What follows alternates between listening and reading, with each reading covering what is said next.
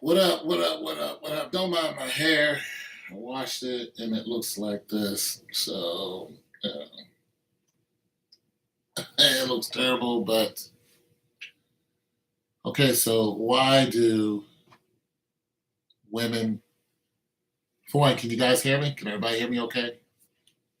All right. So the question is, will I believe it? The answer is no, no, no, no, no, no. Commission, which I know that's not commission. That's I forgot the name of the gospel group. No, no, no. All right, so here's the answer to the age-old question of why do women like Poogies and Ray Rays? Why do they go for the bad guys? Why do good girls love bad guys? And for one, let's recognize this. This doesn't happen, and it doesn't start in college. It starts very, very young. So I know a lot of people don't like to talk about, you know, under age 18, but when we're talking about energy signatures, it doesn't start at 18. It doesn't, it starts when pretty much actually before puberty. I mean, if you really want to get down to the science of it, this is talking about science. This is not talking about anything else. This is talking about science. This is not even talking about culture. This is purely scientifical. What it boils down to, and it boils down to an energy output. Okay, so we know that women nest. They like to find somewhere they can nest so they can have their babies. That's how mammals are. They look for a comfortable spot, a certain temperature, in our case, a certain lifestyle, those type of things. They're looking for a place to nest. Um, and they are looking for a high energy output. And the higher the energy output that a male is giving off, the more likely he's going to attract females. And this is the case in most mammals, from what we know. And a lot of other species. You see birds who have the largest, feather or whatever, the peacocks, the prettiest colors that they have, and you see just a lot of other creatures, the bigger they are, they swell themselves up to look bigger, so they can go and mate with most of the females that come across them. The females are attracted to this. They're attracted to this because they want their children to be the strongest. Now, this is from a genetic point of view. That's why I don't want you guys to go there on anything else. This is simply the way things are built in this world, from a cellular structure, from a single cell organism on up. And I believe even when a sperm cell is chosen by the egg, when maturation happens, before, mitosis, meiosis, and all that other stuff, the splitting of the cells and whatnot, I think that the egg, the signature that the egg is vibrating on has to be matched by the signature that a sperm cell is giving off. And sometimes this is 1, 2, or 3 sperm cells, even 4. We've seen quintuplets, so on and so forth. But nonetheless, the majority of the time, it's usually that one sperm cell out of thousands, millions, or whatever the number is. I don't know. But nonetheless, it's the vibration. So it starts at the very beginning of life. Before a soul comes through that portal, they have to be vibrating at a frequency that matches the egg. And when that egg recognizes that frequency, boom, it allows that sperm cell in, and then you have, a fetus developing, and in other, mammals, so on and so forth, you have the same thing. Whether they lay eggs, have babies, or whatever. Mammals don't lay eggs though. But you guys know what I'm saying. We see this in a lot of uh, animals. We see this all over the world. The higher the frequency, the higher the output, the more likely that woman is going to be attracted to that man. Now, we've seen examples of this when we've seen like men who are shy. And a girl may like a shy guy, but when he really gets attention is when he comes out of his shyness, when he starts dressing a little bit more classy or just a slight bit flashier. But when he starts getting noticed is when he starts dressing nicer, when he does his hair, uh, when he goes out and he gets a newer car, when he gets a better job, you know, when he starts improving his lifestyle. Like, okay, in my case, let's look at my case. I'm in my 50s. I work on refrigerators. There's nothing flashy or nothing beautiful about that. And I started doing it because I had no money. I just really I needed money. I had no money. So I started looking through, seeing what people were throwing out. Then eventually the apartment complex started throwing away appliances. I knew they worked. I would go right outside and say, "Hey, can I have that?" Boom, my business was born. I started flipping on Craigslist, Facebook.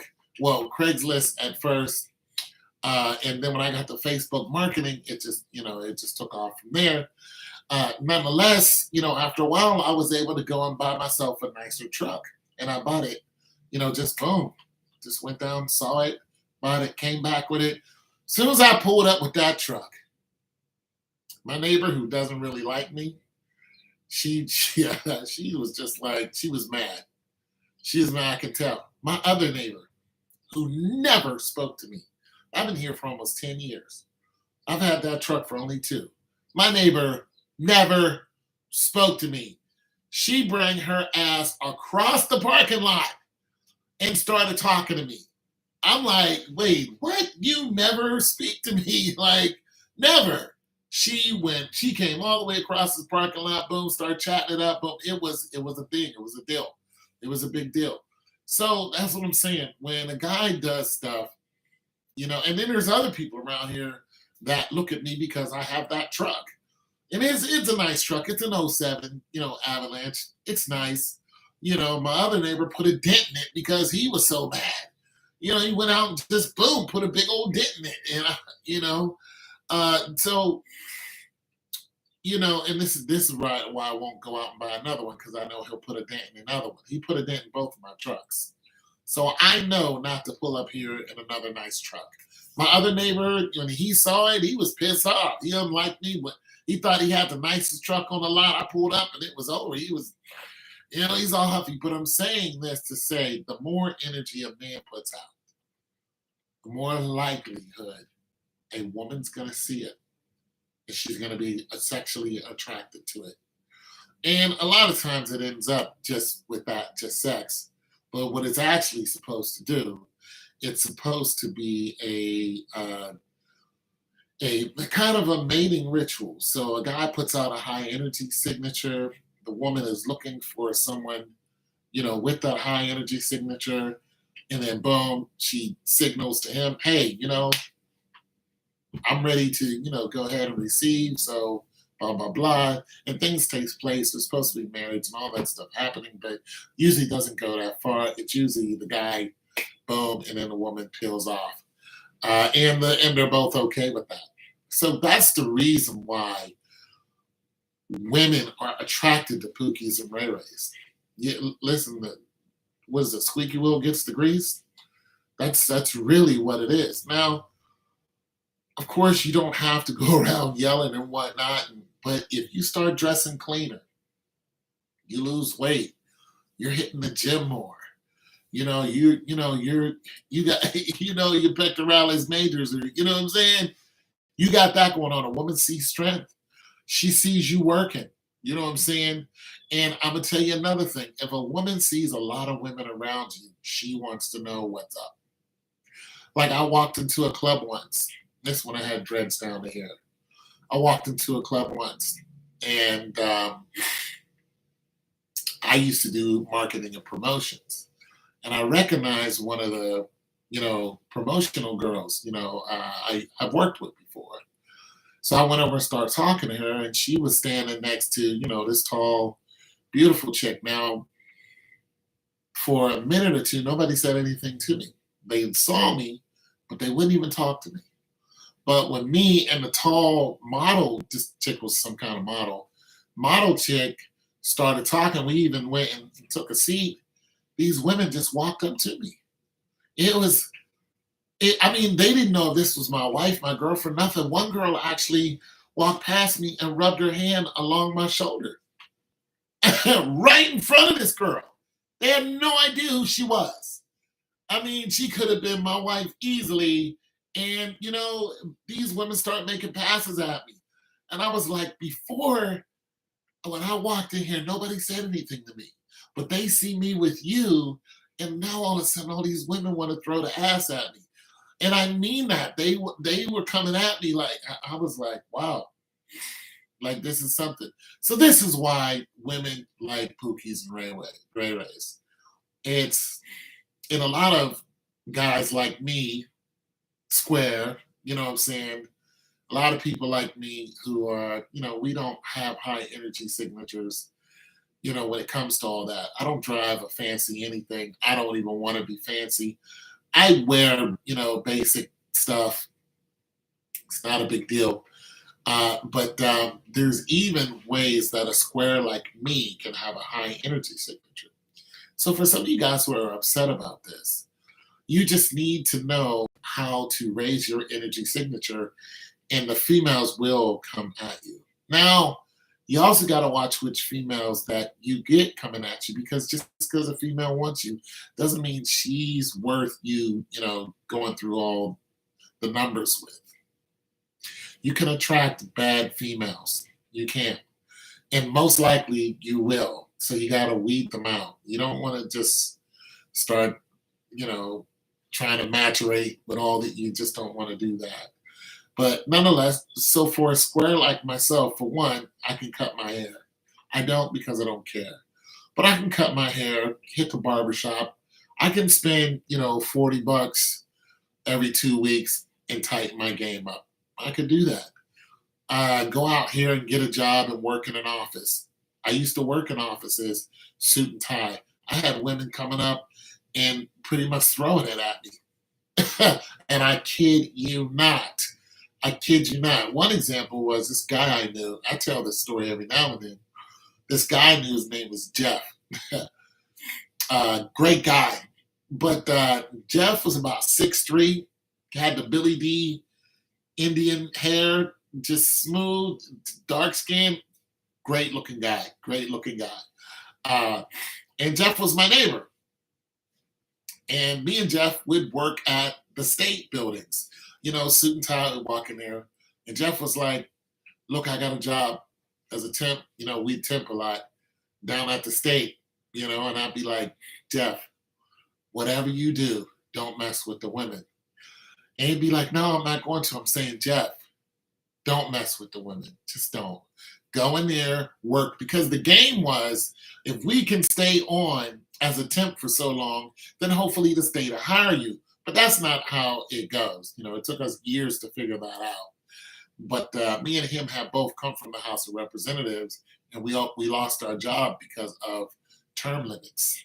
And once our representatives left, we lost our jobs. I went to OGJFS, and then they got rid of a whole bunch of people. A whole floor was cleared out. So that happened to us. So we were constantly trying to get back to the state. Anyway, so he's in there temping. He goes down there. He comes back the next day, knocks on my door.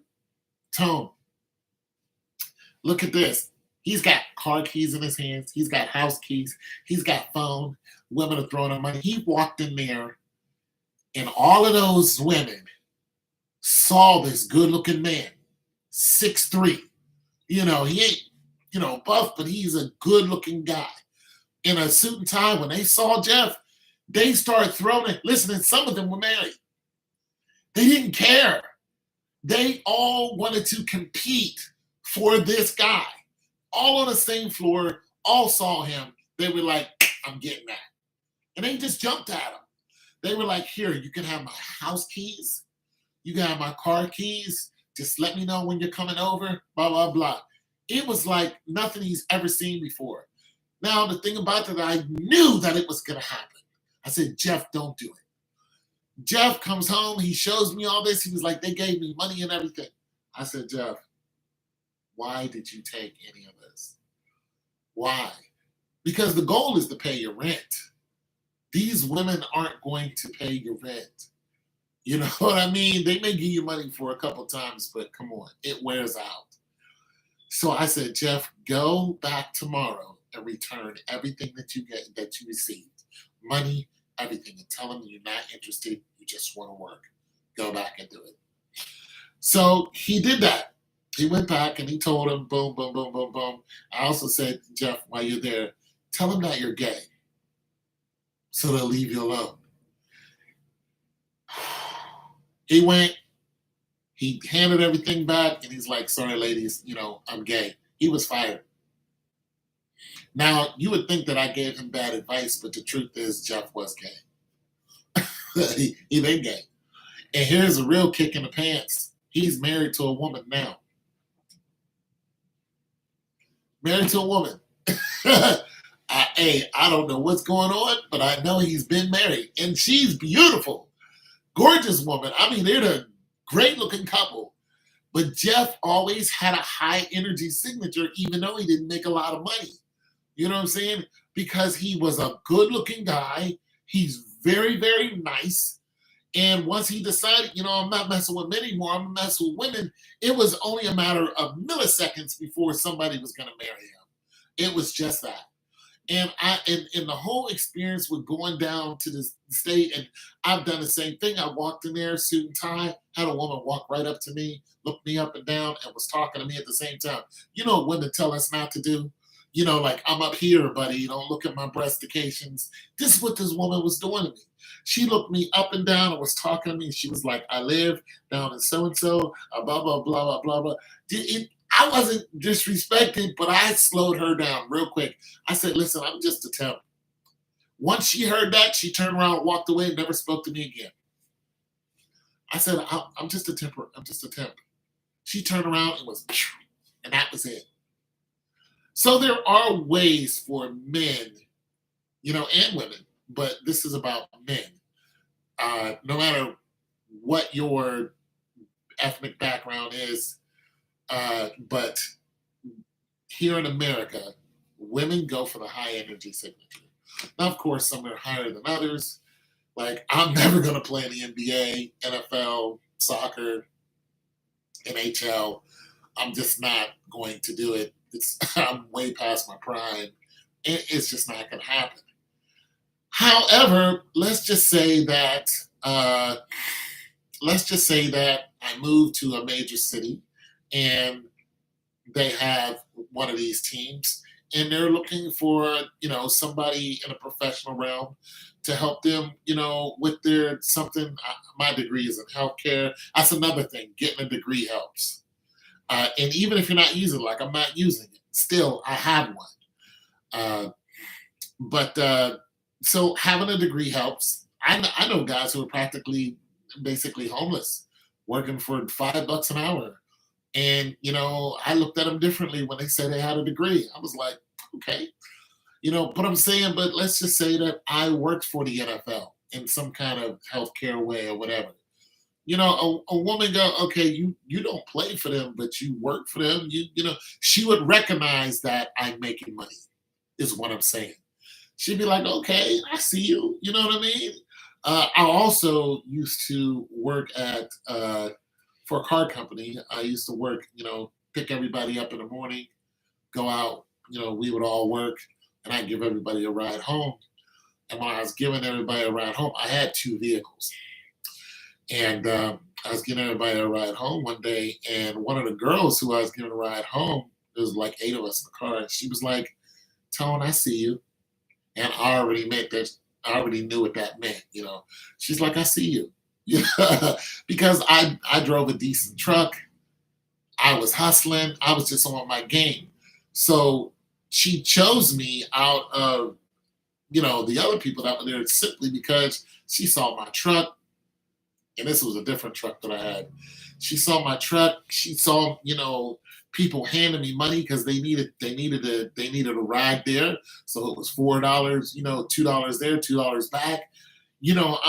I'm making money. I'm making money hand over fist is what it was. And she saw that. She was like, I see you. Like, I see what you're doing. I see how you're doing your thing. I'm saying, so you don't have to be a bad guy to raise your energy signature is basically what I'm saying. If I wanted to raise my energy signature right now, I could walk outside and do it. Uh, One thing you could do is wash your car. Put some, make your wheels more attractive. They don't have to be bling bling and 25s and all that other crazy stuff. But you can, yeah, what's going on, bro? But you can wash your car. Just wash your car. I don't care if it has rust on it. Just go outside and wash your car. Take it to a car wash. Just once every 3 weeks. Just wash your car. It just looks aesthetically pleasing. That's raising your energy signature. That's one thing you can do. Another thing you can do, and a lot of people don't even think of, is wash your shoes. Women love to look at your shoes. And I mean that. If you have on tennis shoes, get yourself some shoe cleaner. Spend 2 hours on your favorite two pair of shoes. You got some kick arounds at home and you got some, what I'm saying? You can do that. What am I cooking now? I'm not cooking nothing right now, but I'm probably gonna make some turkey burgers tonight. You know what I'm saying? Throw a little barbecue sauce on it. Yeah, you guys like that. What's for whatever I'm eating. You guys like the shorts. Okay, I'll keep them coming. I wasn't gonna stop doing them, but I'll keep them going. Another thing is, oh, what topic? The topic is, why do women like bad guys? Yeah, women like bad guys because of the energy output. You notice bad guys are the loudest. They're moving faster than most people. The way they talk is faster than most people. They have the highest energy output. This is why. Yeah, this is why women like bad guys. Like there's the male lady. She was an attractive woman. She was like, yeah, I used to mess with a drug dealer. She's like, but you can't keep them. Now she's married to a teacher. So, you know what I'm saying? I was like, I hear you. You know what I'm saying? She's married to a teacher. You know what I'm saying? A lot of women I used to get, they didn't want to marry me. They just like my energy output. So I'm saying another thing is hit the gym. Now, I was at the gym about 3 weeks ago, and I was at Planet Fitness. I go there sometime when I don't want to be in a competitive mood. The other gym I go to, everybody, it's real competitive. But Planet Fitness, not so much. And I really like, matter of fact, I'm going today. I'm not going to lift. I'm probably just going to get my back did and maybe do some just little stuff. But I was at Planet Fitness, and sometime I bench press there, and I like to bench with the Smith machine. And I like to put on, 3 plates and then a 10 on each side because I think that's around 315. But I just like the, boom of the Smithy. And this girl saw me doing it. And I could tell she was attracted to my strength. Now, I didn't go after her, nothing. She was cute, but I don't really go after women. I just don't. But I could tell she was attracted to how much energy I was putting out on a Smith machine. She was attracted to strength. So that's another thing, guys. Man, a lot of guys are real douchey and they want to flex and all this. I don't need to do that. I don't do that. Yeah, that's what's up. Yeah, let me know how that goes. I'm trying to lose some weight too. You notice my face is getting more narrower because I've been doing just little stuff around the house, like little, you lean back on the couch, raise your feet, and blah blah blah. I've just been doing that while I've been cooking. You know what I'm saying? Just little stuff, and then I'll go outside and run a little bit, but nothing too severe. So yeah. But yeah, so that's just some things that you can do if you want to attract a female. Going to the gym is a big one. Washing your shoes, cleaning your shoes up? Nah, I'm good, man. I like to look at the women's, but I don't chase them. You know what I'm saying? I'm still trying to do some things, and there's no women in any of my plans, so I don't really chase women. You know what I'm saying? I like to look at them. I talk to them. You know, I kick it with them if they want, but I don't chase them. You know what I'm saying? But yeah, I should have. I'm gonna leave it off now. But yeah, so there's a few things that you could do. Clean your house. If your house is clean, when you come home, you're gonna feel better. So clean up your house. I don't care if it's picking up just little stuff. Like sometimes I look around here and see papers I no longer need, and I'll just go ahead and throw them away. The less clutter your mind has, the more you're able to think. So that's another thing. Clean your car too. A lot of y'all got junky cars. Just go outside, just throw away the McDonald's bags.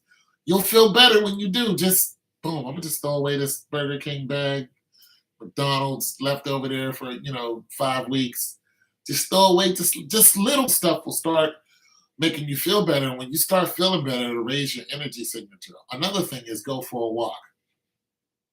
I know that sounds corny, but it's not. You know what I'm saying? You get a nice brisk walk in there, it clears your head. You're not using a bunch of energy, but you're using some energy and it gives you some space to think. That's another thing.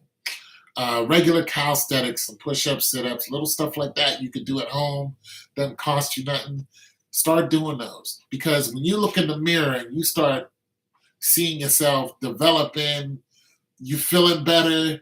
You're gonna walk outside, your energy signature is gonna go up. People are gonna notice that. Men and women are gonna notice that. They're gonna be like, okay. Like one guy who works around here, he looked at me, he said, wow, there's less of you, meaning I lost weight.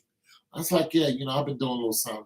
So, you know what I'm saying? Just do little stuff. You ain't gotta go hard and be Billy Badass. But yeah, another thing is find a good hobby. Find something that makes you money. Because if you got money in your pocket, your energy signature is going to go up. And that's just that. Listen, if you got 25 cents in your pocket, figure out how to double it. And I mean that. If you can take something and flip it, I'm telling you, there's something that you can buy off the internet and flip it. I mean, I was flipping what people were throwing away. They was throwing something away I thought was interesting. I would go outside, get it, and flip it. Like my one neighbors moved out. They got rid of a stationary bike. I went right outside. I grabbed that stationary bike, bring it in, saw that it worked, posted it up on Craigslist, I think. Somebody came and got it in 3 days. Gave it to, there were some people who had an older parent. And it was like, yeah, grandma could use this while she's at the nursing home. $60, here you go. Boom, that was a quick $60. So I'm saying there's something you could flip. Even though you got your major job and your other stuff, it just makes you feel like, boom, what else could I flip? You know what I'm saying? Like right now, if I wanted to, I could flip vehicles. I don't really want to flip vehicles because they're a hassle. But unless if I wanted to go out, like what I've been really thinking about flipping, even though it'd be harder because you need the land for it, is I've been thinking about flipping like what are those trailers where you have you can live inside of them. Trailers you can live, the third wheels you can live inside of them. Yeah, I mean I can pull them too because I got 2 trucks. They'll pull. I got my trucks will pull them. So I've been thinking about buying one, you know what I'm saying, and go ahead, live in it, fix it up real nice, and then go ahead and flip it. You know what I'm saying? Get one for a couple grand and put, no, not containers, the mobile homes, but not so big. Like I don't want to get it, like the big ones. I just want to get the ones that I could pull around on my truck. You know what I'm saying? Hook it up to the back of I got a 4-wheel drive outside. Hook that right up to the back of it and just keep it there. Keep doing my refrigerator business, live inside of there. Only thing about it is you got to pay for the land wherever you park at. So, you know, for wherever you're going to park at might cost you 400 or 500 to keep your trailer there, which is not terrible. Uh, and then the rest is on you: electricity, water. You're not paying for all of that because it's going to be done through batteries and so on and so forth. And what happens is you cut your cost right in half. I mean, you're still going to have your internet through your phone or whatever, however you're going to do it. But yeah, containers are a good investment. But nonetheless, you could do that and say, let's just say you're doing $1,500 a month, right? You saved up, I don't know, 6 grand. You saved up 6 grand. You're like, it cost me $1,500. That's my bills and all. I make, I don't know, 32, whatever you make, right? You're like, boom, I'm gonna go ahead and take 6 grand, buy this mobile home joint. It's already decent. You look at it, it doesn't need no fixing up. Lawsuits will start happening due to the mask mandate. Yeah, bro, but the mask mandate been a farce. They been a farce. And once your boy comes back in the office, it's gonna be lights out for the CDC. But yeah, there's gonna be a lot of lawsuits. But what I'm saying is, you can buy a home, spot to live in, $6,000 free and clear. Now all you got to do is pay for the land, right? You rent the land. Land costs you $400 or $500 a month, plus whatever you need for your food, so on and so forth. It's not going to be over $1,000. Your bills, you're going to cut your bills in half. Was what I'm saying. You take a quarter of that. You say $300 a month, and you buy materials and you fix the place up. You put new cabinets in it, you paint it, you paint the outside if it needs it, little rust spots and all that stuff. You take your time doing it. It may take you 2 years to get it right. You put newer appliances in it, boom, boom, boom, make it real nice. You bring it up, it costs you 6,000, boom. You put $2,000 into it, 3,000 into it, you sell it for 15 grand. Came out 6 grand. I mean, before you sell it, of course, you got to have another spot to live in, but nonetheless, you sell it for 15 grand, sold, boom. You know what I'm saying? 6 grand. You do the same thing again. Buy yourself another one, six, boom, and just keep doing it. So I'm saying there's a lot of hustle out there that you can do. I know some people who actually, but I don't know them personally, but I've seen them on YouTube and stuff. They actually buy their house like that. They'll go out, they'll buy a house. It's like a family of like six, too. So they'll buy a 3-bedroom, real nice house, and they'll live in it, and then they'll sell the house. Then they'll go and do the same thing, buy another house, sell it, buy another house, sell it. And they're making, a lot of money doing that. So the housing market is going to go back up, too. But these are just, my neighbors who don't live here anymore. They see me pushing around these big refrigerators. They didn't really like me, but they asked me one day, they was like, do you have your own business? And I was like, yeah. And they was just like, they didn't really like me, but they respected the fact that I had my own hustle going on. You know what I'm saying? So it raises your energy signature. I'm just trying to help some of you guys out who are squares like me.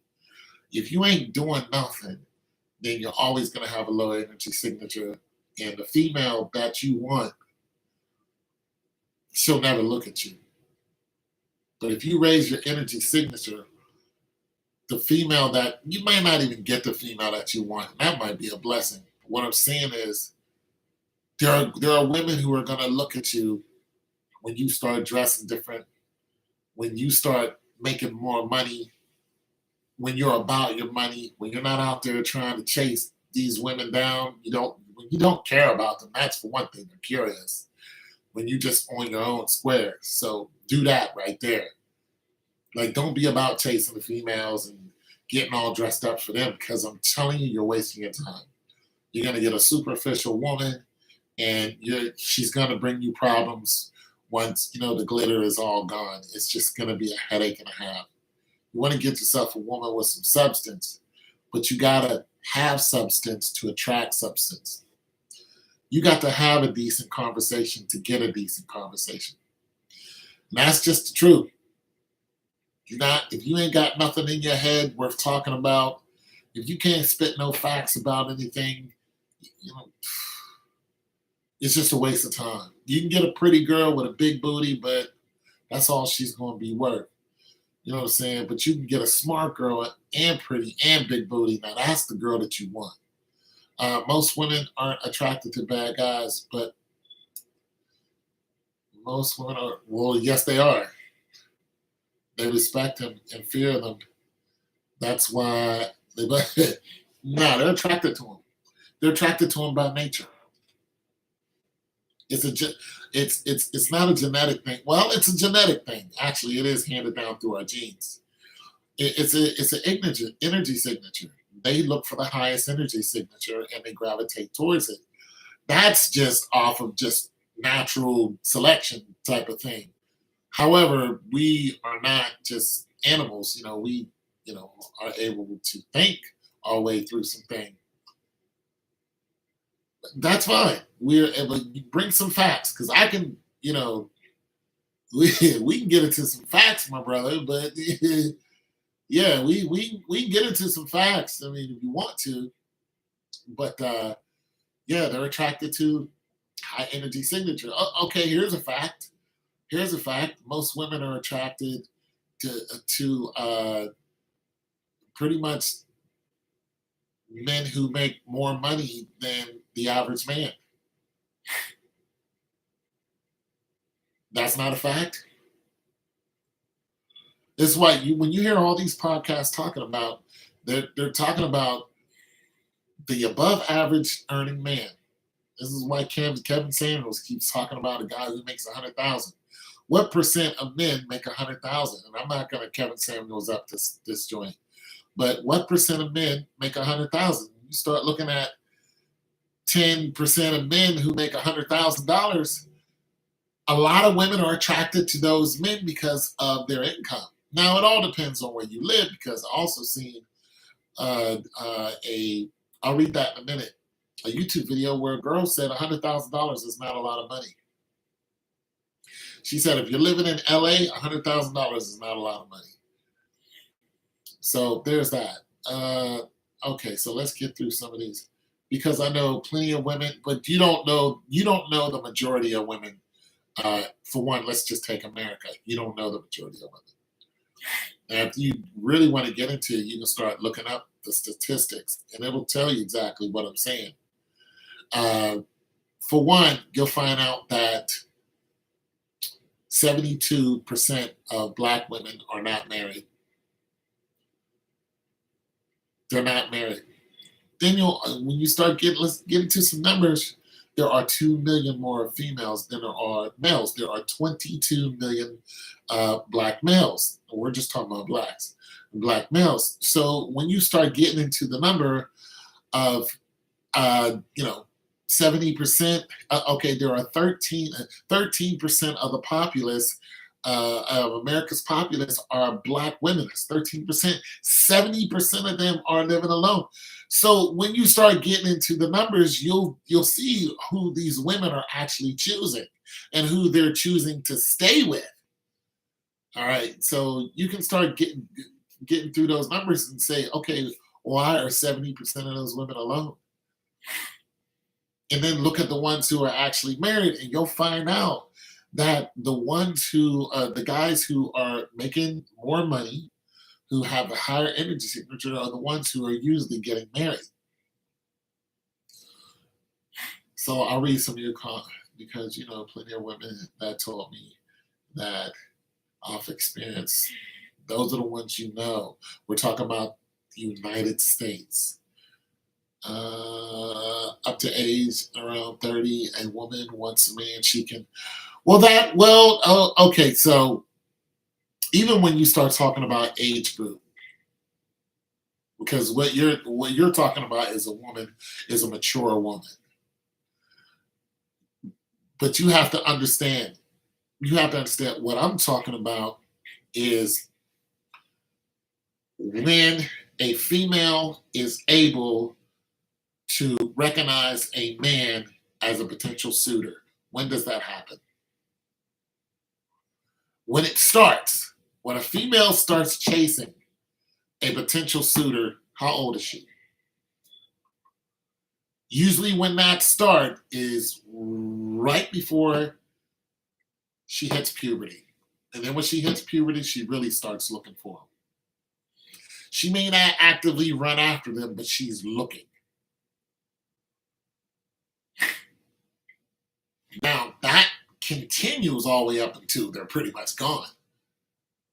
So, but we're talking about a woman who is looking to have children and the things that they look for, uh, and not all the time are they choosing the right man to have a child with, because we see a lot of baby mamas out here who are stuck. The fathers have dipped out for one reason or another. It's not because the fathers are always bad, but the relationship didn't work. But we do see a lot of women choosing the wrong men. Like, we know that, like, the guy who's in jail in Chicago got five of the guards' women pregnant. This guy's in jail for life. He's in jail because he's a huge drug dealer, huge, and a very dangerous person. Why would these women, these sane women who are probably over 30, why would they choose to risk, for one, their job? And not only that, all of these women know each other. They all work for the same prison system. They all know who this man is. And they all chose to get pregnant by him and to have his child. Why? Because of his energy output. When it comes to bad guys, this guy is a poster child for bad guy. His energy output.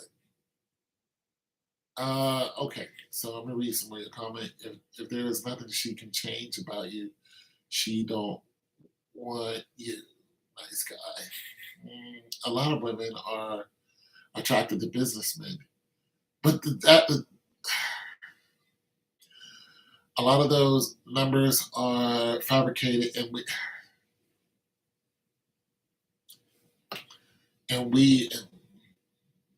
pointed to individuals have increased. And then, these are the same.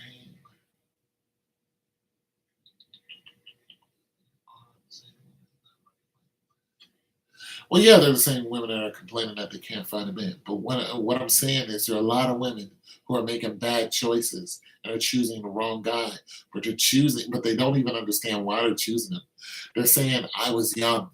No, you're choosing them because of something that's been passed down to you way before the cavemen, went out of business. Okay, you're choosing something that is happening to you. The strongest, survive. That is a real thing, and it's still in your DNA. And this is why the strongest guy, the fastest runner, uh, the flashiest guy. This is why you're choosing to be with that guy for a short stint, even if it's for a short stint. But a lot of you are getting pregnant in that short stint because of his energy output. And then, you realize that this guy is not good to marry, and the relationship is toxic because he's not really good at being a father, but he's good at attracting women because of his energy output. That's what I'm talking about. And a lot of these women over 30 are doing the same thing too, bro. And let's be for real. It's not like when you hit 30, you all of a sudden get common sense. A lot of these women like to use the excuse, "Oh, I was young." You know why? Because you were You made those choices when you were young because you were pretty much going off of your energy, the energy output, instead of thinking with your noodle. And even once they hit 30, you find a lot of women are still doing the same things. And in an example of this is look at the divorce rate. Look at the divorce rate. 80%. Look at 51% women cheat on their men. 80% of the time that a divorce is happening in our community, the Black community, it's because of the woman filed for divorce. Bro, you can say those numbers are skewed all you want to, but we know that women are filing for divorce. Listen, you can look up those numbers because whenever it comes to divorce, it's public. You can go and get a public record of who's filing for divorce. It's usually not a private thing. You can make a phone call, you can go on the internet and you can look up how many people got divorced within the last 20 minutes. And you can start crunching those numbers and you can see who filed for divorce. Just like you can see who got married. You know what I'm saying? So when you see who filed for divorce, you recognize when it comes to the Black women, it's Black women who are filing for divorce.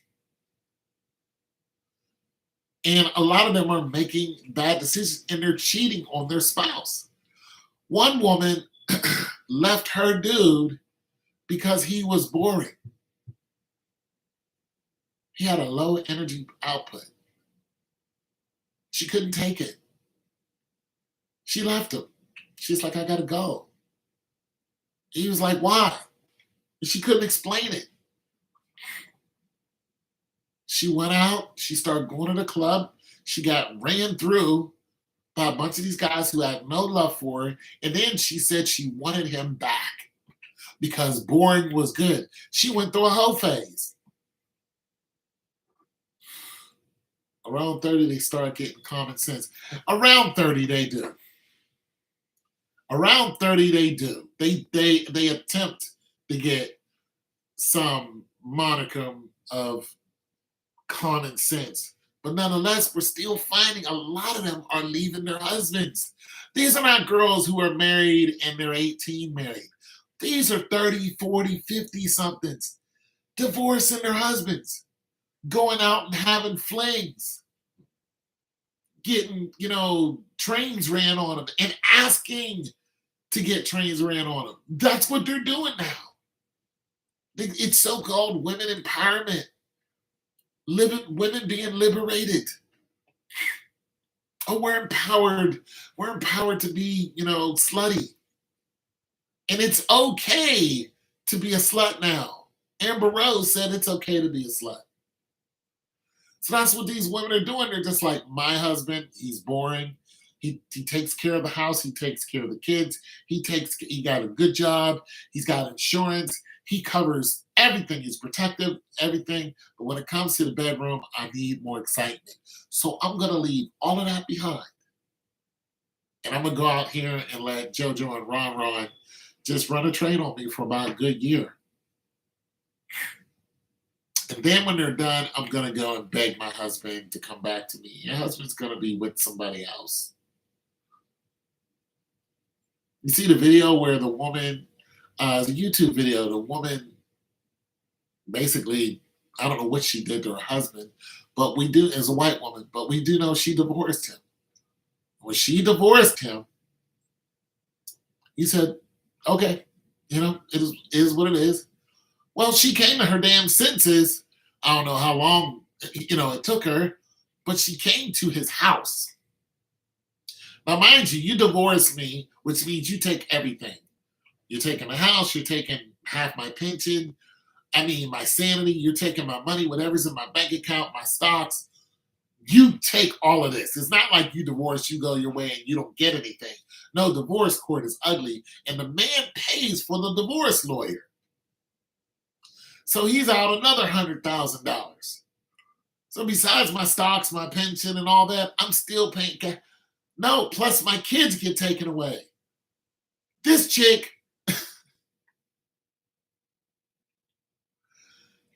comes to his house lays out this elaborate whatever she called herself doing surprise, and then this trail for him to follow.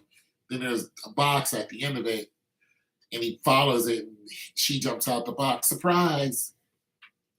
He said, "What are you doing here?" She's like, "I come back to you. I want you back." He said, "Listen, I have a date coming in about 10 minutes. You can't be here." And she's like, "But I want." No, see, it's over. You left a good man who's boring, but he had all his faculties together. He had all his ducks in a row. And you took everything that he had and he went, rebuilt, built himself back up. He's probably still paying you some kind of money, alimony, palimony, whatever money it is. And he's like, I'm going to redo myself. And that's what he did. And then you come to his house talking about you want it back. No, I don't want you back. You done went out there and got ran up and ran through and did all this foul stuff and took me to divorce court. You know how foul that is? Absolutely not. I don't want you back. I don't want you back. If they are filing for divorce, what does that mean? Are you a woman, Skeena? I got a feeling you're a woman with that name. Because if you're a woman, I'm going to answer it according to your answer. So I'm just asking if you're a woman.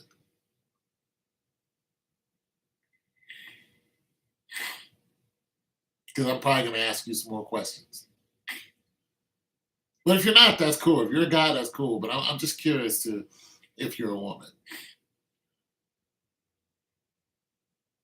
Okay, you haven't answered. All right. If they file for divorce, what does that mean? So I'll just answer it like this. If a woman files for divorce, it means that, for one, you didn't make her happy. There's something that she can no longer live with. And or, well, that's usually it. It's something she can no longer live with. And she thinks she can do better. Now, sometimes, well, 51% of the times, according to the numbers, she's cheating on you. And whoever's giving her, the one-eyed Willie, she believes it's going to be better with him in every situation. So the sex to her is all encompassing, but that's not often the case.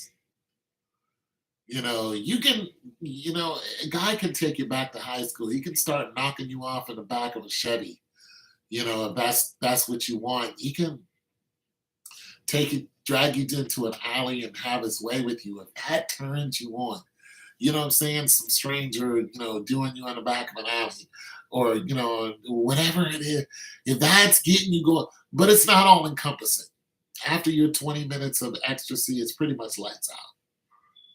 He isn't going to take care of you. He's not going to take care of your children. Your children mean nothing to him. They don't. They don't mean it. They're not his kids. They don't mean anything to him. He's not going to love you wholeheartedly like you think you're going to be loved. And you can run off with him all you want to, but it's going to end up bad for you. It just is. It's because of the way you did it. It was foul. As if you leave a good man. Now, if you leave somebody who is doing you wrong, then it's safety first. I can understand that. But if you just want excitement, so you decide you're just going to spread your wings and fly, well, you are inviting a world of hurt into your life. And when you get it, don't look around and ask why this happened to me. It's because of what you did and what you knew you were doing. That's just the way the ball bounces. So, yeah, I hope that answered your question, Skeena. Yeah, that's why they leave. There's something that, and it's usually in the bedroom. But you got to understand, if a man is out there making good money, he's not going to be wearing you out in the bedroom. He's not. You know, a woman told me, she said, why do broke guys screw you better? Because they have the time. That's why. A guy who's working all the time doesn't have the energy. That's not the way men are built. We're not built to go out and work for 12 hours and then come home and wear you out for the next, 3 hours in bed. There's no way a man can keep that up. I don't care what he's taking. Even in his prime, eventually that's just going to wear out. And I'm talking about, if you demand that, then you're going to burn your man completely out. He's going to be tired of you. He's going to realize, I can't keep up with you. Because once he get out of his 30s and he gets into his 40s and his, T starts to drop, and you still have this longing to be dead end, every day for 3 hours. You want these long marathons. Now, eventually he's going to say, I can't do it anymore. He's going to just look at you, and he's going to concede, because his body is just not going to be able to keep it up. He's going to be, I can't. And you're going to have to make an ultimatum. And if you start fussing at him, he's going to leave you, because he can't. He's going to be like, and he's going to give in, and one day he's just not going to come home, because he can't. He's going to walk in the door. You're going to scream at him. You're going to be on his ass about whatever. And he knows it's because he can't wear you out like he used to. Because he works at Goodyear, or he works at, he's working at some plant at Kellogg or something. And, they're giving him the business at work. They're like, you have to work these OT hours. And he's getting that time and a half, because he's thinking, I'm going to pay off my kids, college tuition like it's nothing. So if I put in these 15, 20 years, about time, Melissa, little Kelly grows up, when she hits 18, wherever she gets into school, it's not going to be a matter of if you can pay for it. It's just going to be a matter of, hey, when do you need the money? This is what he's thinking. And she's going to make that phone call. She's going to be like, Dad, I need money for the next semester. It's, how much is a semester now? Depends on where she goes to school. I mean, if she goes to a state school, it's cheaper, but they're not what I call cheap anymore. I just looked at the last one of the schools I went to, little community college. It's like $171 a credit hour. Isn't that cheap? And have mercy. I graduated from a private school, so I don't even know how much they cost anymore. Because I'm thinking about going and taking 3 more classes to get this job that I want. They're like, you need to have more science classes. So I have to go back to school for a year in order to even be looked at. But I have to take science classes. You know what I mean? I have to take some type of biology, which I love biology. But, biology, chemistry, never took chemistry before. I got to take classes like that in order to be considered for this health, to be an inspector. So I'm saying that this guy is not going to be able to keep up with you, and eventually you're going to burn him out. And when you burn him out, You're going to burn him out to where he's sitting in his car in the driveway in his work uniform, and he knows you're behind the door. He knows. He sees you looking out the living room window. He knows what's going to happen when he gets in that door. He's just going to sit there. You're going to come out. You're going to come out to the car. You're going to knock on the window and ask him why is he sitting outside. He's just going to sit there. And if you keep beating on the window, you're going to hear his engine start up. That's going to be it. There goes your support. There goes your children's father. There it goes. And you just invited another woman into his life. That's what you did. Because another woman's going to see that he has a high energy output. They're going to see that. They're going to see him going to work every day. It's going to be your neighbor. Go to your neighbor. Or it's going to be somebody in your family. Somebody who knows what he's doing. It's just going to be a matter of time. And some woman's going to come along. You're going to know who she is. And he's going to have himself a little apartment. And you're going to go over there to the apartment. And after you realize what you did and trying to wake up from your stupor, you're going to, a month, two later, you're going to go to his apartment. He's got a little apartment. Little one bedroom. Just enough. Tranquil. You're going to knock on the door. And a female's going to answer. You're going to recognize her. And she's going to recognize you. She's going to open that door and she's going to be like, hey, Lisa, what's going on? She's going to have, her little whatever on, her little nightgown on, so you already know what it is. And she's going to look at you like, what's happening? What you need?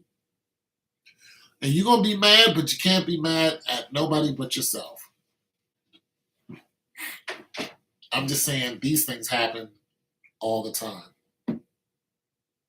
So this is why women like the Pookies and Ray Rays, for a short stint, it's the energy output. But for guys like me, who are not gangsters, who are civilians, I am a civilian. I am the poster child of civility. I love being a civilian. I do not want the noise, the chatter. I don't know, not one gang sign. I don't want to know. You know what I'm saying? And when I was younger, I had my opportunity to get into that stuff. Absolutely not. When I was in college, I was going to become a Q dog. Was not written in the cards. I don't belong. I'm not affiliated with nobody when it comes to any of that stuff. So, yeah. But for guys like me, clean your shoes, wash your car, clean your house, get yourself some good hobbies, make yourself some money, good, honest, respectful money, and constantly stay on your hustle. And the women will follow. They'll see it. It's just a matter, it's not even a matter of if, it's a matter of when. And they're going to see that. They don't have a choice but to see what you're doing and to see how collective you are, how respectful you are, how other men respect what you do. Listen, there are men that don't like me, but they respect me. They respect what I do. They don't like me. They'll say, well, I don't like you. I don't care. But they respect me. They respect the fact that, I know my way around a refrigerator. Respect that. They could give me a call and I can say, this is probably what's wrong with your washer and dryer. I could take a good guess at it. I'm not always right. But I can take a good, I can hypothesize what might be going on with you and to save you some money. And anytime you can save a man money, a man respects that. They don't have to like you. But if you save them $100, $150, a man goes, all right, I respect it. You was right. It was my this, my that. You just saved me 150 bucks. And a lot of times, whenever somebody asks me to do a job, I tell them if it's even worth me coming or not. I don't lie to them. I will not lie to the customer. I'll say, listen, it probably better off if you just threw it away. And I tell them, I said, listen, if I come out there, it's going to cost you $65 just for me to come out there. Then after, I look around for an hour, if I have to start fixing something, it's going to cost you $65 an hour just for me to start fixing on it. That's not including your parts. Your parts are usually going to start around 70 bucks. That's if you want them today. And that all depends on what part it is. So just throw another $70 onto that. So now what you're looking at, you got 120, that's 200 bucks. That's 190 bucks. Let's just, yeah, let's just start off with $200 right there. You're looking at a refrigerator that's what, 10 years old. You're starting off at $200. That's just that. I don't even know what's wrong with it. Do you want to continue? And a lot of them will go, let me call you back. And sometimes I never hear from them again. But nonetheless, instead of going out there and then saying that's $200 and it's not working, but I saved them money. I said, listen, call a tech. Call Sears to come out and look at it. They're going to charge you $100 just to do that. But at least you'll know exactly what it is. Then you call me, I'll come out and put the part in. Because if they have to put the part in, it's going to cost you another $100 an hour. Plus, me, it's going to cost you 65 bucks. Then they're going to go to Sears and get the part. Yeah, listen, there is a difference between getting a part. Let's just say you're working with cars. You get a part from Napa, it's going to cost you more than getting a part from the AutoZone. We're not even going to talk about O'Reilly's or anybody else. We're just going to talk just those two major distributors. Napa costs more than the AutoZone. You know why? Because the parts are better. The parts are better, but you might not need that part to be the best damn part in the world. So if you call somebody from Sears, they're going to order parts that's going to come through Sears and whoever their distributor is. That part might be the top of the line, but it might not be what you need. Me, I'm going to call up somebody local like Dayco or V&V. Those are my guys. I go right down there. They're still going to give you great parts, but it's not going to cost you an arm and a leg. You see, you're still saving money through me because I know you need this part, but you don't need the grandest part in the world, not unless that's what you wanted.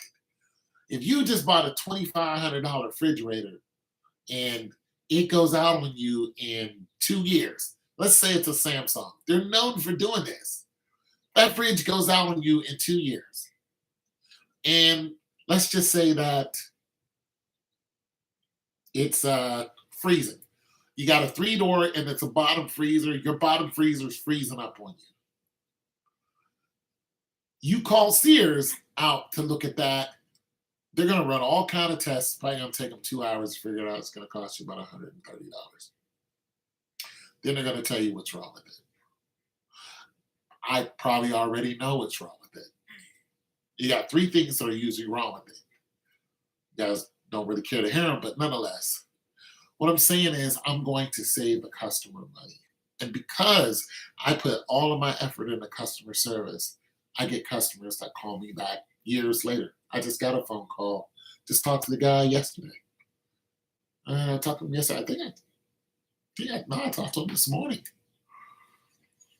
He wants me to come and do a job for him, which I can't do.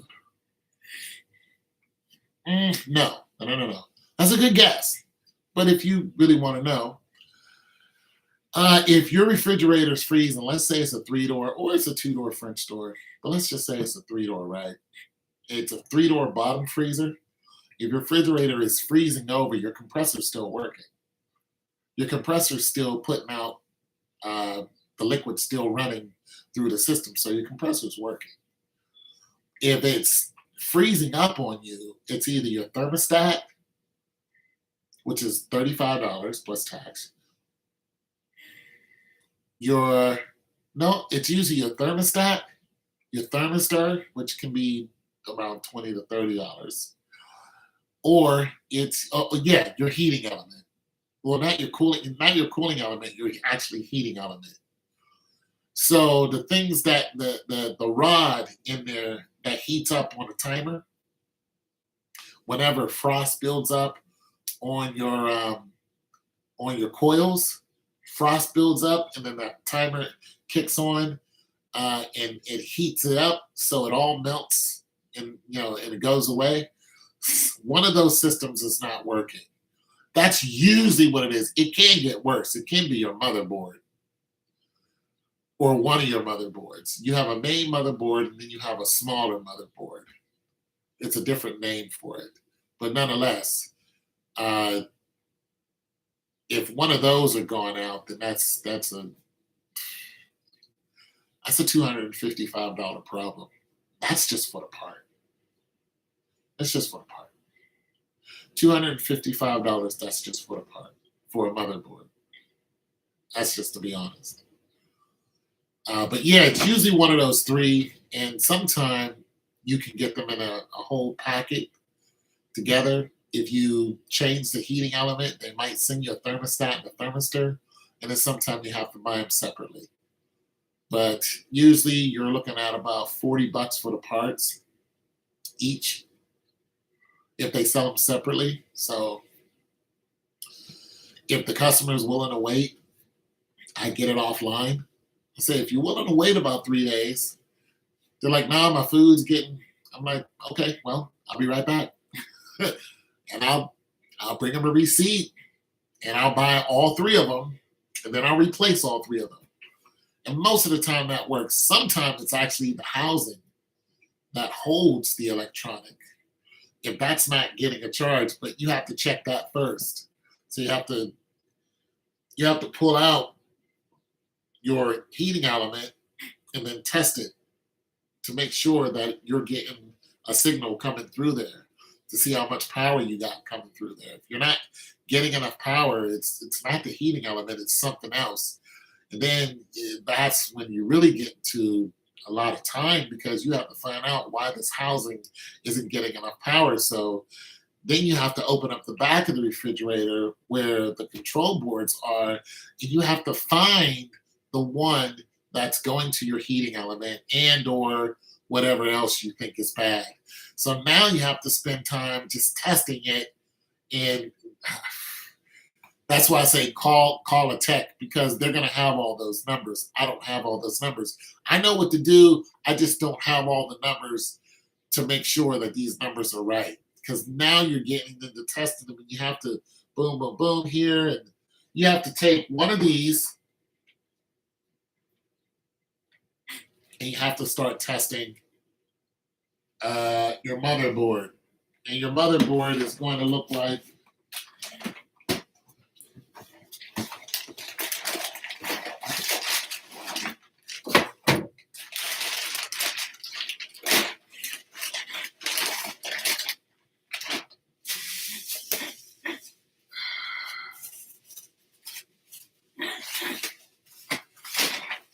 this.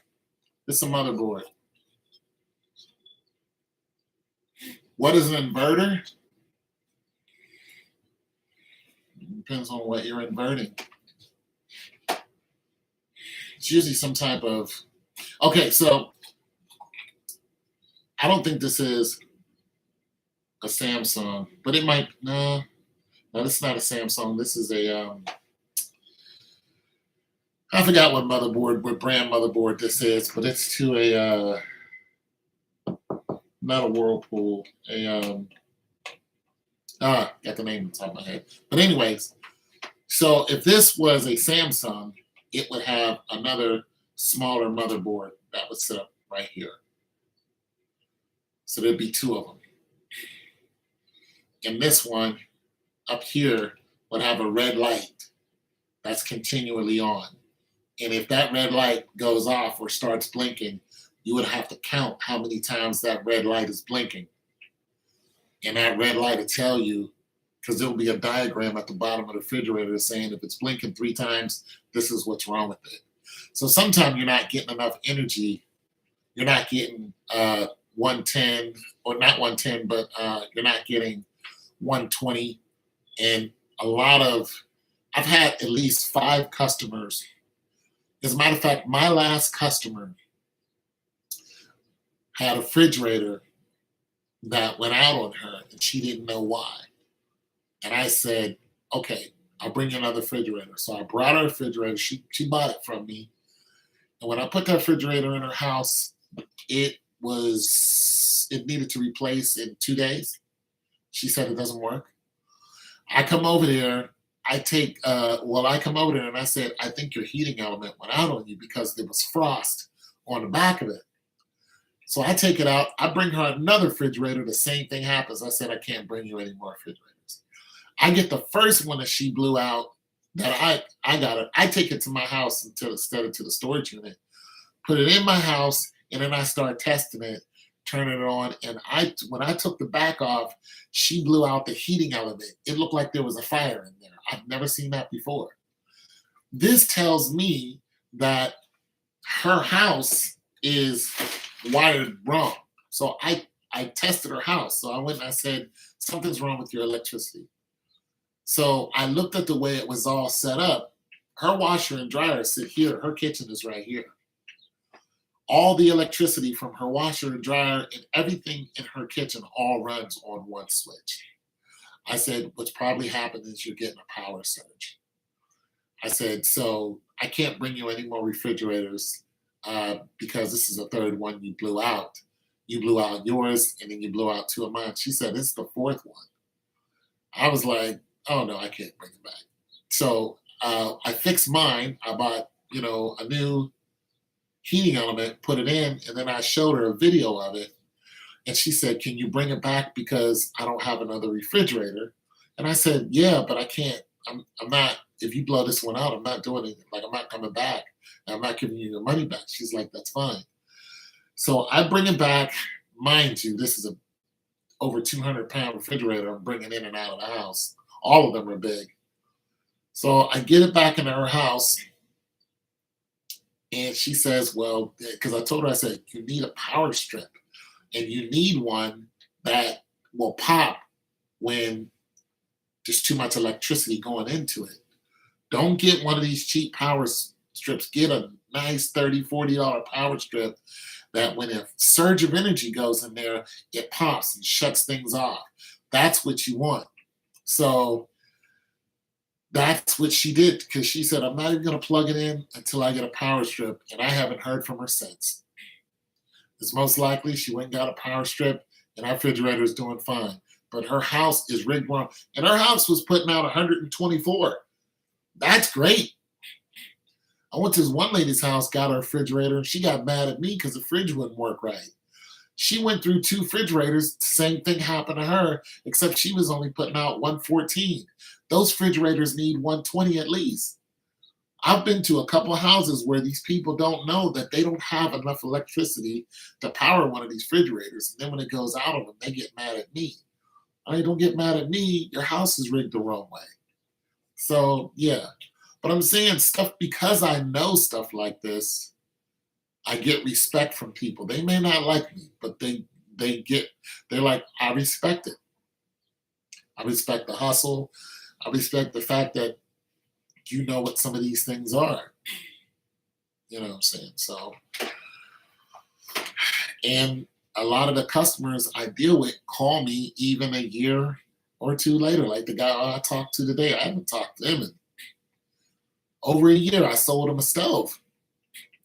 They were like, hey, we want you to come out and test our washers and dryers. I can't do it, but nonetheless, I got that phone call. So I still get respect from them. I mean, I have to call them and tell them I can't do the job, but it hurts that I can't do it either, because, it's like $400 down the drain. But because of the way they have it set up, we can't take dryers up and downstairs all day just to test them and then bring it in. It's just too much work. And unfortunately, a dryer that has a four prong, there is no adapter from that I know of from a four prong male to a four prong female to a 120 male. I looked all over the place. I never found one. There just isn't one. So I can't do the job. But why did you ask me about an inverter?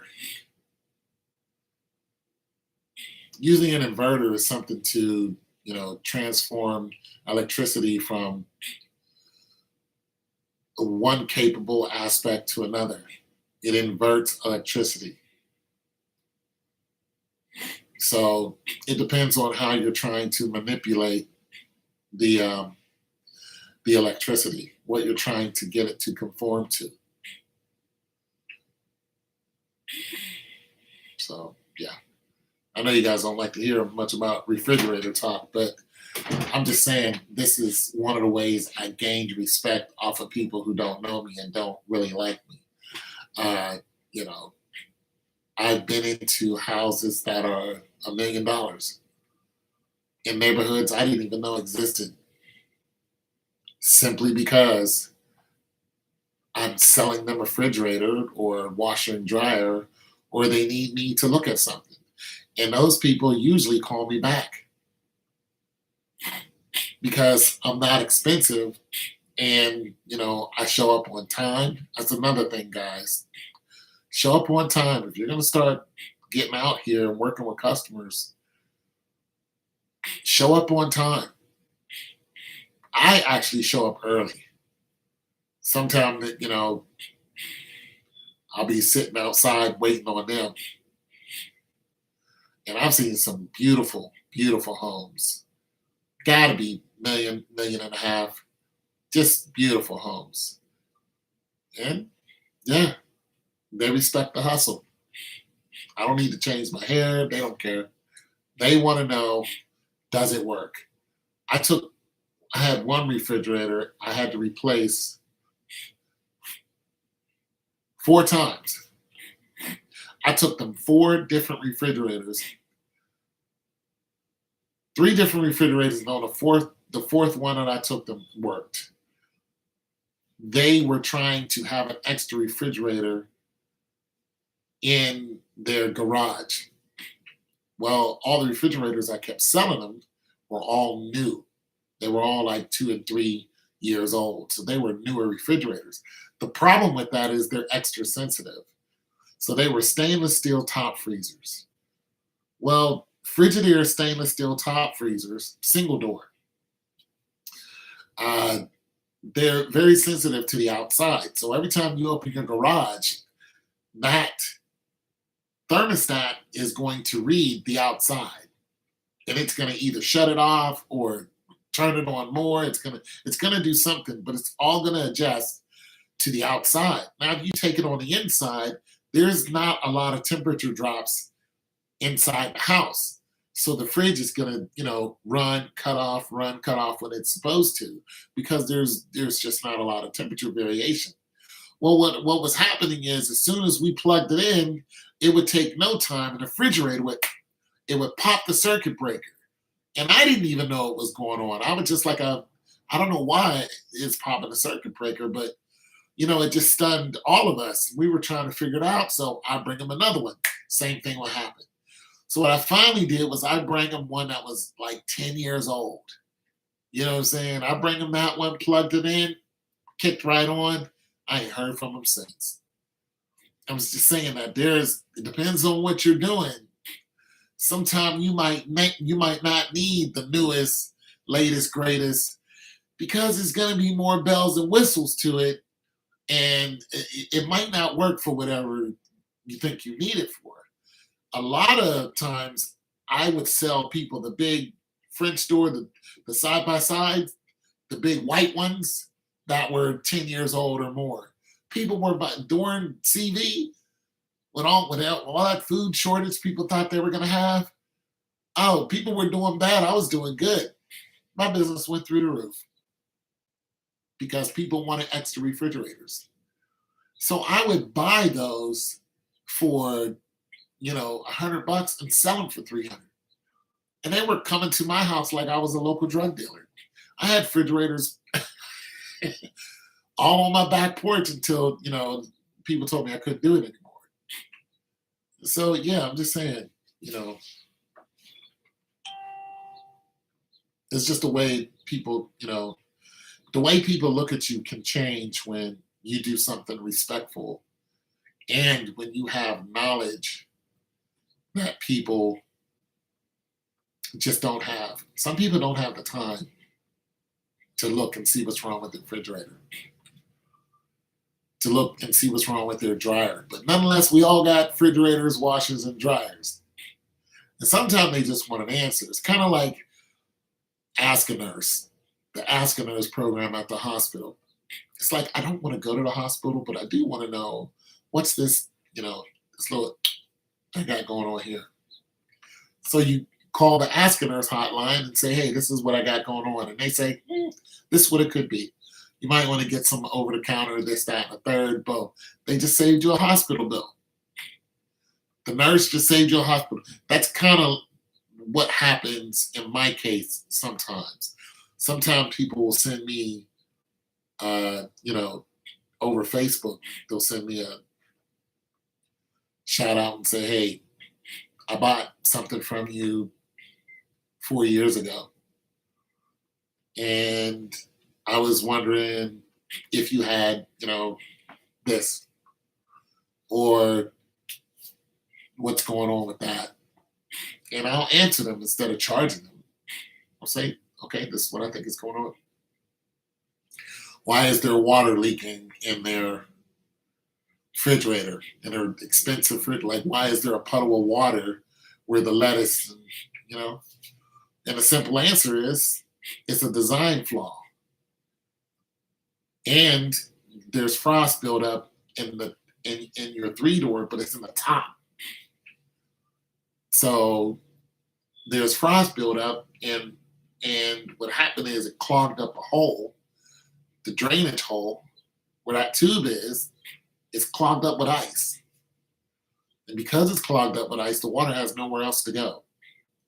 So now you're seeing water that's in your lettuce tray and where your oranges are, and you're seeing ice build up where there shouldn't be ice. It's a design flaw. And unless you clear that hole, you're going to see a bunch more water that's sitting right there. It's just going to keep building up. And you're going to have to eventually scoop it out. And the cheapest fix to it, it's not really a fix, but it's to unplug the refrigerator for about 4 or 5 hours and let it thaw out. The more expensive fix is to call me. Then I have to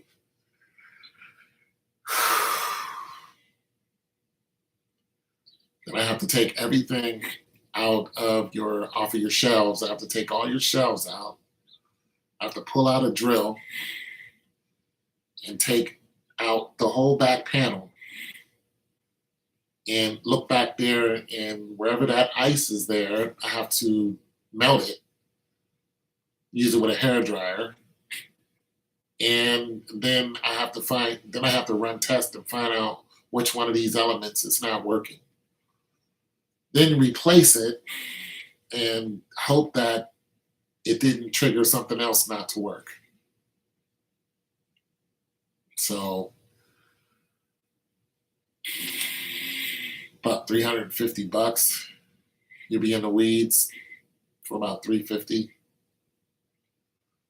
But if it's a $2,700, fridge, $350 to get it to work right again, it's worth it.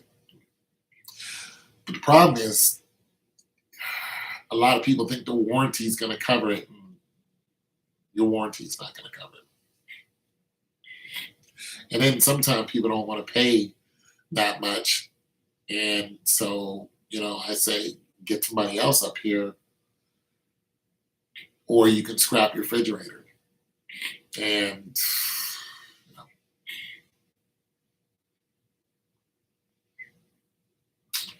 Sometime I can save you money and save the fridge. Sometime I can't. You know, I got a Samsung sitting downstairs. Let me know when you guys are tired of hearing me talk about refrigerators. I'm just giving you guys some stuff to do and showing you why I have respect in the hood. And I mean, I've been to places that have, I've been to the hood, gone in there and done work, roaches and all the way up to the rich people's houses. Like I got respect in all of these places simply from getting refrigerators out the front yard and selling them and turn into something respectful. So I'm just saying, men, women, whatever, you can do stuff to get your signature up, to get you more respect and get your head out of somebody else's ass, somebody you're all in love with and they don't love you. You guys are focusing on the wrong thing. Focus on yourself, and the rest of it, will be okay. But yeah, I can talk about fridges all day. So I'm sorry, I'm going on a tangent, but you know, yeah. You guys got any more questions for me?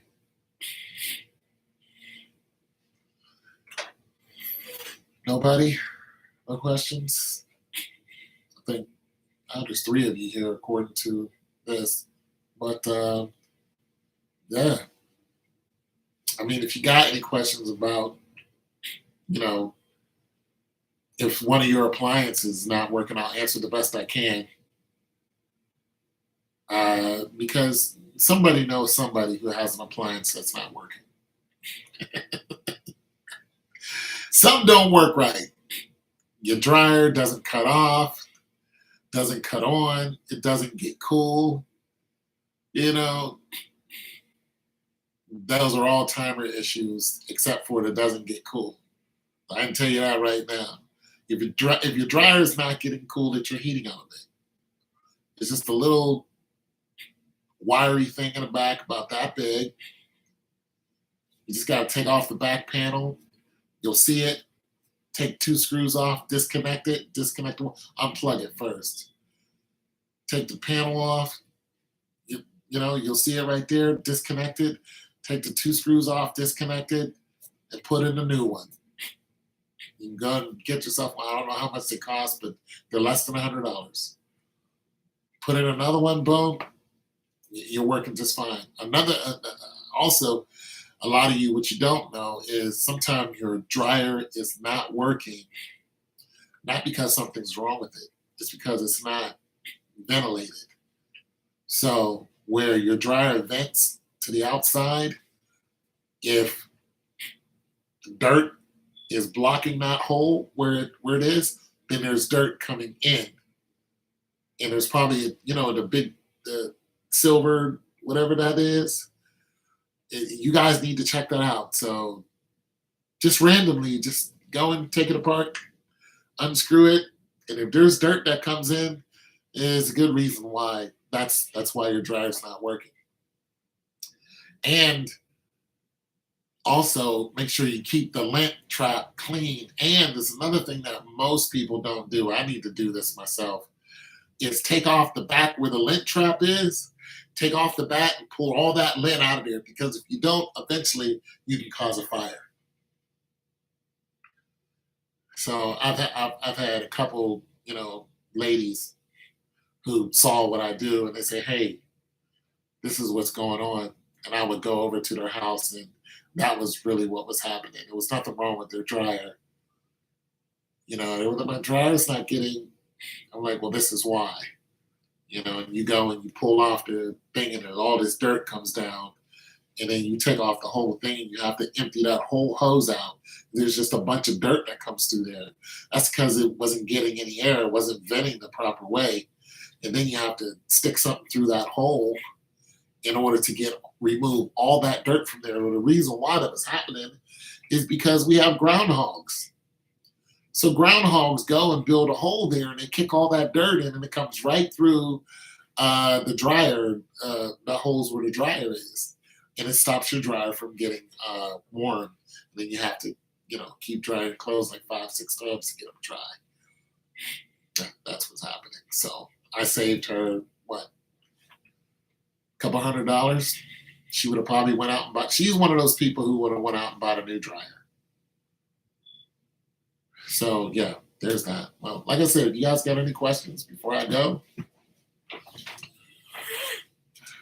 anything else you want to talk about?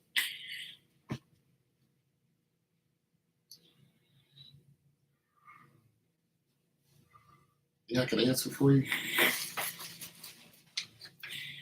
I'll put this thing away.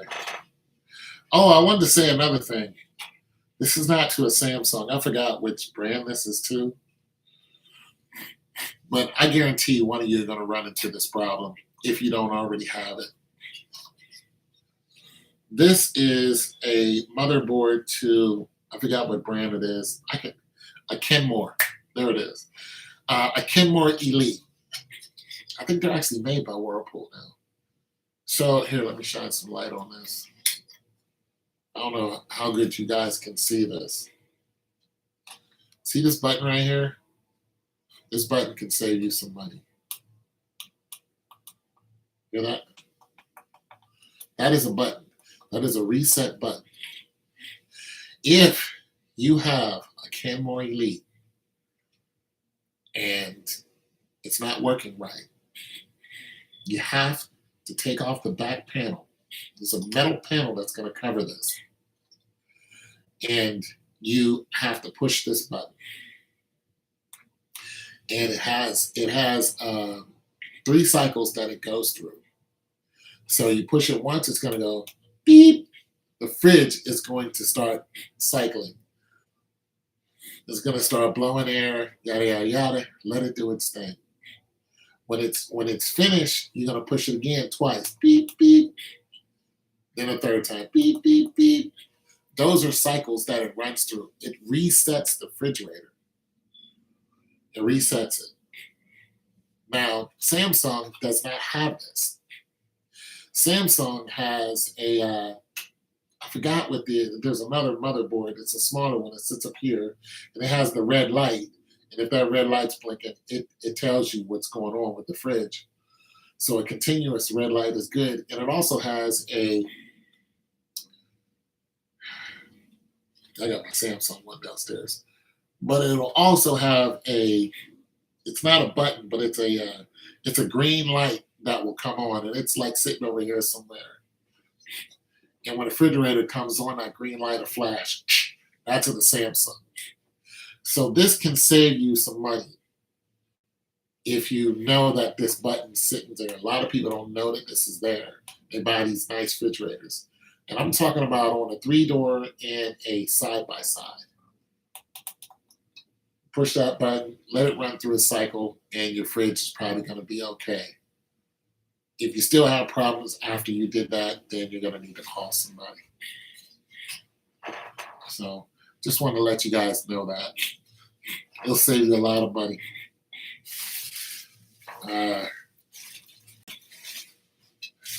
There's some other stuff I can get into, but you guys didn't really come here to talk about refrigerators. But I really like saving people money because this stuff is expensive. And there's a lot of times there are simple fixes, just simple things you can do, like unplug your refrigerator. Just unplug it. Let it sit there for 5 minutes, and then plug it back in. Resets the whole computer. So the Kenmores have a reset button. Your Samsung and your Frigidairs, you have to unplug and reset.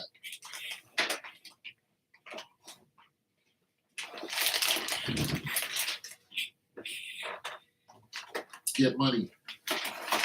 This one works too. This is a nice one. It works. I just haven't sold it. I will. Get money.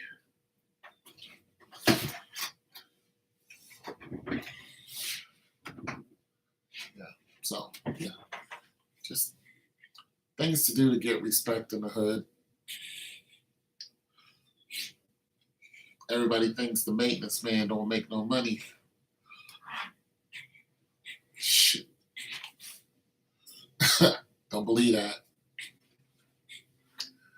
I done seen some maintenance men driving some really nice.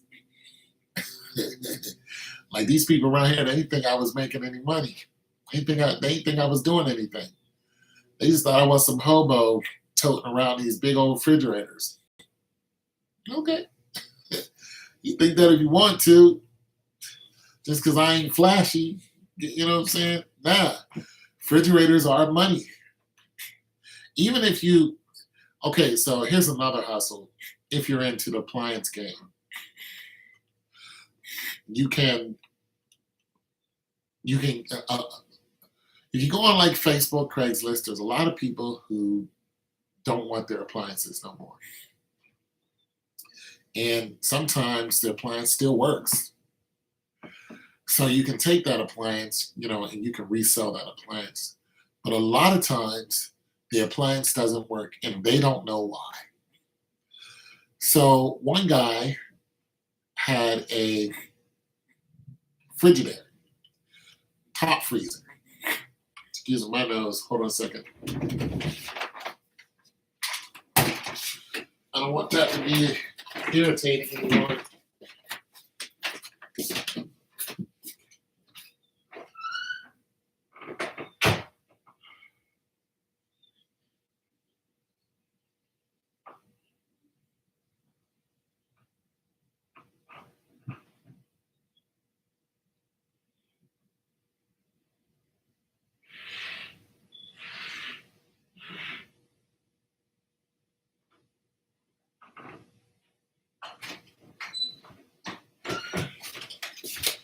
They gonna take your face off. They gonna run. All right, so what happened is the guy had I don't know why I have these on. I don't need them. The guy, okay, so this landlord, young guy, right? What he did was he was selling a Frigidaire stainless steel top freezer for $30. I went up there and bought it. Thing was like $50. I went up and bought it. So what's wrong with it? It says it keeps making a beeping noise. I don't want to deal with it. I don't want it. Now this is a young landlord. Now an older landlord would have never done this. But this is a young landlord. So he's like, I'm a landlord, get rid of it, keep it moving, right? What's this guy doing? What are you doing, buddy? So I'm like, all right. So I go buy it, take it home, take it here, bring it here, plug it in. Because he said it wasn't working. Plug it in, that thing fired right up. I'm listening to it, and I'm sitting in front. This is how I do these refrigerators. I get my chair, I plug them in, and I sit there, and I listen to them. And I'm waiting for it to tell me something. And I'm just listening to it. I'm listening to the start relay click. I listen to how many times it clicks, because if it clicks twice, there's a problem. For those of you who don't know what a start relay is, most people don't. See if I got one here. I got one around here somewhere. They're gonna take their face off. They're gonna rumble. I had one here. Okay, so this is part of a start relay. This little thing right here. This start relay, or people call them a compressor relay, this little thing right here. If it doesn't work, your fridge is not going to work. What's going to happen is you're going to plug your fridge in, and as soon as you plug it in, you're going to hear a click. Your fan's going to come on, your compressor's going to come on, it's going to go click, then you're going to hear another click, click, and your compressor's going to turn off. That's because of this guy right here. You can get one of these for $30 off the internet. Some people will throw away a whole refrigerator because of this. A whole $2,000 refrigerator will be gone because of this. They won't even know it. So I sit there and I listen to it. That thing came on. I put 2 bottles of water in it, the freezer in the bottom. That fan kicked on. You got 2 fans in the refrigerator. You got one that's a condenser fan. You got one that's a blower fan. Both of those have to come on. Boom, I'm listening. And if you have a 3-door, you have 3 fans. So you got one at the top, one at the bottom, and one at the bottom where the compressor is. I'm like, okay, everything's coming on. And then the beeping started, beep, beep, beep. I'm like, okay. Then it went away. I was like, dude, there's nothing wrong with this refrigerator. I sold that thing for almost $400. I sold it to another landlord. I said, yeah, man, it beeps. But he's like, that's fine. Took it to him, plugged it in. It beeped for a few minutes. Didn't even beep for a few minutes. It beeped for like maybe 10 seconds, 20 seconds, turned off. Boom. I ain't heard from him since. I ain't heard from that guy since. Just like that. I'm just saying there's little things that could be wrong with your appliances that you don't know. It'll cost you a lot of money simply because you're not into this, and I'm not really the fix it guy. I'm really the sales guy. But because you deal with so many broken appliances, you're either like, am I going to I paid 100 plus for this. Am I going to, you know what I'm saying? I got a refrigerator right now. I got 2 of them that don't work. So what am I going to do? I paid $150 for one. I paid $100 for the other one. Do I, if I take them to the junkyard, you know how much I'm going to get for them? Maybe $30 if I'm lucky each. That's a loss, This is a loss of $120 on one and, $70 on another. But if you take that same what you might lose, you take $120 and start buying little parts and just doing, some tests on them. For one, you're going to gain a lot of knowledge. Even if, it doesn't work, you're going to start gaining knowledge on, and be able to start troubleshooting. The best part about this is it's all cyclical. So I'm just telling you guys from a hustling point of view. So so the refrigerator I have downstairs, I've had it there for like 8 months. And little by little, I'll buy a part, boom, something to get better. I'll buy another part, what I think is going on, boom. I'm not in a hurry to fix it. It's just sitting in my house. I'm not in a hurry to fix it, though. You know what I mean? But whenever I do something to it, I get closer and closer. Now, it can come to a point where you spend so much money on it, it's not worth it. But this is a 3-door stainless steel. I know if I get this Samsung back up and running again and everything's fine, I can sell that thing for almost $700. I know I could sell it for $650 because I just sold a Whirlpool for that much. I paid $125 for that. I paid $120, excuse me. I paid $120 for it. The guy just didn't want it anymore. He went out and got him a new one, posted it. I went, picked it up, boom, I sold it. About 3 days later, $650, just like that. Just like that. So I know, even though I might throw, $300 into this fridge, when it's all said and done, I could still get $350 out of it. So I'm just saying, plus I can get a world of knowledge out of it too. Now I can look at these fridges that people get rid of for $50, $60, real nice fridge, and they don't know what's wrong with it. What I do is I don't just rush out there and pick it up. What I do is I start asking them a litany of questions to start narrowing down what's wrong with it. And then I tell them what they could do to help themselves out. Some people go ahead and do it, and other people like, I just want to get rid of it. See, the better I get at fixing refrigerators, the better I get at troubleshooting them, the more money I can make, because now I can just go, I know what's wrong with this refrigerator. and then go out, get it, boom, put $60 into the refrigerator, resell it for $6.50. I'm just saying, you guys, it's just a hustle. I mean, when it comes to appliances, and it's a never-ending hustle too. Even if you're just doing it just for the junkyard, a lot of people want to get rid of their appliances, and when they do, they'll sit them out on the curb, and then they'll tell you what the address is. And sometimes it works, sometimes it doesn't work.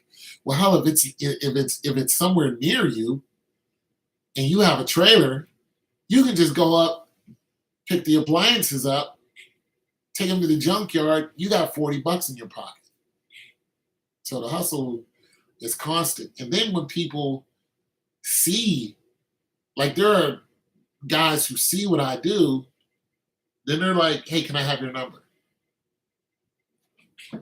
One guy, I saw him at the junkyard and he had a bunch of stuff on there. I was like, hey, man, do those stoves and refrigerators work? He was like, yeah, they all work. I was like, I'll buy them from you right now. So I just bought them right off of his truck. Boom, boom, boom, boom. I sold all of that. And he's getting ready to get rid of it. I bought it all for the cheap. He had a nice stove, gas stove. He would have made $25 off of that gas stove. I think I gave him like $50 for it. I sold that thing for almost $300. I'm just saying the hustle's real. You get respect off of it too. And now he knows where he can make an extra, $30 a pop. So he can call me and be like, hey, I got a stove, I got a fridge. You know what I'm saying? Instead of getting $20 from the junkyard, he knows I'm going to pay him $50, $60 for an item for it. He can come out with a couple $100 in his pocket easy if it's worth it. If it's a gas stove, I'm going to buy it. If it's a stainless gas stove, I'm going to buy it. Stainless gas stoves always sell fast. Everybody wants them. I don't know why. Flat tops, electric, not so much. They still sell good too, especially if you get a nice one. But the gas ones, even if it's 10 years old, for some reason, people like the stainless gas stoves. So, yeah. Yep. So that's just my world of hustle, what I do. That's what allows me to not do anything for a whole month. Of course, I still do my YouTube stuff. That doesn't make me any money. But,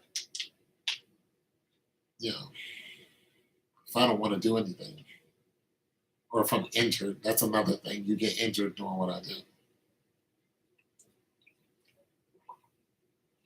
So if I catch an injury and I need that time, then I don't stress about it and think, oh, my rent's not going to get paid because I got that covered, at least for now. And that's because I don't go out and buy Balenciagas. I don't give a damn. I don't go out and buy new Jordans that cost $450. Just for what? I don't give a goddamn about none of that. I don't have 25s on my truck. Are there 25s, 26s? I don't know, whatever the hell people are doing. I don't care about none of that. All I care about is, can I eat? That's what I care about. Is there a roof over my head? And I like what I do. So you don't like what you do,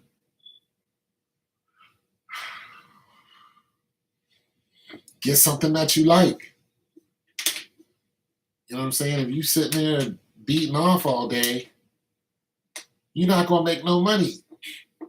But if you get up and start looking at something you might like to do, if you're inquisitive like myself, get something that you like to do. Like this one lady on TikTok, this lady goes out and gets furniture. She likes cabinets. And I just don't know if you guys ever experienced how many people throw away cabinets, stuff like that, dressers and stuff. She really likes dressers. But even around here, when they was getting rid of these cabinets and redoing these kitchens, I would get the cabinets. You get a whole cabinet set. I'd sell that damn thing for $100. I stopped doing it because they have bugs in them, and I don't deal with bugs, so I won't sell somebody something that's going to cost them money. So I started noticing that a lot of them were infested. So I'm like, I can't even take the risk because your reputation is what matters. Yeah, you might make $100, but once they start spreading it around that you sold them something that was infested, there goes your reputation. And my reputation is something I protect very much. So I'm very, very careful of that. But nonetheless, I was selling cabinets. But this one lady, she takes dressers and redoes them, and then flips them for a crazy price. I'm like, I can flip some dressers. I don't know if I want to go and do all that painting. I don't know. I don't love painting like that. But nonetheless, Facebook marketing. I mean, she's flipping dressers. She's going right down to the Goodwill. She's picking up dressers. It's just regular 3 dresser drawers, seeing that they're all scuffed up, you know, takes a couple hours, redoes them, make about $400 off of it. How much does the dresser cost? Probably $50 plus her material, maybe another $60, maybe. She might be in it for $110. She's gonna get what? $290 out of it. I'm just saying. It's respectful too. She puts it on the internet and then she makes more money from it. I'm just saying, guys. You don't need people to like you. You don't need people to love you. But you want people to respect you. They don't need to like the way you look, but they can respect your hustle. And that's what's real. They can respect your grind.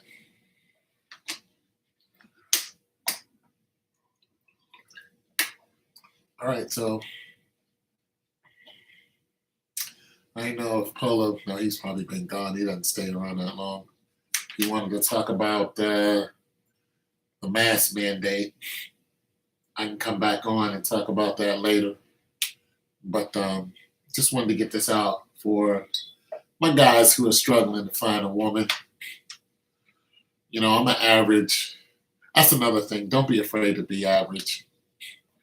If you're an average looking man, there's nothing wrong with that. I'm average looking. You know, I'm okay with that. You gotta be okay with yourself. Can I spruce this up? Yeah, but this is what it is. She doesn't like you the way you look. You can tighten some things up. If you got a little spare tire, you can Planet Fitness it. Come on, guys. Come on. Put some effort into it. You can shine your shoes up a little bit. Put a little crease in your jeans. Nothing wrong with it. You know what I'm saying? You can step outside a little cleaner. Nothing wrong with that at all. You know, if you need to a little hit the teeth. You guys, come on, you guys. You guys don't want to hit the teeth. You got, come on now, Even if you're missing some, I'm missing some. That old gap right there. Who cares? Still, I get them teeth though, twice a day. Sometimes 3. You gotta get them teeth. You know what I'm saying? A little this, every now and then, it's a little too much. Then boom, you got tighten it up. Get on out there. Can't have your place too junky. I'm just saying, guys. You want some females to start looking at you. You gotta tighten your game up. Just a little bit. And the ladies will let you know. See, women can't help but to notice your fly. And I don't mean like your britches, I mean your style. Women notice style. Women like style. And you can have the schoolboy style, you know what I'm saying, with the bifocals, with the nice frames. You can have some, you know what I'm saying, you can have some nice schoolboy, you got some nice frames on. And they ain't gotta be Cartier, because they cost a lot. Cartier frames are what, a grand?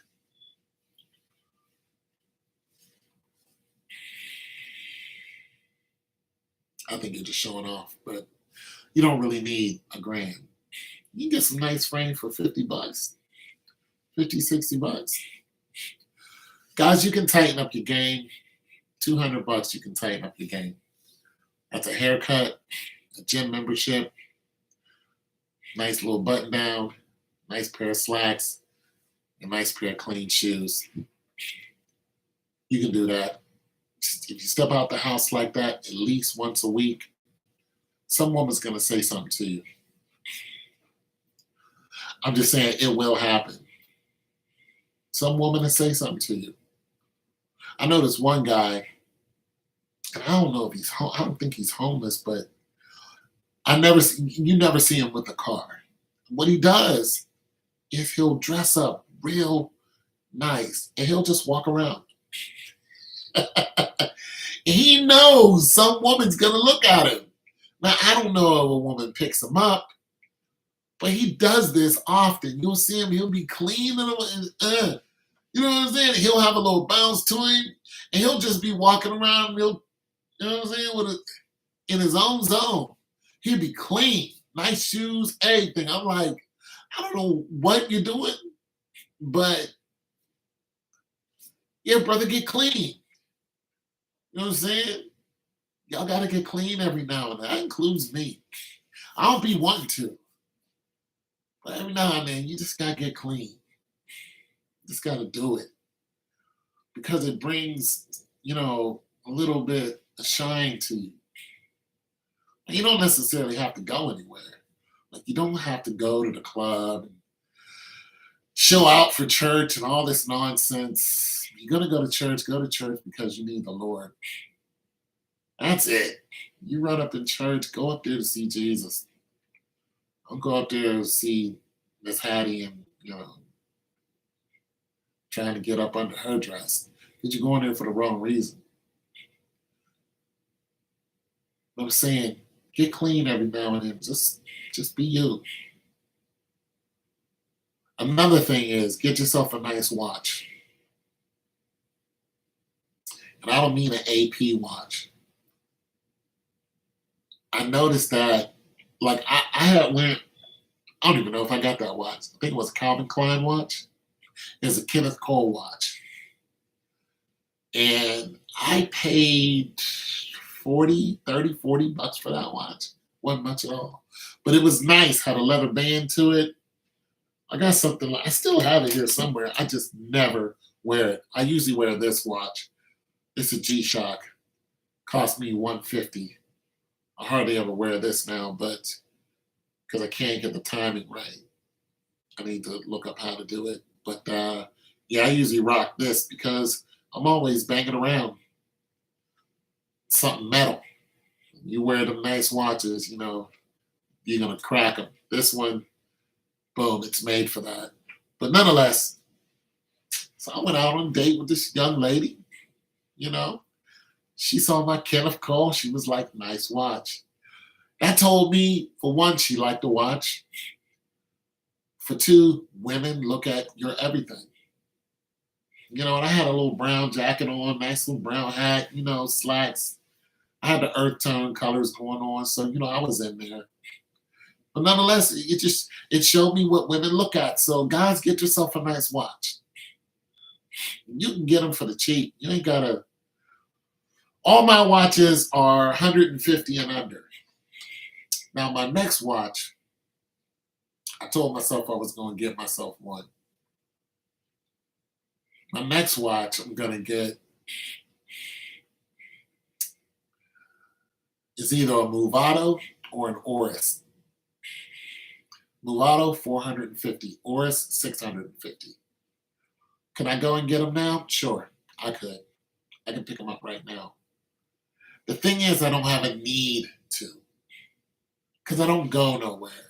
And everywhere I go usually has to do with an appliance. You know what I mean? So unless my profession changes, then plus I don't really socialize.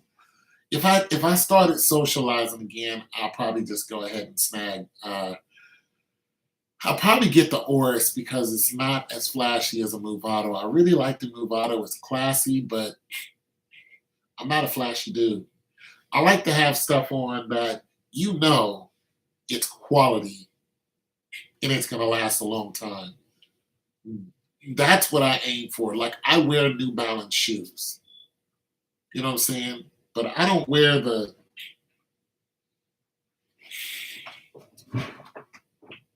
like I wear New Balance shoes. I got two pair back there, dusty.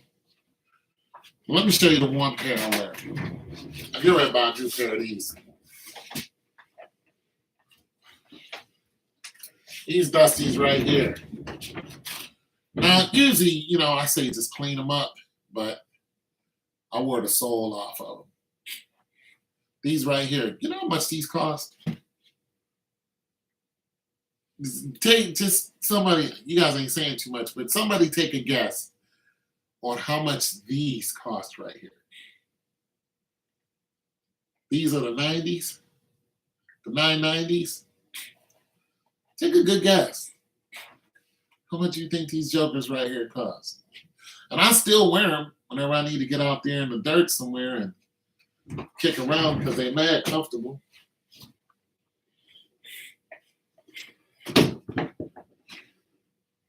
Also got these joints here too. I still wear these. The lightweight ones. But I done split the soles to them. Those 990s, $200. $200 for them 990s. I got what, 1, 2, 3 pair? You know what I'm saying? I'm saying, guys, do your feet right. Don't be cheap with your feet because you need them joints big time. Do your feet right. Be comfortable, especially when you get older. Do your feet right. Them cheap shoes, just because, they got some kind of fancy name, nah, do your feet right. You know what I'm saying? But, yeah, so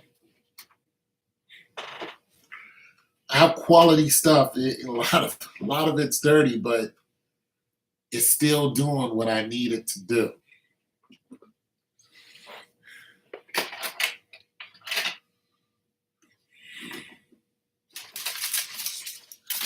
Yeah. Still doing what I needed to do. But you gotta do your feet right.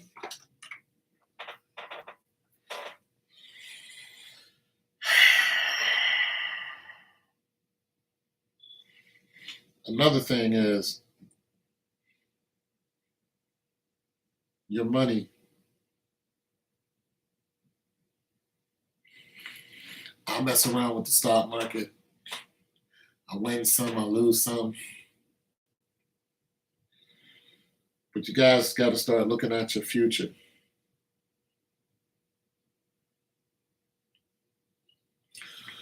Got to start doing that.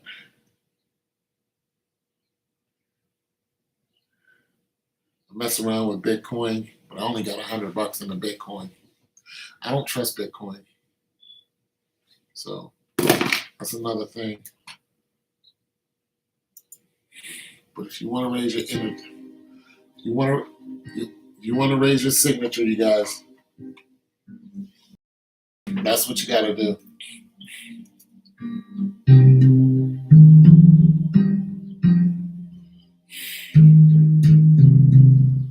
I don't know who's on because nobody's saying anything. I don't know if it's men, women.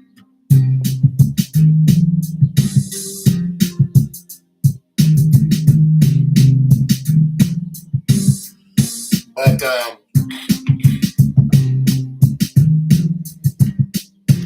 gonna play some music. I know a lot of y'all are gonna leave. I'm gonna play some music and I'm gonna make some music because I've been talking to y'all for 2 hours and not nobody's talking back to me.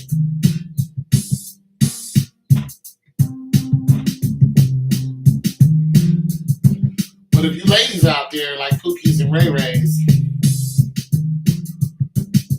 I say go ahead. Get yourself a Pookie and Ray Ray if that's what you want.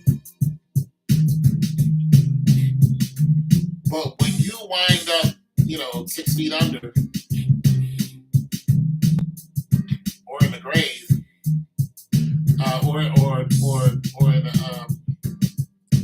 a cage, pretty much, don't ask yourself why. Because listen, bad people have bad influences and they're not looking to do good. They're looking to do wrong. You know that they're looking to do wrong, and you want to get out, lay up with these.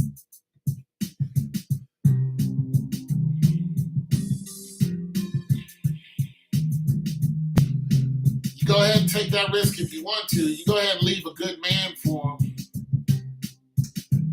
We don't feel sorry for you.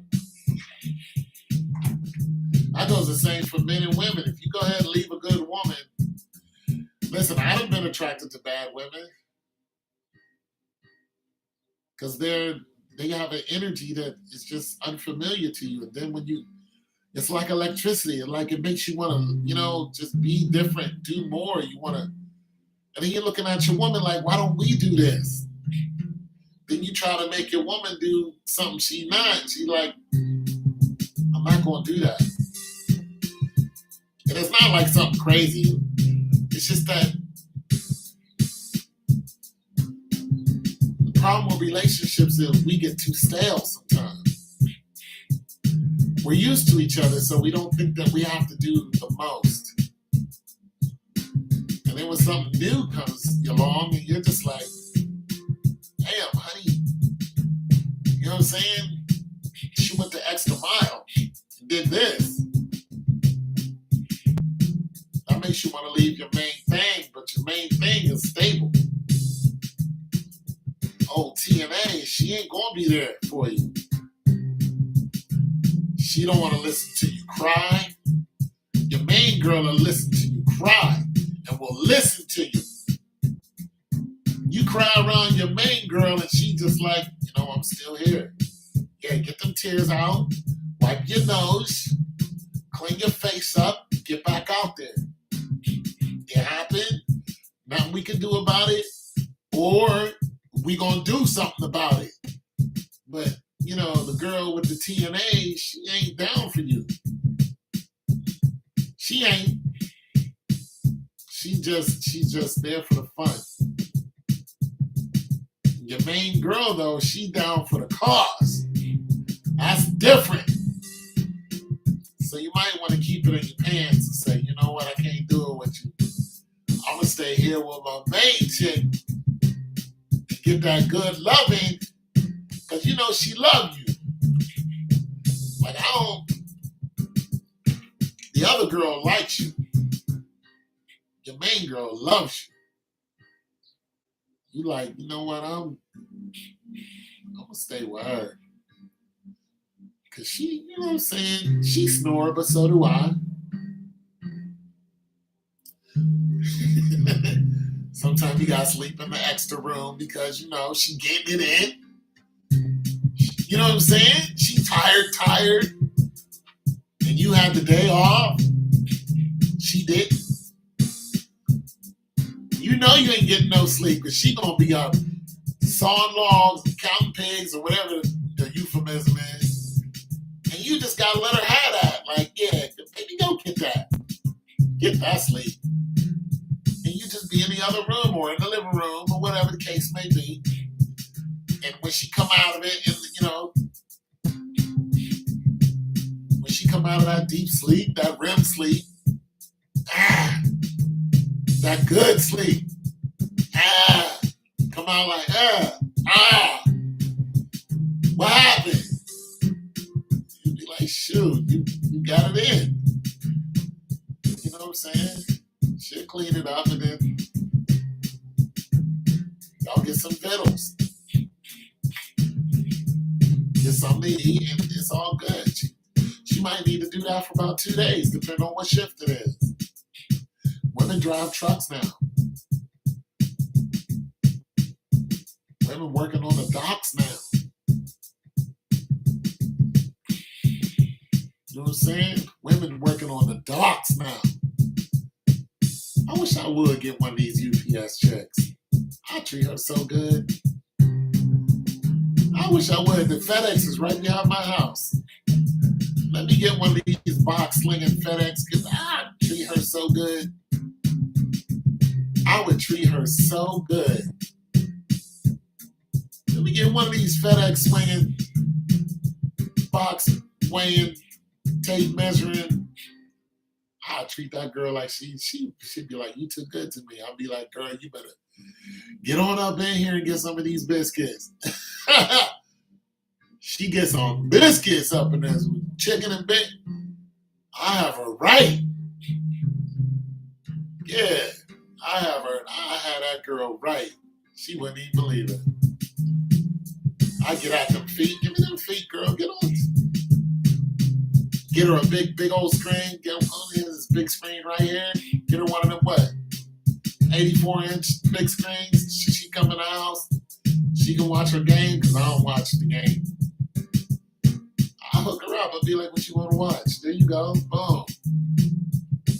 Get out them feet. Rub them feet down. Make sure she good because she going right back to work tomorrow. I do see. I ain't got no pride like that. I get right at them feet. Just as long as she don't treat me like, a woman. Because the minute she come out of her mouth for something belittling like that, she might as well find herself another boyfriend. I'm not even going to play with her. I'm just going to look at her and be like, it was fun while it lasted. Because I ain't no hoe. I'm a whole man just showing you love. That's it. I get out of her feet, get that back. Yeah, get all up in there with the deep. Yeah, I'll do all that. I can throw down in the kitchen, all that. As long as you don't disrespect me, we good. You know what I'm saying? Men know how to cook. Nothing wrong with that. You know what I'm saying? I treat her so good. I have her hopping and skipping on the way to work. Yeah. I love a hard-working woman. I love a woman that knows how to use tools, too. I do. I like a woman who knows her way around a drill. And if she knows what kind of drill, like if she's a DeWalt woman or if she's a, you know what I'm saying, a Nairobi or, whatever, you know what I'm saying? Whatever she like, what kind of, if she come out like, I like the DeWalt drill because of I like using an impact drill on a blah, blah, blah, blah, on the size, 1/4-inch screws that go over to the nail. I was like, talk that talk. In the 2x4, use talk that talk. Let's do it. Let's build something. I'm all for that. But I don't mind a woman being a whole woman, like, I don't know nothing about that. But she a beast in the kitchen. You know what I'm saying? Her social skills are off the chain. She know how to spot a fake in a heartbeat. She know how to spot a con.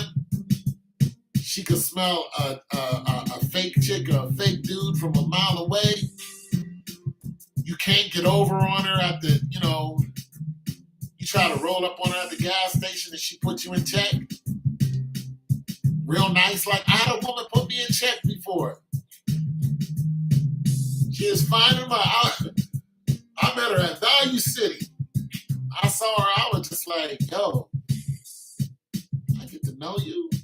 She said, listen, if I didn't have a tall, dark, handsome man like yourself already at home, I would have said yes. I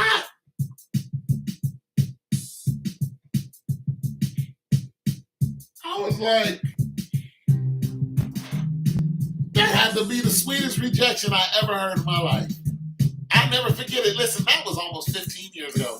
Matter of fact, it was over 15 years ago. I can still remember that woman's face. And she did it so calmly and just, boom, boom, boom, and then turned around and just kept going on like it was nothing. I was like, thank you for that. I ain't had nothing else to say. I ain't had no comeback. You know what I'm saying? I had another woman. This woman was dynamite.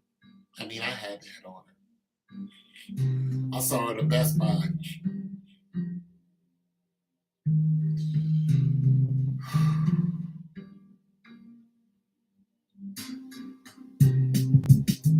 She just was.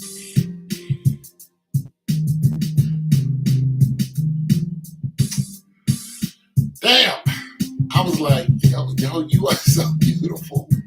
Can I get to know? She was like, nah, she's like, she just smiled so pretty at me. She's so nice about it. She could have been like, psh. She's like, nah, I already got a man. And then dude walked up. And I had to say, he was a good looking black man. He was about 6'3".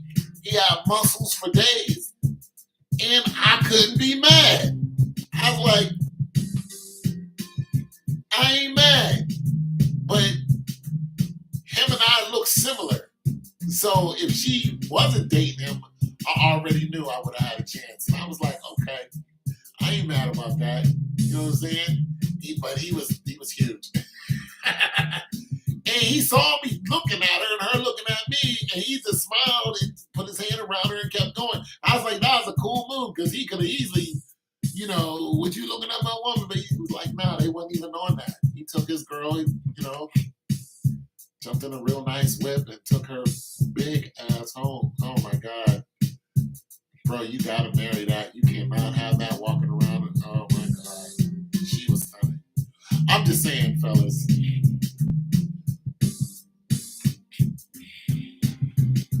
For you women out there,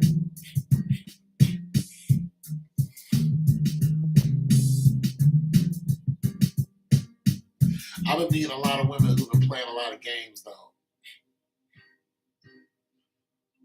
I'm going to tell y'all something, ladies. I am 54 years old. I don't care about playing games with you.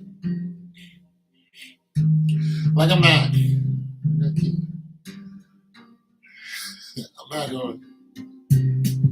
gonna keep playing games with you. I'm not gonna play any games with you.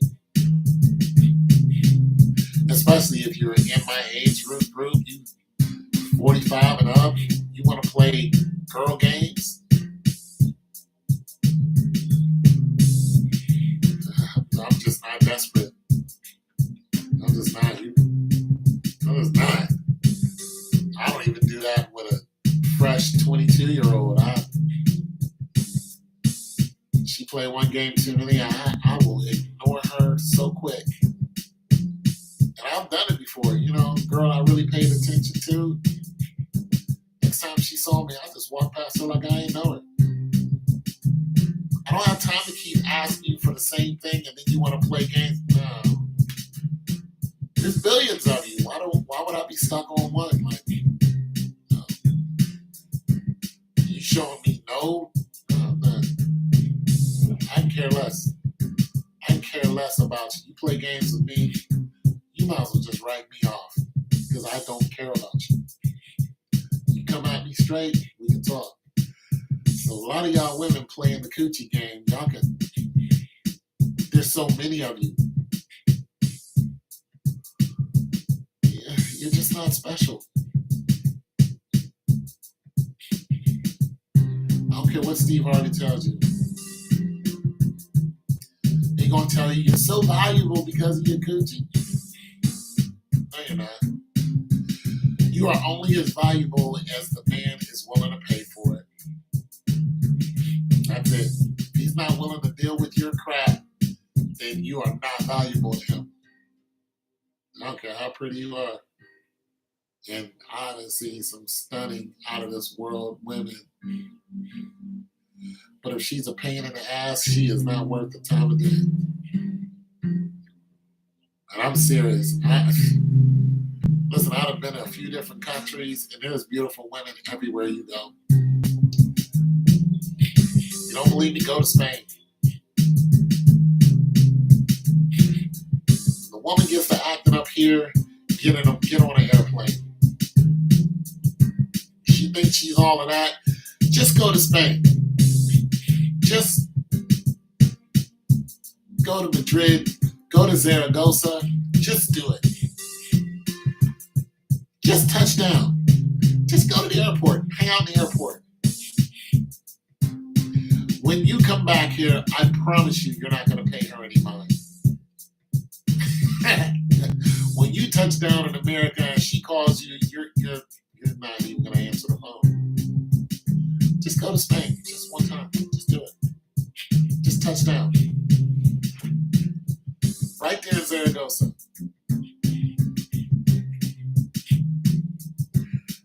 Whole different perspective. And tell me if you see a fat woman.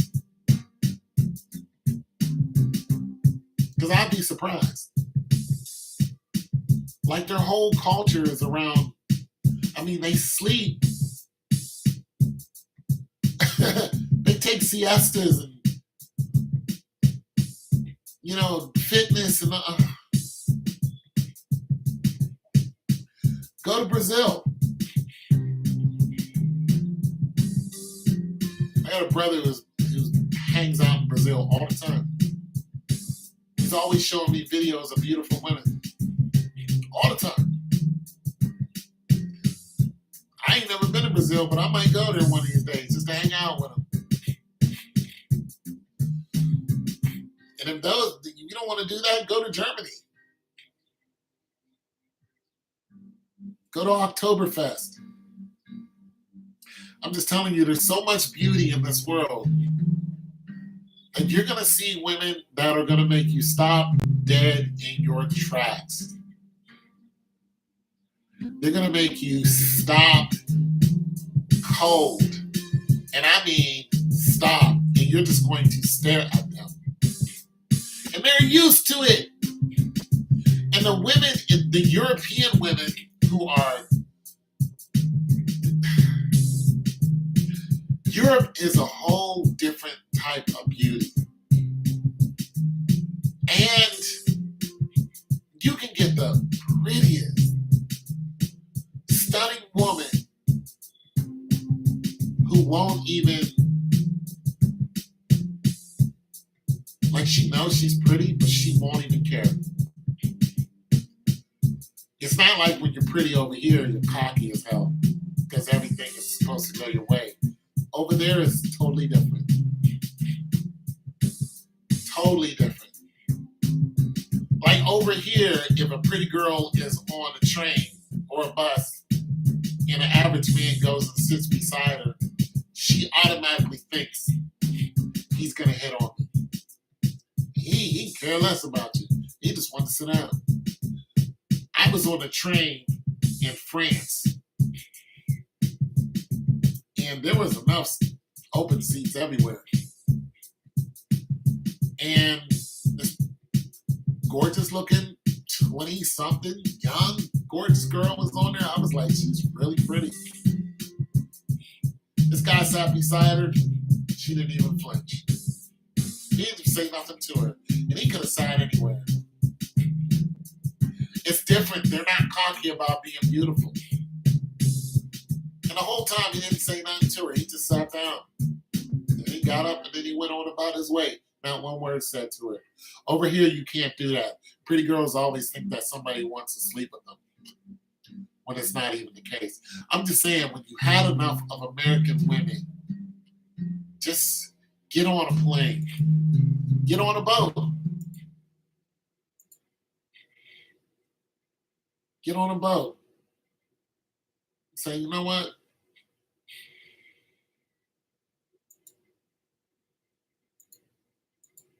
I'm going to go try my luck in another country. That's what you do. Just try your luck. Just do it. You're going to see some beautiful women And when you do, you're going to thank me.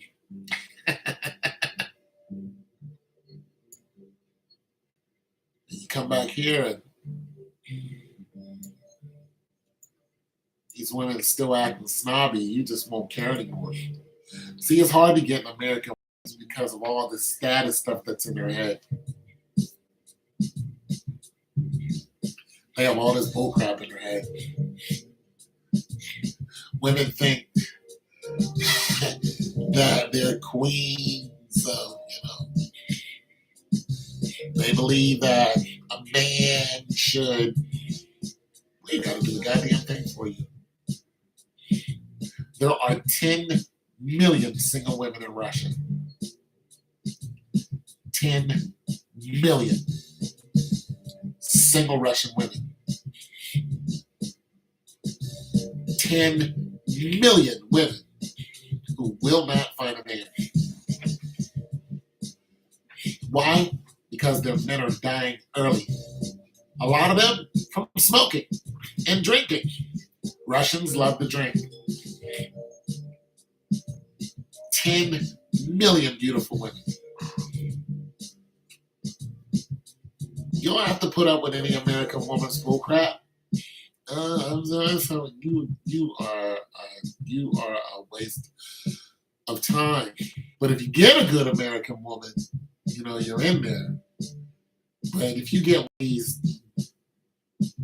hard to deal with women who can't accept your, $30, $40, $50,000 a year,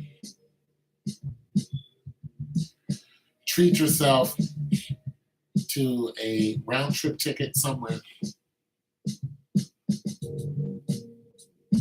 and just step outside of the country just once. And when you get back,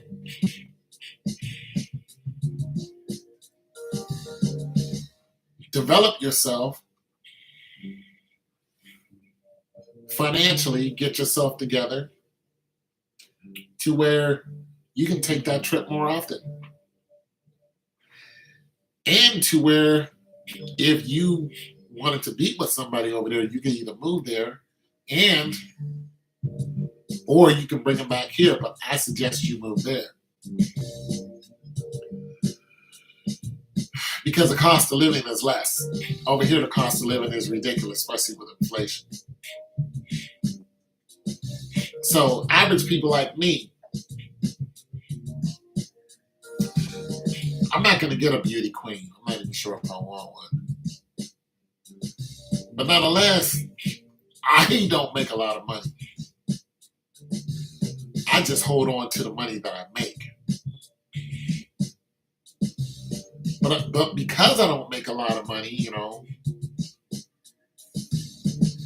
I can't roll up on one of these highfalutin chickadees and spit mad game to her, invite her to my 2-bedroom with, roaches crawl out of nowhere every now and then, even though I work hard on getting rid of them. Still, I didn't get them because something was wrong with my apartment. I got them because of my neighbors, who, thank God, moved out. But when they moved out, all of the roaches came over here. So I had to spend all this time killing them, buying all this stuff to get rid of them, because I hate roaches. But nonetheless, just the fact that, this is a little, 2-bedroom, and I'm proud of my 2-bedroom.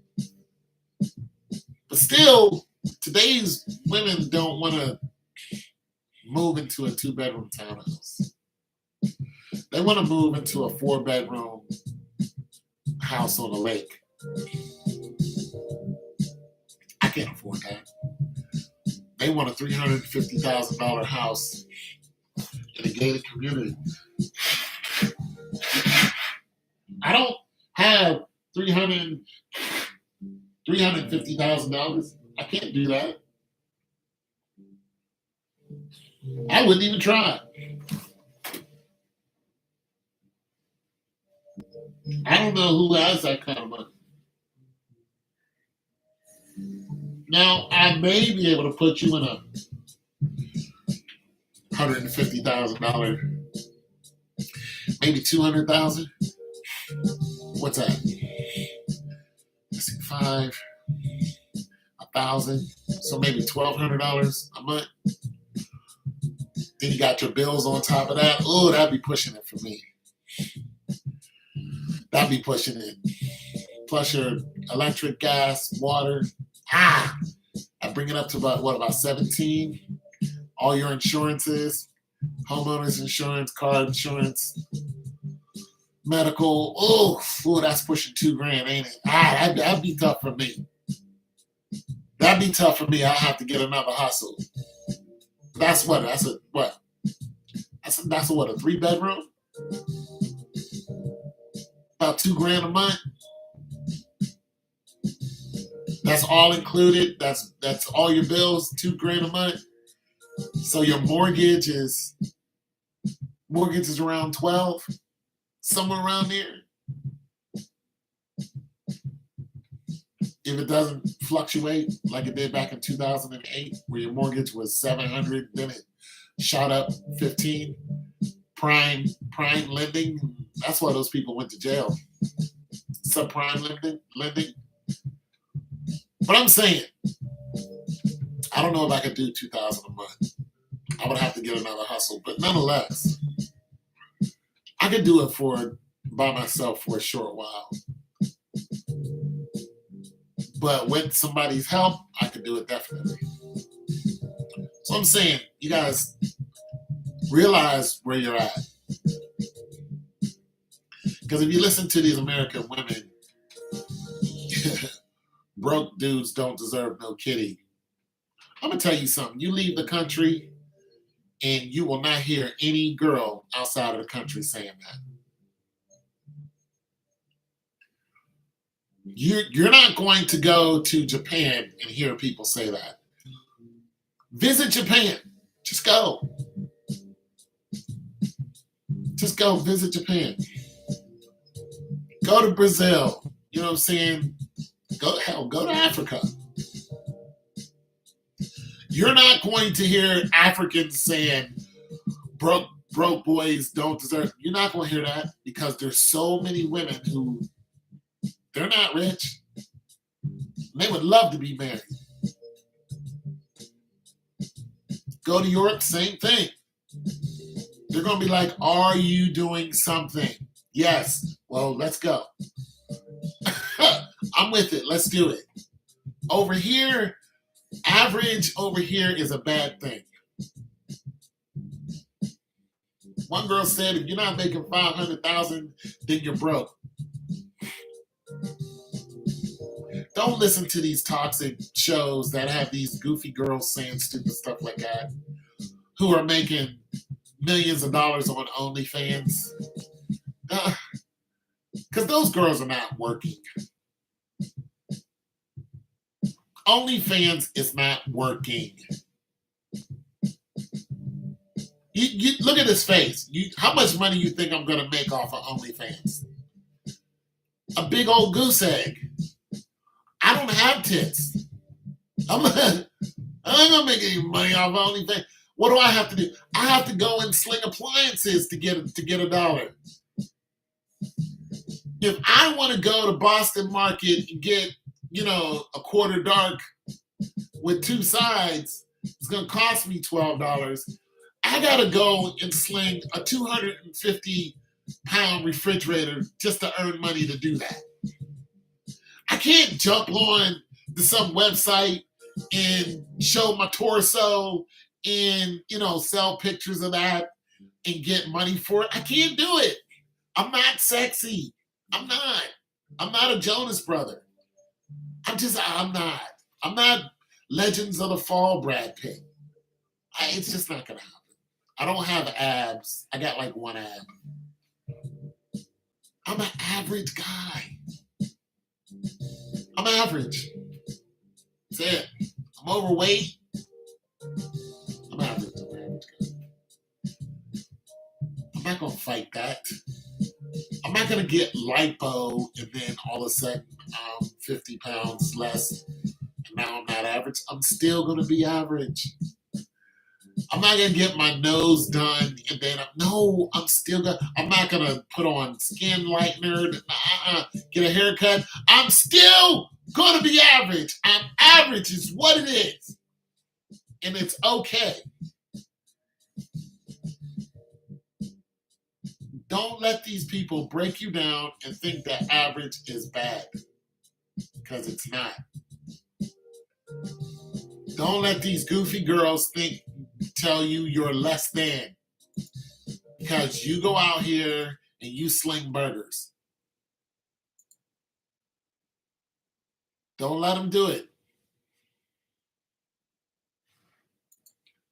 Don't let nobody do it. If you getting up at 5 o'clock, you opening up at 6:30, you out till 3:30, 4:30, you coming home with a paycheck from slinging burgers, then damn it, be the best burger slinger you ever. Listen, if you slinging burgers and you are a professional burger slinger, there is room to grow. I'm telling you right now. Don't go to McDonald's and be like, I'm slinging burgers. Go to McDonald's and learn everything there is about that burger. What's in it? How did they make it? Where it came from? Don't just go there and just put the burger on the grill and read the order and then just fill out. Don't do that. Invest time in what McDonald's is doing and how they became what they are. Listen. Learn the numbers. How much did it cost to build a brick and mortar? How much did it cost to build this building right here? How many acres is this sitting on? How much does it cost for these? Start learning that stuff. And I'm telling you, by the time you're done working there, you're going to come out with a whole business mindset. McDonald's is a business. It's the number one business. Don't go there and just think that's nothing. It is everything. Listen, there are constantly people lining up at McDonald's. It is a whole college. Every single McDonald's is a learning, it is an economics class. From every fry to every cheese to why the damn ice cream doesn't work. McDonald's is a learning, it is a university. McDonald's is a university. And if you go in there and start learning the front end and then start learning the back end, when you come out of there, you can bounce it. Listen, I worked at a restaurant, right? And I worked at Shoney's. It's in Akron. And I didn't want to work at Shoney's anymore because up the hill at TGIF Fridays was open. So I went, and in between those was a Ponderosa. So what I did is I went in there and learned whatever I could, and I was getting paid whatever. It wasn't much. I went to Shoney's because Shoney's was paying me more. They paid me like 50 cents or 75 cents more. Boom. And then when TGIF opened up, I went and applied there. I made another $1 more. And, you know what I'm saying? And because I worked at these places, they was like, okay, boom, boom, boom, boom. I started increasing my income just because of my knowledge of these last restaurants that we could all see. They were all on the same strip.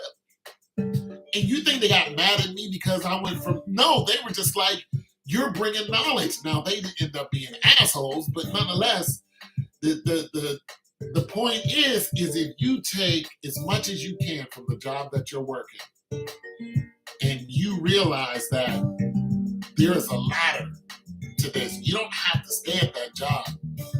You can move on to another job doing the same thing, but because you had experience at the one job, they're going to pay you more. Especially if you're dedicated to it. If they see that you love the craft You ain't got to be an ass kisser. You just got to be dedicated to yourself. Dedicated to the craft. I'm dedicated to me. So whatever I'm going to absorb, I'm going to take this, and when I regurgitate it, it's going to come out better. I'm going to make it better. I'm going to add something to this. And if you have that attitude, I'm telling you, you're making $10 an hour now, give it about 3 months. The next job you make, you're going to be making 15. And they're going to be happy to pay you that 15. And they're going to try to keep you because they see your enthusiasm. But another thing that they're going to realize, they're going to be like, you're not going to be here long. They're going to offer you all kind of positions to make you stay. Hey, we'll put you on salary. I don't really want to do salary because you're going to work the hell out of me. You're not going to pay me. Or you say, you know what? Okay, I'll do salary. That means you're now in management. As soon as they put you in management, they're going to work the stuffing out of you. But here's the thing about it. You're going to learn front end. You're going to learn back end. You're going to learn shipping and receiving. Shipping and receiving. You're going to learn logistics and statistics. How much money? The shipping, trucks coming in and out, deliveries. How much money is in shipping and receiving? Shoot, it's a business itself. That's what I'm telling you. McDonald's is a whole university. Boom, you can go from one Mickey D's to the other, or Mickey D's to Rallies to boom, jump from one place, boom, boom, boom, boom, and just keep working your way up. And get more information and more information and more information. And the whole time, you might go out and get some certificates and something. And put that on your resume, and then boom, boom, boom. And especially when they see you, if you put on your resume, you know, shipping and receiving, you don't even have to work in food anymore. You can be like, no, I was the manager, I worked at so-and-so, and I know shipping and receiving. I know back end, front end. Next thing you know, you're going to be working at some warehouse somewhere. You know what I'm saying? Learn shipping and receiving there, boom. You go from that warehouse to the next warehouse and just keep rocking. And within,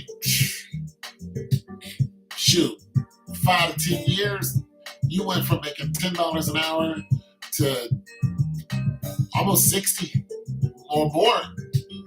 If you're a manager in shipping and receiving, I'm just saying it's all possible, you know, and all the way your mindset and the way you look at things. That's how I look at things now. I'm just not the type to work for anybody. I don't want to work for nobody. I want to work with you. You want somebody to do quality control? I got you. But I'm not your lapdog. You contract me out. I'll come in. I'll do your quality control.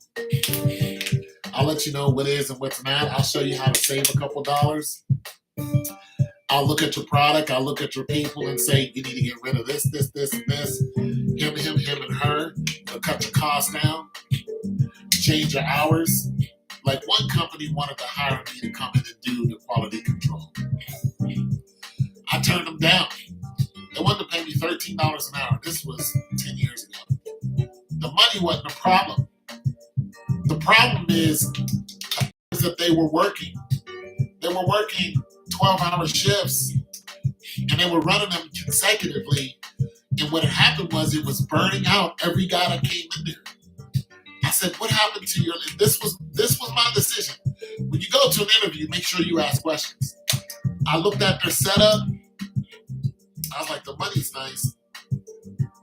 Then I looked at the manager because he was like, yeah, you can start anytime. I said, what happened to your last guy? He said, we found him. He was asleep. I was like, yeah, that was it for me. They found a guy somewhere in a warehouse sleeping. He was worn out. He couldn't get any sleep. And that was it. That was it for me. Oh, Once I left her, I never came back because I knew it was just only a matter of time before I was going to be in the same position. So I'm saying, know what you're getting into. And like I said, I'm in my 50s, so I can talk this way. But see, now, if they wanted me to do something like that, there's no way I'm going to work 12, 15 hours. I'm not doing that. I'm going to come in and tell you what I'm going to do. And you're going to either agree to it or not. I'm not even going to work 8 hours. It's not going to happen. I'm going to work like 3.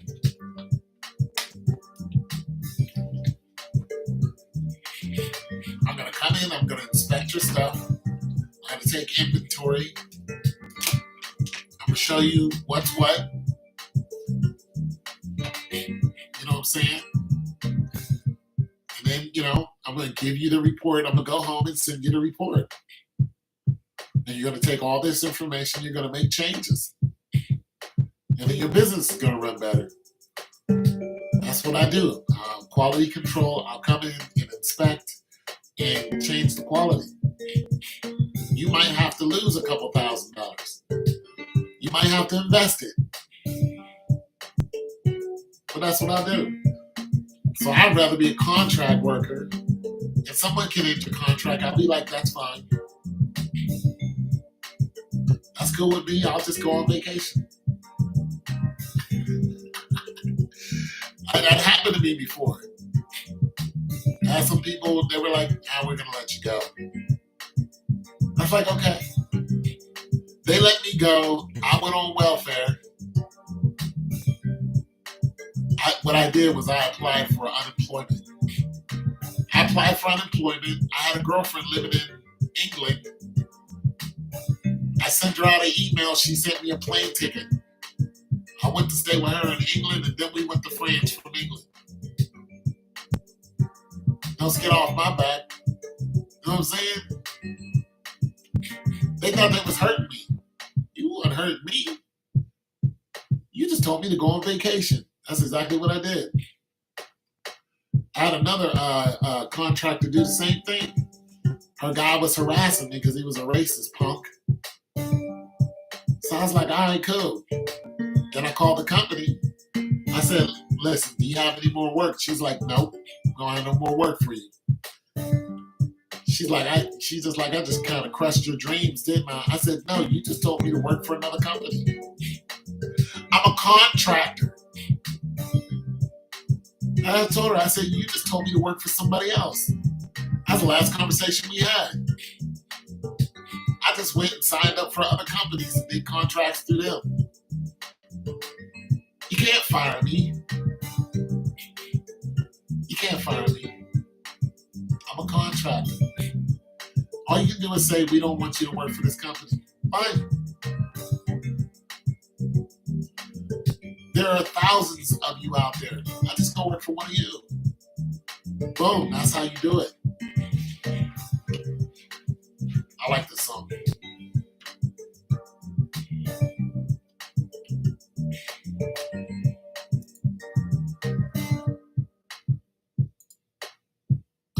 What?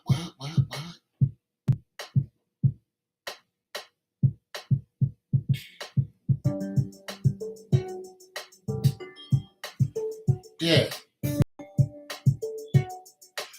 I mean, one time I got fired. And it hurt me so bad. Hurt me so bad I had a nervous breakdown. I didn't want to do anything for anybody for 6 months. I was hurt. And it mentally messed me up. It messed me up because I felt rejected. Because I kept getting fired.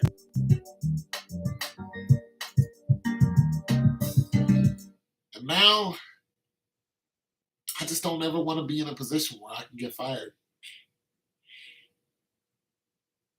I always want to be in a commanding position.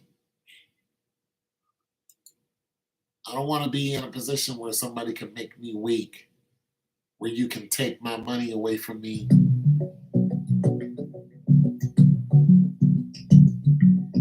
You know what I'm saying? don't want to be in a position where somebody can go, you're not going to pay your rent because I don't want you to pay your rent.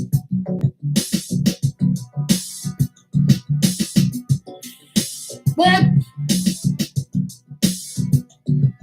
I don't ever want to be in that position. Just because I don't want you to pay your rent, you're not going to pay your rent. I want to see you go through hard times, so you're going to go through it. No, I don't ever want to be in that position.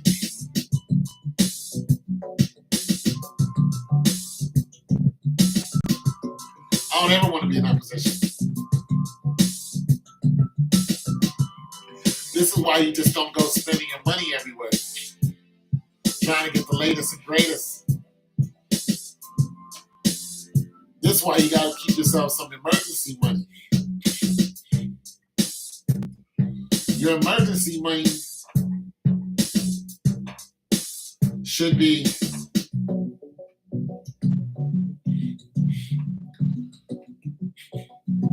enough money for any small crisis. So if you had to leave the house in a hurry, you had to get another apartment, how much does that cost? How much does it cost? Your apartment is $800 and you're looking for something in the same.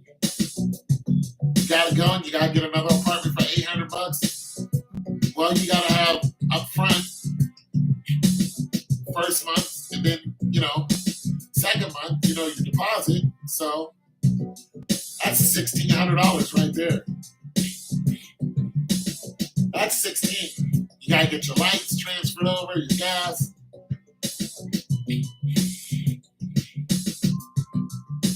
You need to have about $2,000 on you somewhere. Like my neighbor didn't like his situation when he first moved in. Probably still doesn't. He was like, yo, I need to do something about it. I was like, how much money do you got in the bank? I said, that lets me know how upset you are.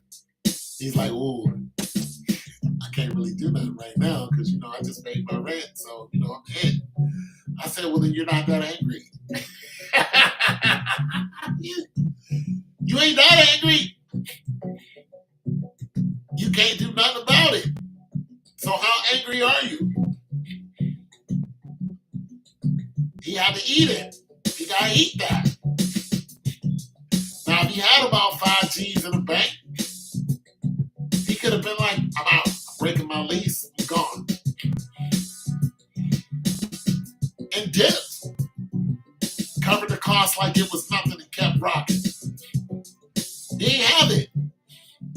So he could only be so angry because he would have been homeless.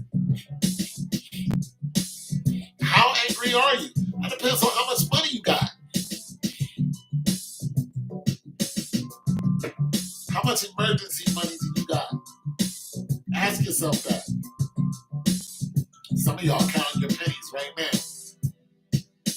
How much emergency money you got?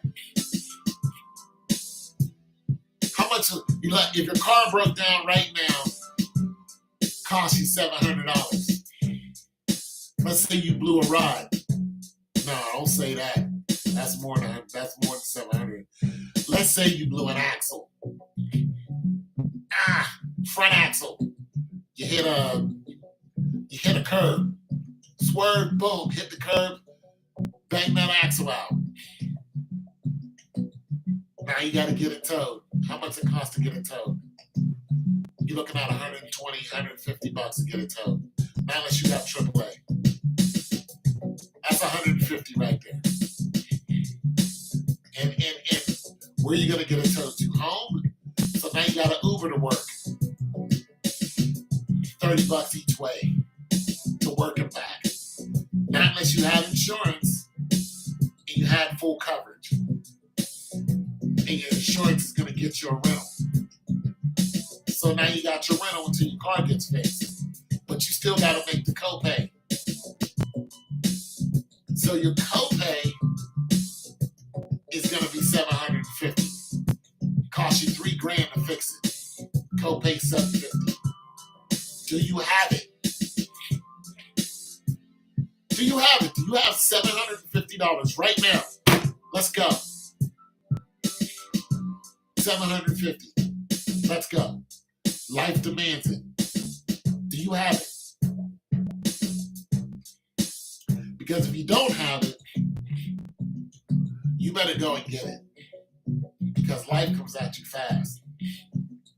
That commercial is for real. Do you have it?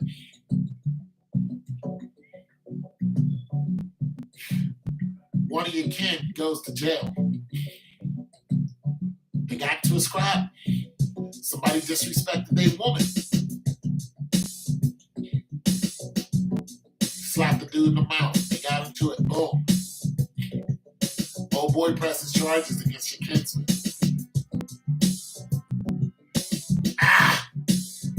He needs a good lawyer. You got felony assault. He caught a charge. Felony assault.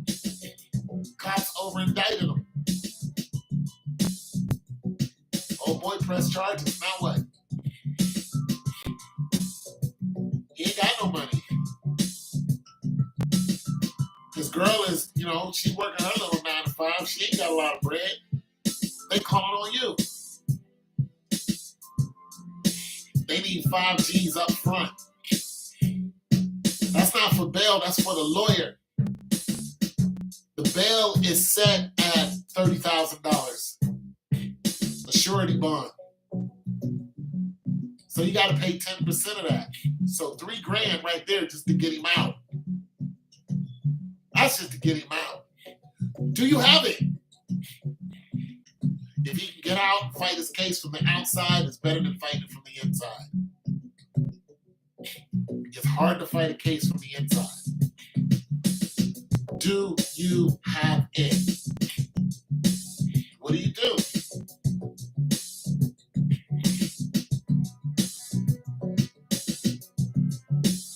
What do you do? Something's got to give. You don't have it, why don't you have it? I mean, a felony here, especially a felony 1, that's $20,000 to a lawyer off rip. $20,000, bang, just like that. That's not your bail. That goes to the lawyer up front to retain them in order to fight your case.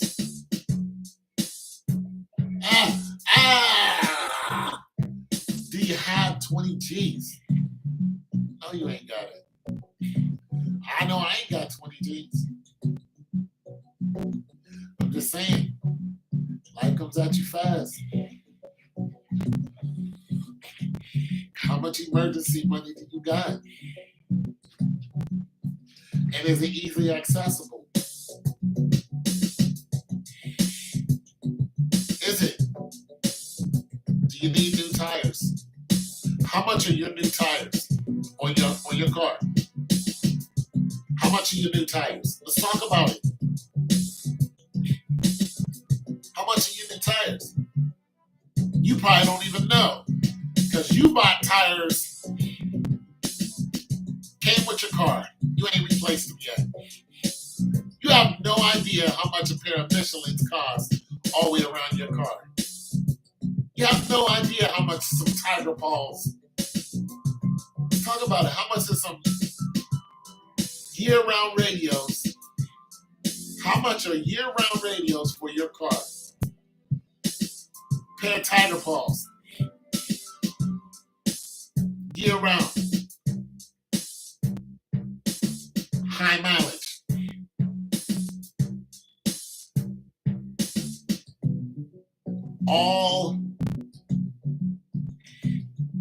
All season. Let's do that. Say you live in the Midwest, you need all season. How much are Goodyear all season tires? That's balanced, mounted, and out the door tax and everything for your vehicle. How much? How much are they? Take a guess. 75 R15. What do you got on there? 275 R15s. What you got? Cost you about what? $75, $85 a tire, maybe? Maybe more. Depends on what you got. I know for me, the last time I bought tires cost me $650 for 4 on the floor. My tires cost about $150 each. How much are your tires? Most people don't even know because they don't buy them all the time. You buy them every now and then, but you don't know. And then when you get hit with a damn, I need a new tire because your tire is slashed. You hit a curve, hit a manhole, the manhole was sticking up. It was one of the square manholes, sliced it right open. You need to replace the whole tire. $200, easy. Low profile, Honda. You got one of them Hondas, low profile joints, $200. Bang. Easy. Do you have it? Do you have $200? Ready to go right now, liquid. Do you have it? I need $200. Let's go. My name is Life, and I'm happening to you right now. I need $200. Do you have it? That's just for the tire. That's not for it. Mounted, balanced, and all that other stuff. That's just for the tire. We're going to go down to the Mexicans. We're going to buy the tire, then we're going to take it to the Mexicans. Mexicans are going to put it on for $20, $20, $30.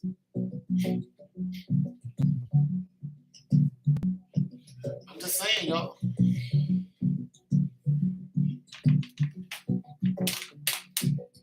Do you have it?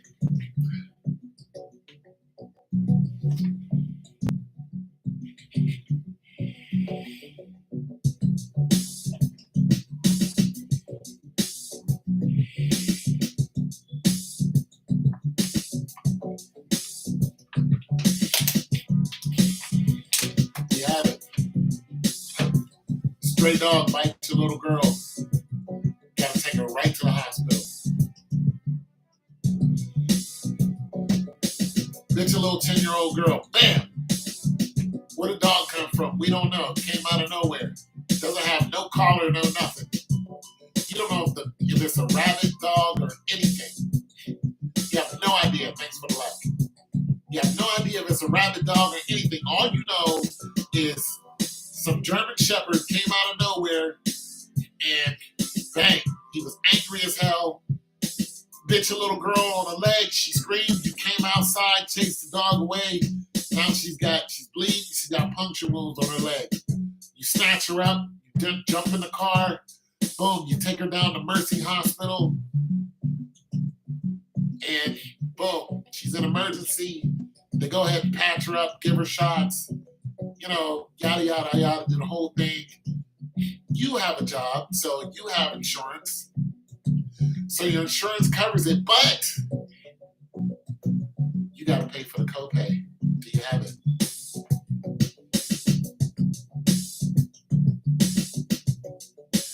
Do you have a copay? How much is the copay on that doctor bill?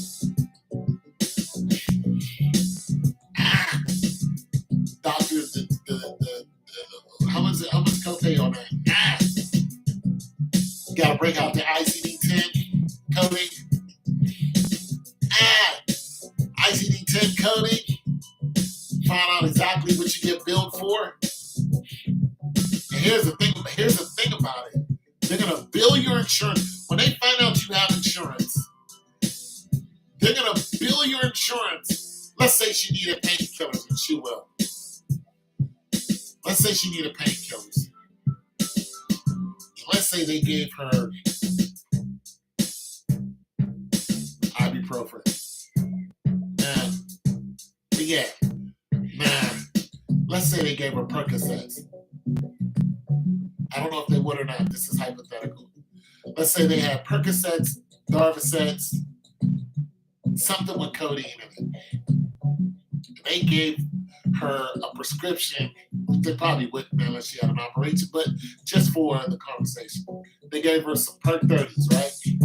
Strong. Because the dog took it. I mean, he left a mark. He sunk all of his canines, molars, bicuspids. Yeah, he got her good. She's in real trouble. So she didn't require an emergency.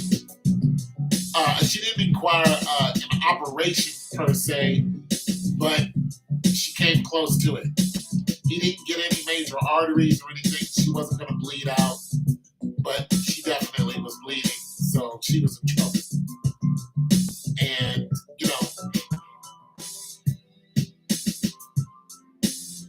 she needed Perc 30s. That's what you go home with. How much you think each pill is going to cost? Let's see, if the pill let's say if Percs were sold over the counter, like Tylenol is, it would for 800 milligrams. For one, they don't sell them at 800; they sell them at 2. So if they were selling 200 milligrams, you can get a bottle of Tylenol for, I don't know, between $6 to $15, right? Each pill costs you maybe 50 cents to $1.50, right? Each pill, 200 milligrams. Your daughter gets some Perc 30s. They heavy. They know she's in pain. She's gonna be in pain for a week. The hospital is gonna get charged. The hospital is gonna charge the insurance company a crazy amount of dollars just for those Perc 30s.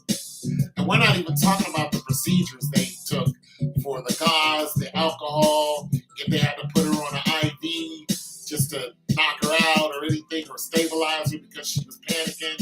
Any of that stuff. What it would cost over the counter, $15. What it would cost you getting billed by the insurance, $45. Easy. Your copay from the whole procedure,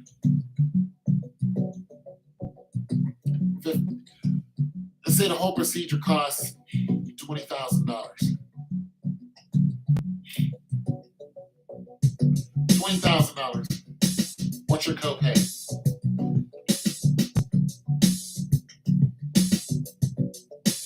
What's your copay on $20,000?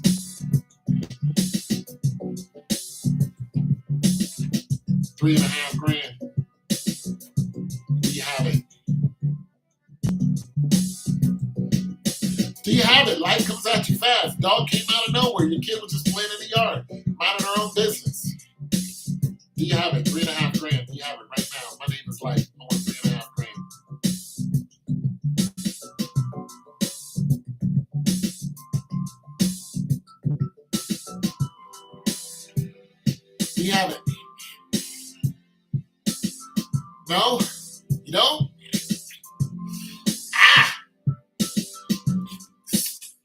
That's where it gets sticky. Gotta make payments. Life comes at you fast.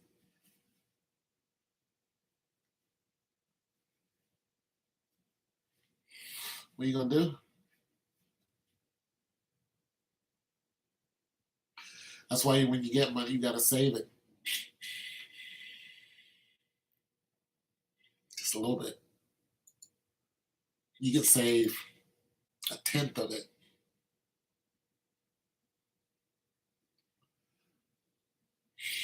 You get paid $650 every 2 weeks.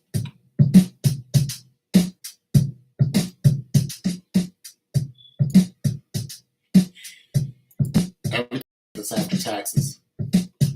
You get paid $650. That's what you're bringing home. 1, 2, 1, 2. What you gonna do when Tom comes through with the 1, 2, 1, 2. $650. That's what you're bringing home. 1, 2, 1, 2. 6 times 4 is what? 24. 1, 2, 1, 2. Plus another what? 200. 1, 2, 1, 2. What you gonna do when Tom? So that's what? 2,600. That's tight. That's tight.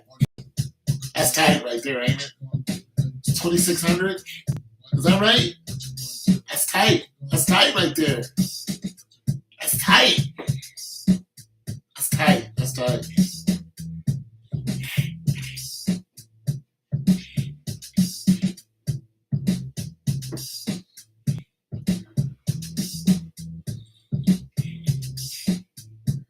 That's tight. That's close. 1, 2, 1, 2. So it's almost $3,000 in a month. That's tight. Take out your bills, plus your rent, light, and everything.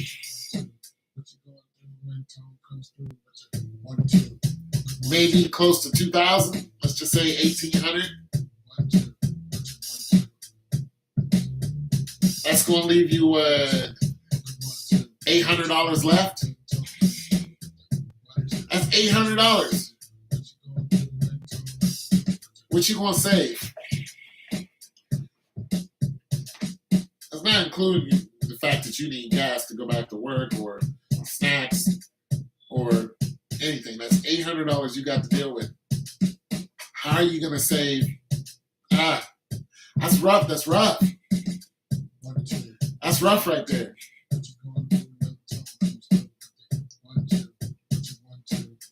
But if you can put away 10%, you can put away $80, squeeze it somewhere. I don't know. You gotta save on water somewhere, not use so much water. Turn the water off when you brush your teeth. Don't flush the toilet so much. Something. You gotta shave it down some kind of way. You gotta squeeze $80 out of somewhere. Maybe the electric, something. Not so many lights on in the house.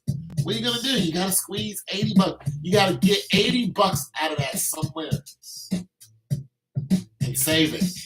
Don't put it into the stock market. Save it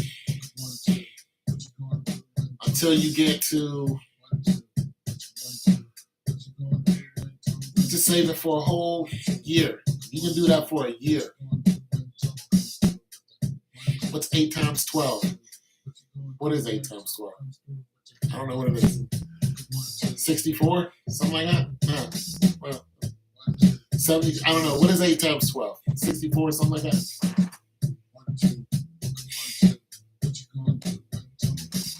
Damn it, I really don't know what 8 times 12 is. Am I right? I don't know if I'm right.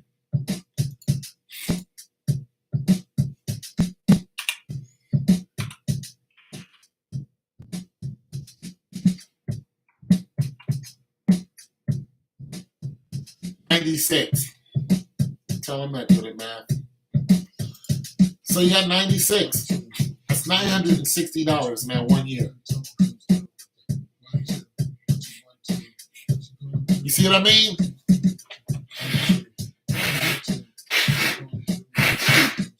Sorry, my nose.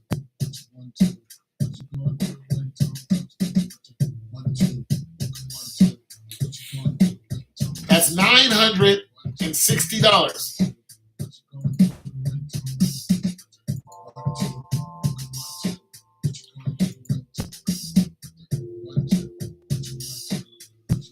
$960 in a year.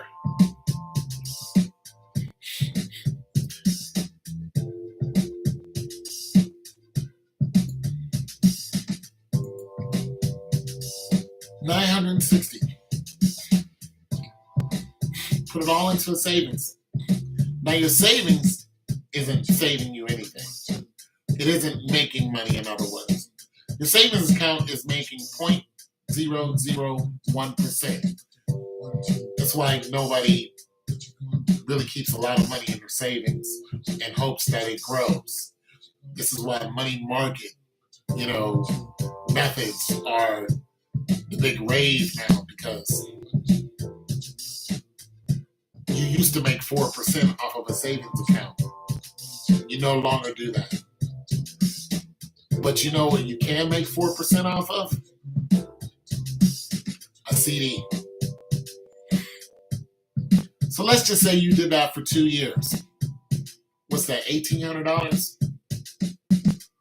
$1,840, something like that? No. Let's see what it is. 960, so 18, so that's 1912. So it's almost $2,000. So you take your almost $2,000, you put it into a CD, but you don't put it into a CD into a regular bank. What you do is you put it into a CD into a bank that has the highest interest on the return of the CD. So now you have to do some homework. And you got to find out what bank has the highest return and is the safest. Because you can get someone that has 7%, but it might not be an actual bank. It might be a subsidiary of a bank. You might not want to trust your $2,000 to a subsidiary. You're like, nah, I'm gonna look for a bank. So now you got to fish around and find out what bank that you can put your CD into. And most of the time, it's the credit union. So if you find yourself a decent credit union, instead of getting 4%, which is kind of normal, 4, 5, 6%, but 4 is more normal. So your credit union will say, well, if you give us $2,000 and put it into a CD, your first year, you're going to make 3.5%. If you go to US Bank, they're going to say your first year, you're going to make 4%. The credit union is going to turn around and say, yeah, but the second year, you're going to make 5%. US Bank is going to say the second year, you're going to make 4%. The credit union is going to go, in your third year, you're going to make 6%. US Bank is going to still say at 4%. What I'm telling you is not hypothetical. What I'm telling you is actually all true. If you don't believe me, go look it up. At maturation, meaning however long of a term you're keeping it in, if you have a 4-year maturation at US Bank, that money is going to stay at 4%. So you're going to make roughly $300 within 5 years. This is a 47-month CD. It matures at 47 months, so it's right up under 5 years. You're going to make $200 maybe $80, maybe even more than that. A little bit more than that. Not much more. You do the same thing for a credit union at maturation, it's going to be at 7%. When you start doing the math on that, and you can keep it in there. What you can't do is add on to it. So, once again, let's just say that you're somebody who makes $3,000 a month, and you can squeeze out comfortably $80 a month. $80.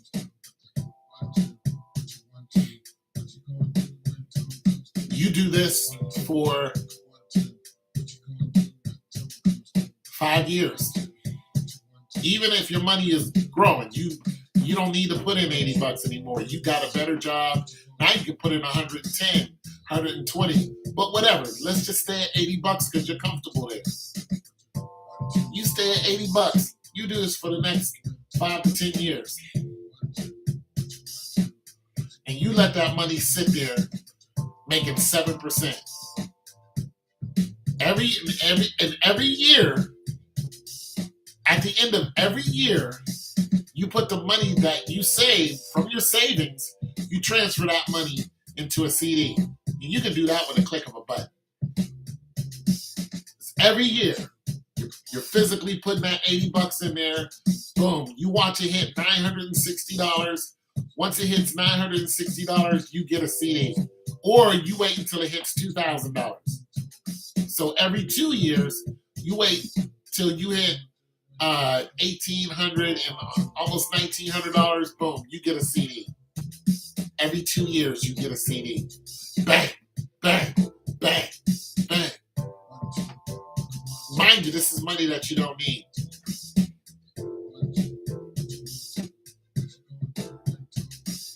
And that's just off of 80 bucks. For some of you ballers out there who can put away 200 bucks a month, you go down to your nearest credit union after every 2 years. What? 2 times 12. One of y'all do the math.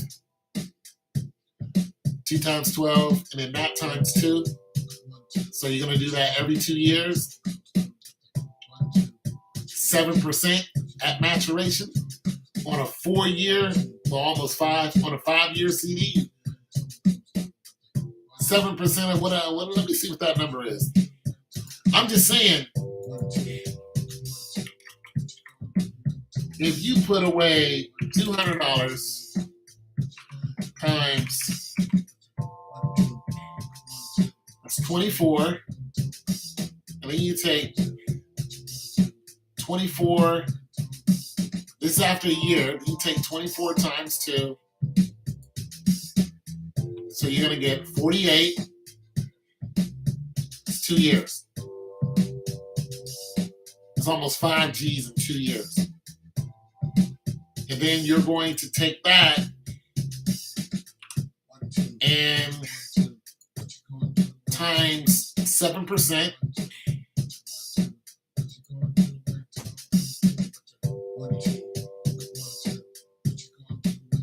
I think that's wrong, but no, you move the decimal over. It's going to give you move the decimal over once. So it's going to give you $3,360. I did this wrong. Let me get my act together. No, okay, I'm sorry, I did this wrong. So it's going to give you 7% of 480 is 336. So that's, move the decimal over 1, 2. Yeah, I think that's right. Yeah, 7% of, hold on a second, 48. Yeah, so 10% of, yeah, it's going to give you, yeah, 10, because 10% of 4,800 is going to be, yeah, because 1% is 48, 10% is 480, yeah. So 7% is going to be, yeah, $336. That's 7%. So that's 1 year of your CD at full maturation. You see what I'm getting at here? That's $336 that was just sitting there. So if you had 48, trying to get my math right, I'm not great at math. So if you have $4,800, it starts off at 3.5%. So times 3.5, so it's going to give you $168 in the first year. That's $168 in the first year.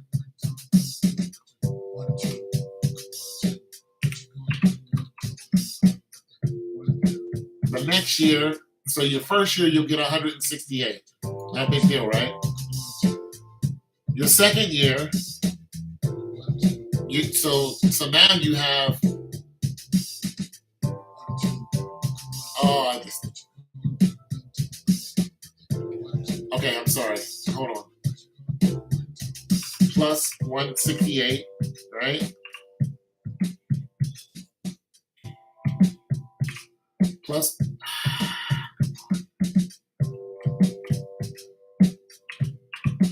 So that's here your second year. That times 168 plus 168. Oh, I don't need to be doing this on this computer. Okay. Plus 168. Boom. So your first year, you'll have, this is with your CD from a credit union at 3%. You'll have 4,968. Then you'll have five. I think it's 5%. It's either 4 or 5%. But let's just go with 4%. You have 4% of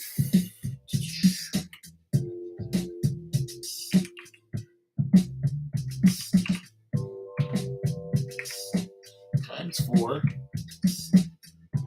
So your next year, you'll make $198. So you'll take that and go 4968 plus 190 plus 198.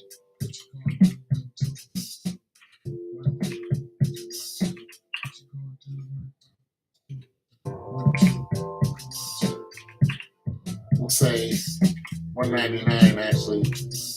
199. That's going to give you, this is your second year. That's going to give you $5,167. That's at 4%. And you're going to times that by 5. That's going to add on another $258.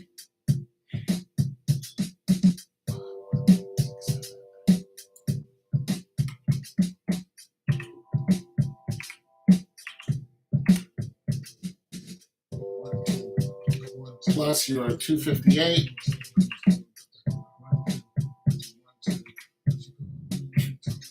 That's going to give you $5,425. And then when it matures at 7%, this is your third year. No, 1, 2, 3. This is your fourth year. Times 4. No, sorry. Times 7, because it matures at 7. You're going to add on $379.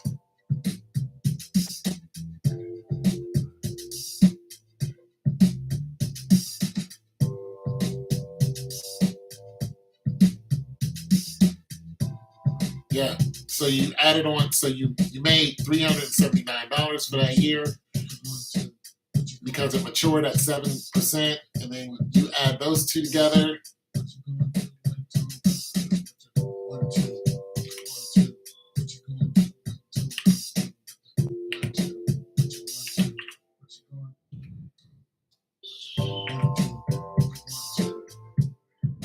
Let's say 380 comes to 5,805. So that's roughly. So that's after your fifth year. That's after your fifth year. And then you can keep it in there and it just keeps going. That's the beautiful thing about it.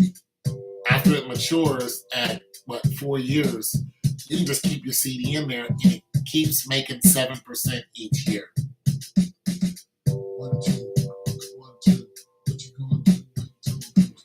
That's not bad. That's not bad. I think this year sometime I'm going to I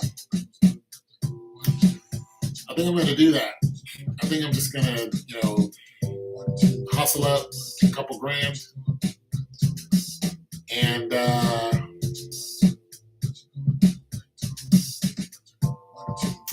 just give it to a CD. Give it to a CD at the credit union. really gonna pay it any mind after that. I already know what it's gonna do. A couple years it'll hit 7%. It'll make decent money. It'll be almost as good as the stock market. The stock market usually gets you about 10%. But right now the stock market is not happy. I'm not happy with it. I'm not making any money. I'm not making any money in the stock market. I was. But right now I'm not. And I'm not making any money in the stock market. I'm not. I used to be able to siphon off $100 a day. I'm not able to do that. And I miss that. Because then I would take that money and, go grab another refrigerator. You know what I'm saying? If I can get $150 for that day, I go get a fridge, boom, flip it. But the stock market is super slow. And my money is, I'm not happy with it. But I'm not pulling out of it because I don't want to lose.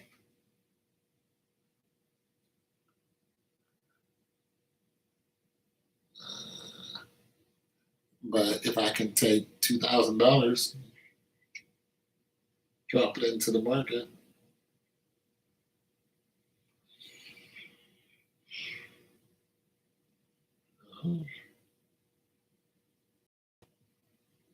add on 3-4% a year,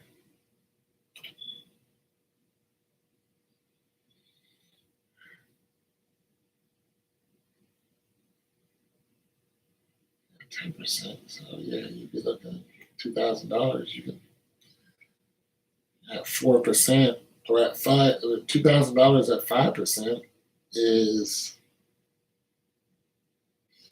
well, at 10% it would be 200. So half of that it'd be $100. That's not a lot in a year, but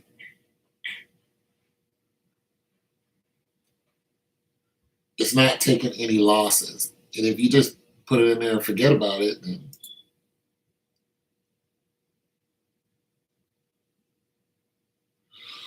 that's the whole point. But go through a credit union, you guys. As if you don't want to mess around with it.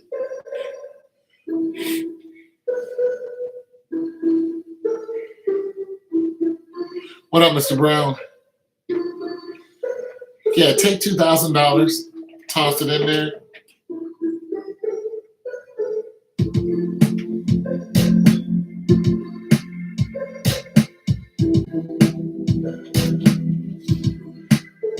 So you don't like the idea? You don't like CDs?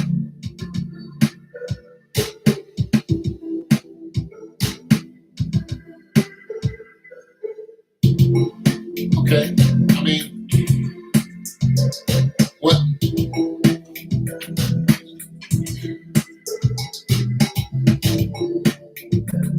It's the crank. My bad. It's the crank. So, yeah, it's better than savings. Savings is no good anymore. Yeah, but what are you using? What are you using? Are you, what are you using? You're in the stock market? You doing it through insurance? What are you, a futures guy? Penny stocks? Green dot, explain it. Let me know. Put me on. You got some futures? What you got? Some dividends? What you got? What you got? Some MLPs? ALPs? What you got?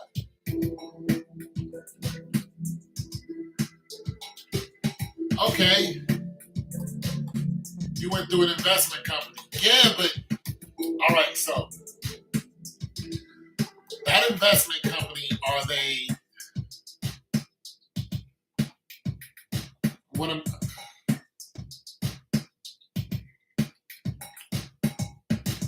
are they going through what? The stock market? 401k? What are they doing? Your 401ks are in trouble.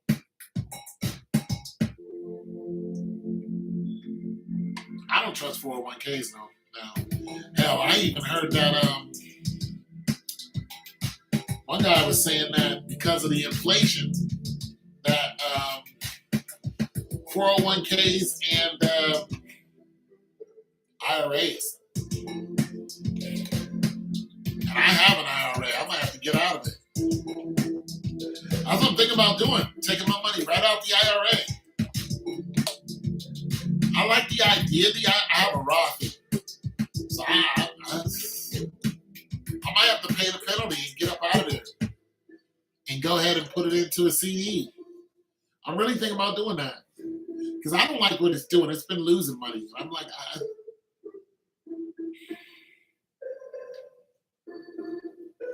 yeah.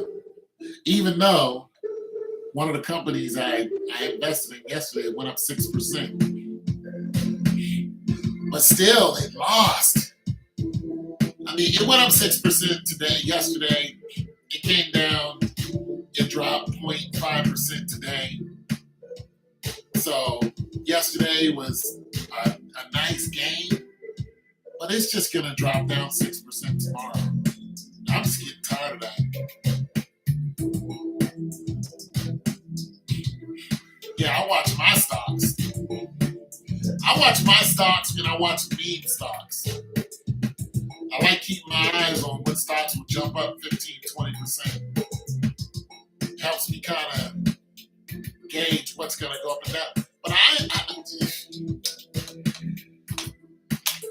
so I used to take a chunk of change and then put it on a meme stock and then watch it go through the roof or sink.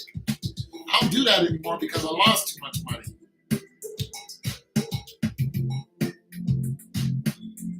But it's still a good way of making money.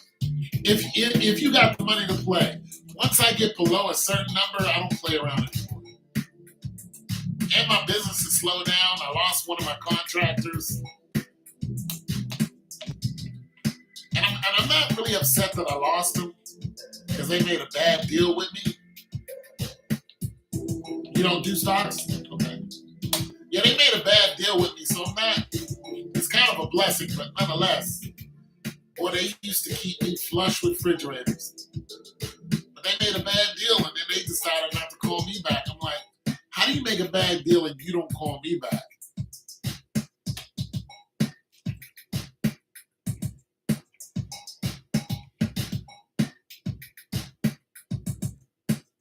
I think I'm okay. I think I'm okay because I don't have a lot of money. I like what I'm doing. However, I'm not foolish enough to ignore good advice.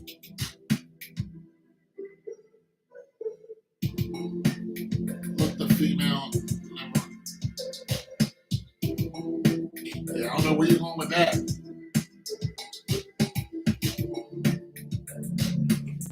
Yeah. Yeah, I need another, truthfully, to play with, to do what I want to do, I need about $5,000 to put that into a CD and just forget about it. Then I'd like to have about $3,000 to mess around with. Yeah, I like to have it like $3,000, like if I lose it,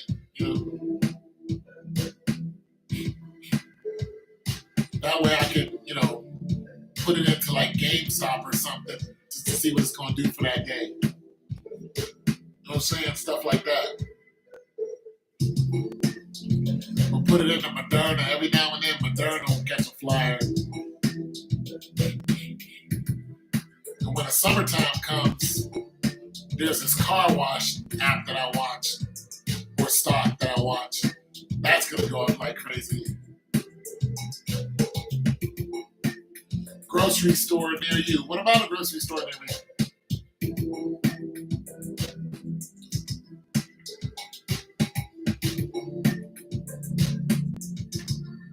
about a grocery store near me?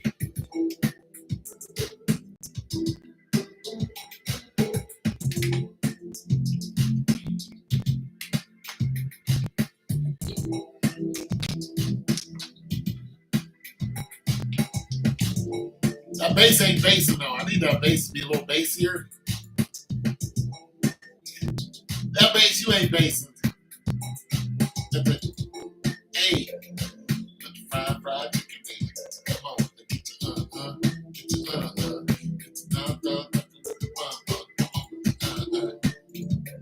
That bass needs to be bassier.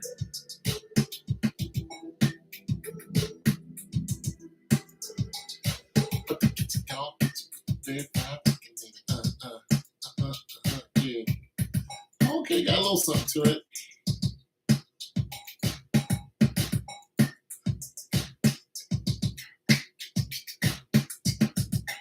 That bass ain't bassing. I need the bass to be bassier. I like my bass to be.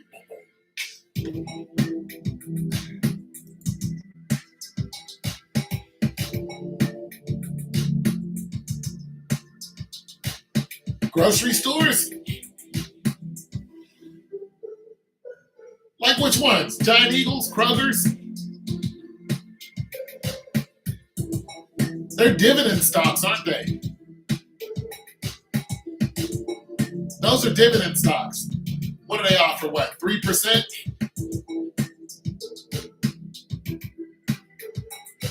Yeah, Kroger's. Kroger's is a dividend stock, a quarterly dividend stock that offers around in between like 2.9 to 3.2 in dividends. It's a good stock though. Yeah, I mean I haven't even looked it up, but I already know. They fall right in line with like Lowe's. Yeah, it's not like it's an MLP or something like that. It's not like it's an energy company or a midstream or something like that. So, midstream is going to pay you more, but they're more risk. And then, of course, your growth stocks are going to be the biggest risks. So, yeah, Kroger's is going to be. Let's do it. Let's do it. Hold on a second. Let's do it. Let's see how wrong or right I am. Kroger stock, okay, dividend stock. Let's look at the dividend for 2021. Oh.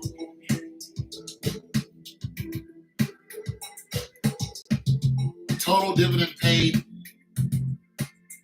78. So yeah, they're not even that high.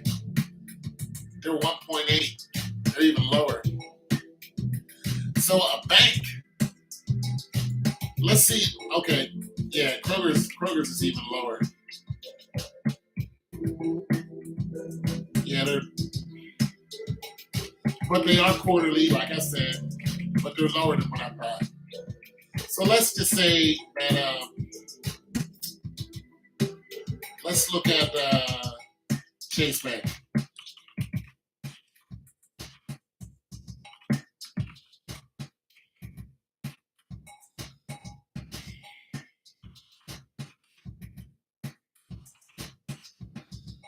Let's look at Chase Bank.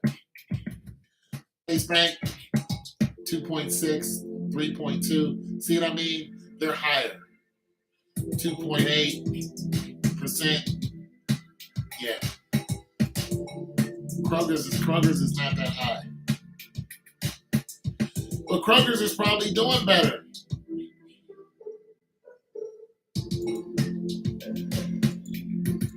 Let me go back to Kroger's for a second.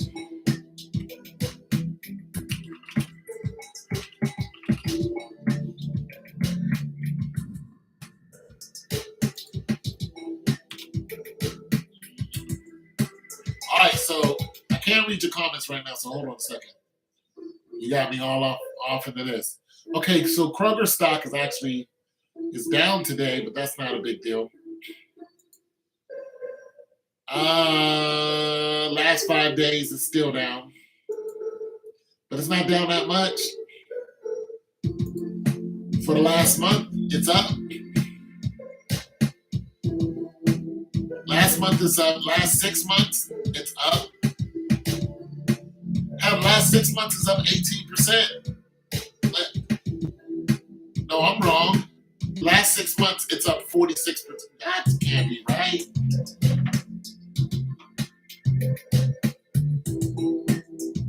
46.8. Wait a minute. Hold on a second. Oh, okay. There must have been a dip somewhere. Oh, okay. All right. 27.68. That's still not bad in the date. That's the year to date. It's up 27%. Can't be mad about that. All right, I'll read your comment now. I needed to get through that. Kroger's good. Chase AM.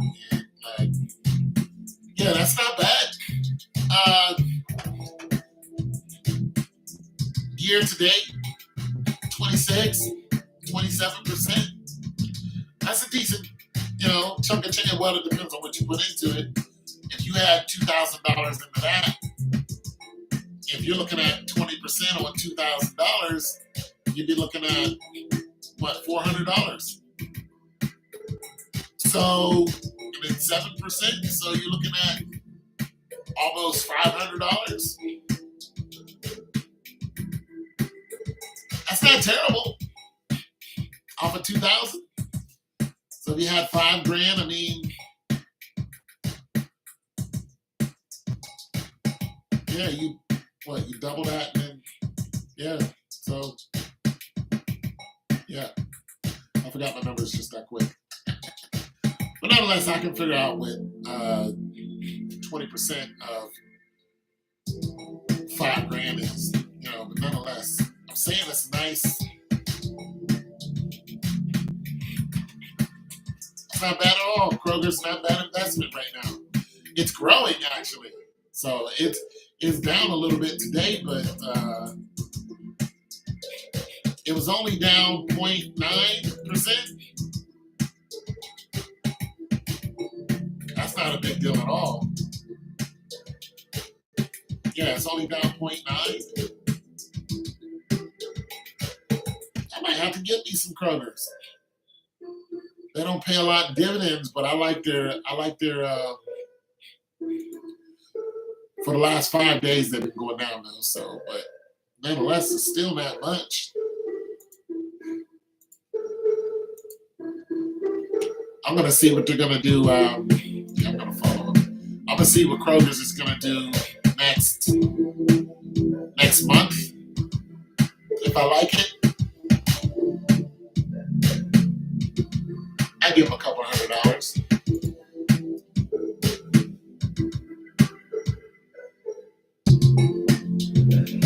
Yeah, but I think, well, okay, so here's what I'm waiting on. I'm waiting on inflation. Kroger's?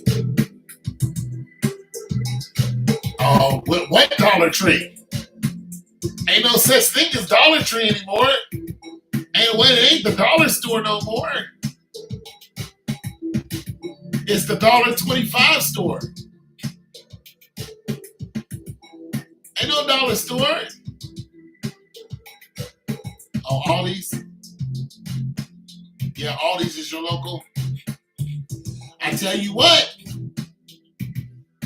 Aldi's surprised me. Okay, you want me to look at Dollar Tree? Hold on, I'm gonna look at both of them. But Aldi's surprised me.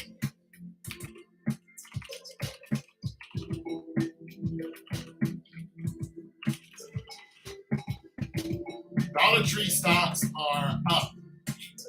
They're up 2%. Excuse me, 1.29%. But let's get some. Let me look at the flow. Yeah, Yeah, they're up.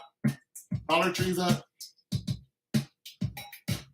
Dollar Tree's up. Yeah, they shot up today. So somebody made some money today.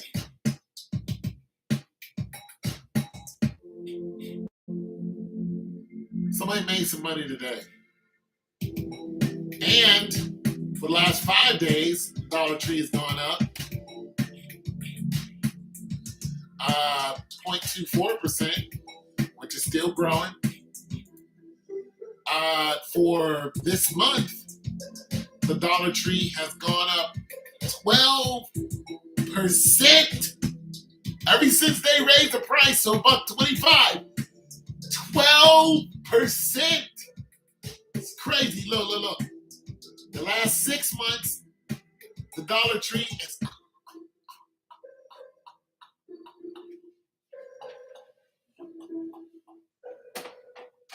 Oh, that hurt. Oh, that hurt. That hurt. I'm sorry. Oh, that hurt. Oh, that hurt. That hurt. I'm sorry, that hurt. That got me. Wait a minute. The Dollar Tree has gone up 70% within the last 6 months. That just got me. That just got me right there. I thought it was going to be like 25. That got me right there. And I'm going to tell y'all why that hurts so bad, because I look at the stock market every day. And I look at growth stocks and all that every day. And my stocks are sinking. And if I would have had this in the last 6 months, oh my God.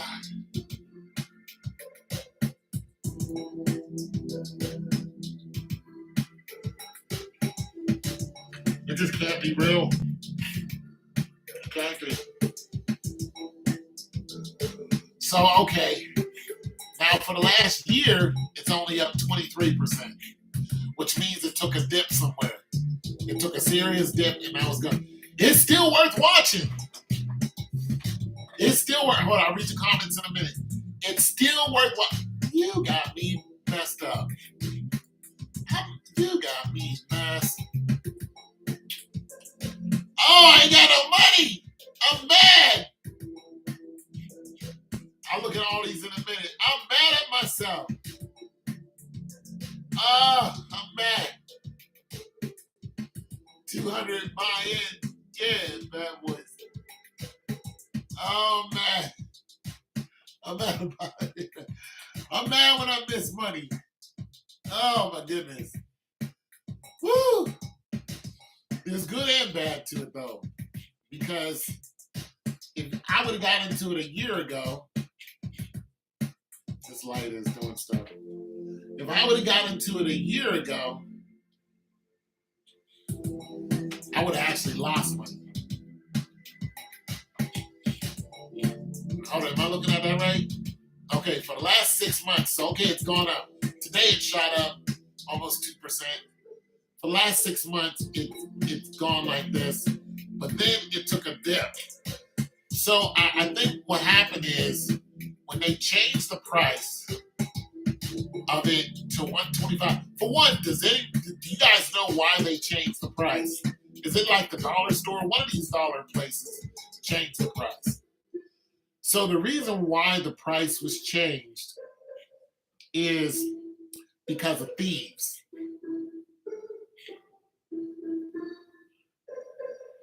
Yeah, is it Dollar Tree that actually changed to $1.25? Okay, so the reason why the price would change is because the thieves would come in and steal whatever, and they couldn't do anything about it. They'd walk right out with all the stuff, right? Just come in, steal, walk right out. Well, they kept hitting them so much that they couldn't afford security. So they're like, we can't afford security. So what do we do? Hey, what's going on, 5,000? I'm cooking a barbecue right now. Love you. Hey, go on and get that barbecue in there. Go on and get that barbecue. I say they were 125 to start deployment.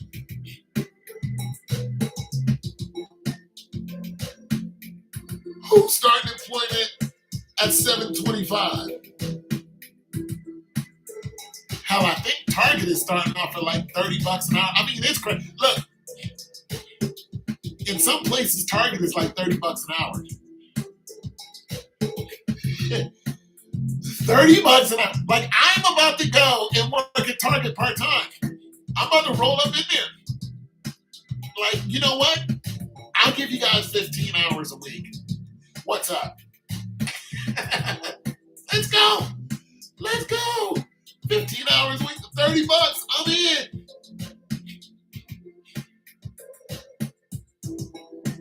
Oh, your stock is Aldi's.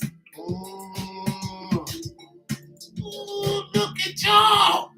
All in the conversation. Yeah, I ain't been doing good with mine. Look at y'all all up in the stock conversation. I like it. I do like it. I do like it.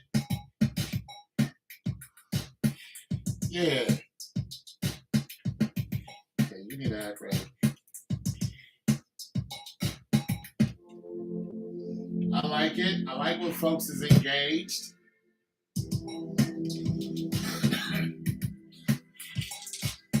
Y'all give me a minute to get situated. My microphone. Usually I don't talk to the microphone. Let me get situated. This microphone likes to drop down.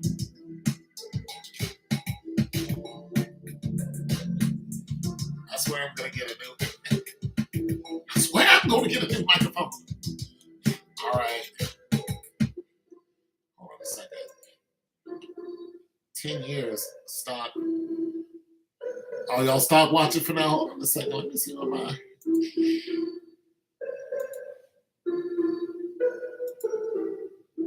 Oh, come on. Somebody cook a barbecue chicken.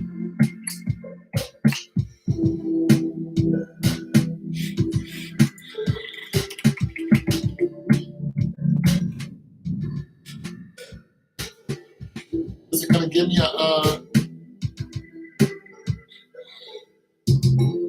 All right, it's not...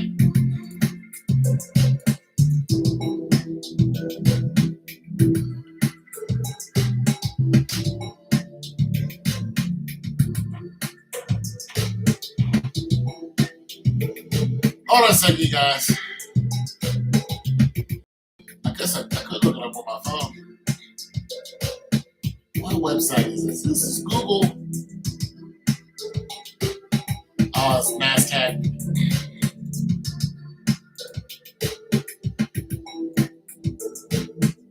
Oh, it's...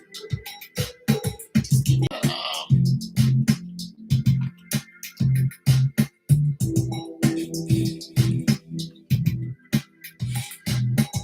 Are you guys in the VTIs or VOOs?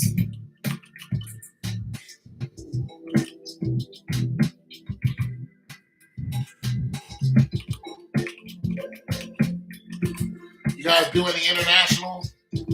You guys do any banks? You do any Canadian banks? Or energy? I don't know what Aldi stock is. It's not showing me what it is.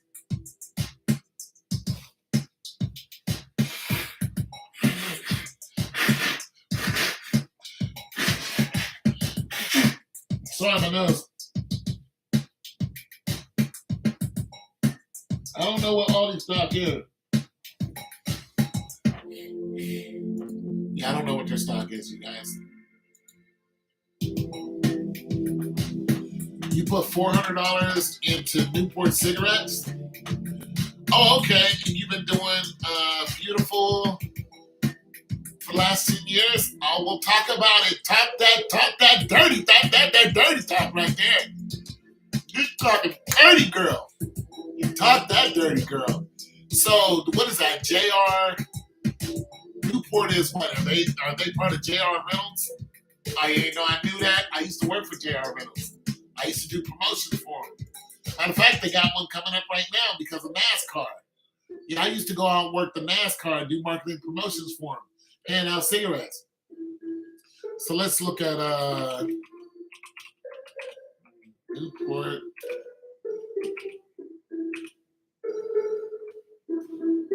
cigarette stocks. Uh,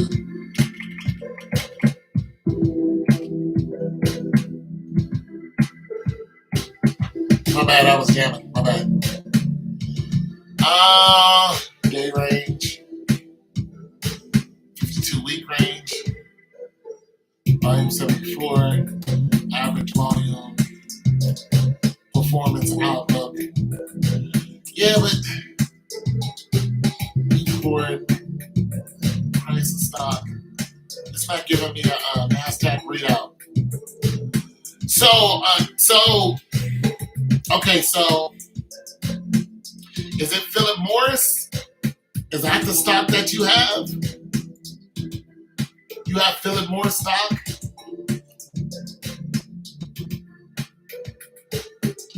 Is it Philip Morris? All right. Okay, yeah. Because I'm like, wait a minute, it's not Okay, so Philip Morris International.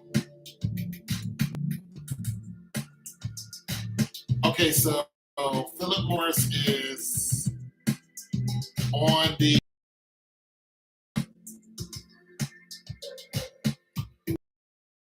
not bad. Philip Morris is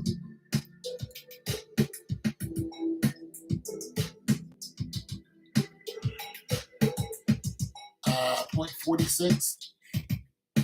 No, wait a minute.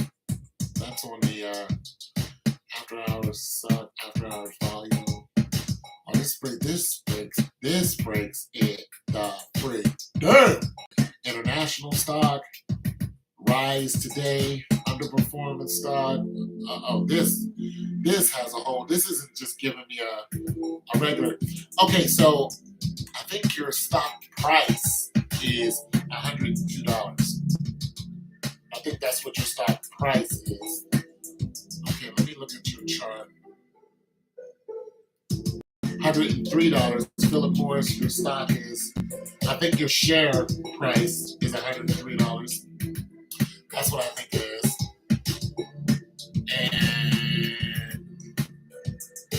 this is hard to read because I'm not a financial dude. So I need to get more into this. But, your futures are up, though. I like it. Futures are up on the Dow. Okay. The S&P, NASDAQ, Global Dow, Gold Dow. Yeah, this takes some. I mean, I know how to do some stuff, but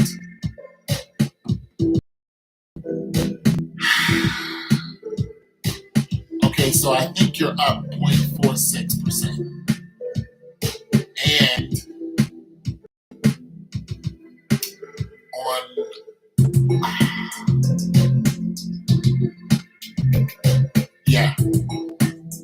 I think you're up 0.47%, which is good.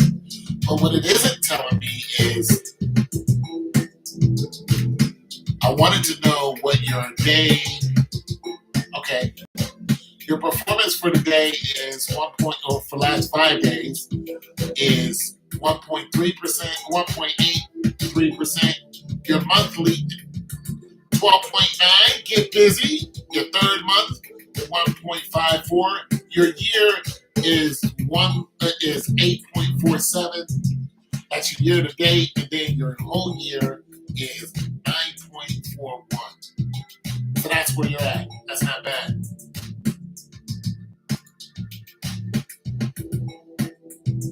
International and United States? Okay. Yeah. So it's not bad. It's in there.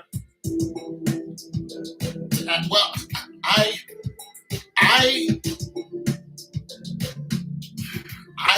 always think that the stock market's going to do 10%. So that's 10% a year. So right now it's right at 10%. according to what I just looked at.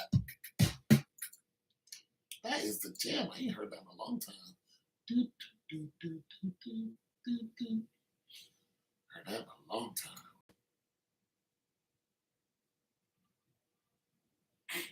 So yeah, right at 10%. So yeah, I like it. That Dollar Tree got me shook though. That Dollar Tree got me shook. Man, who knew it was gonna do that?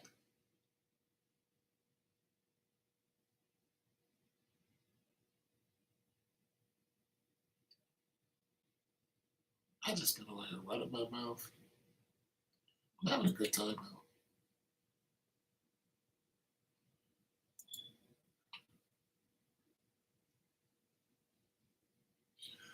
You're going to do what?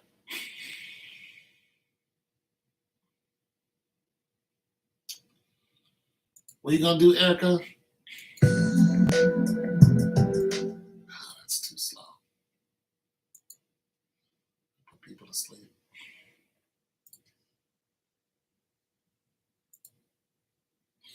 You gonna do what, Erica? You gonna do what, Eric? You gonna do what? Why does it not look okay for a guy to do that?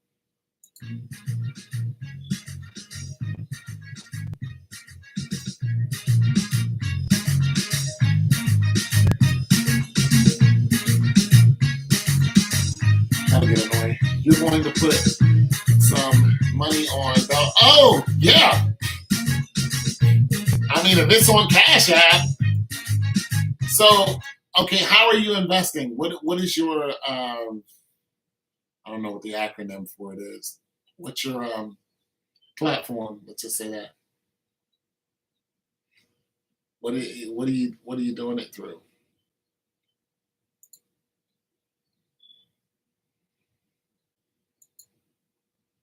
Man, I'm hungry. I'm about to watch some Catwoman tonight. Yeah. I'm glad. I'm always happy when I have a movie lined up.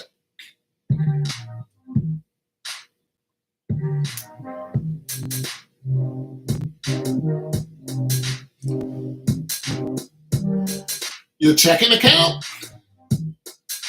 Oh, so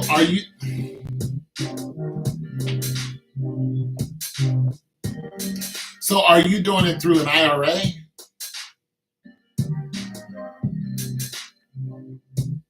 Are you going through your IRA? I mean, you're investing through your checking account? How does that work?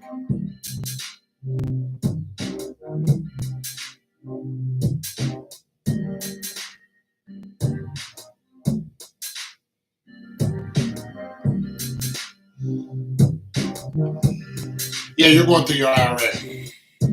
Yeah. Yeah. Yeah, that's the move. What are you going to give them? $200?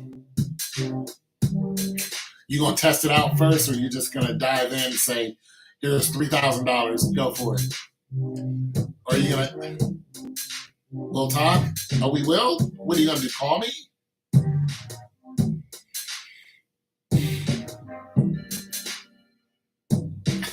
We'll talk. We about to do business. We about to do business. Yeah. Yeah, you can use your, you're using your IRA. I have 2 right now, but none of them are doing spectacular in my IRA. But I don't want to, take a loss because they're down right now. So I'm like, I'm not going anywhere.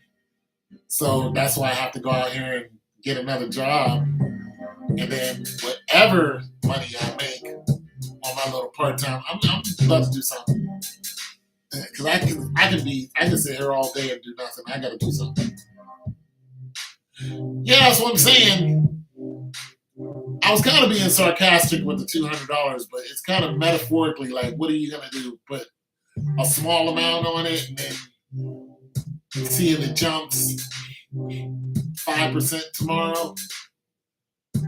Because I mean, hold on, where's my phone? Let me see what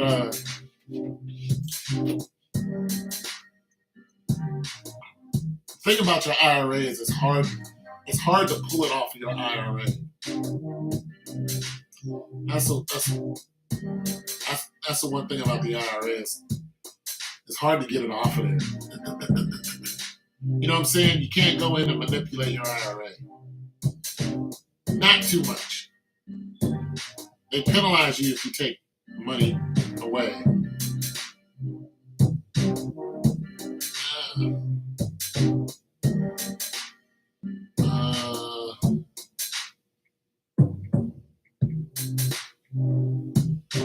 All right, Dollar Tree, DLTR is the acronym. And this is Cash App.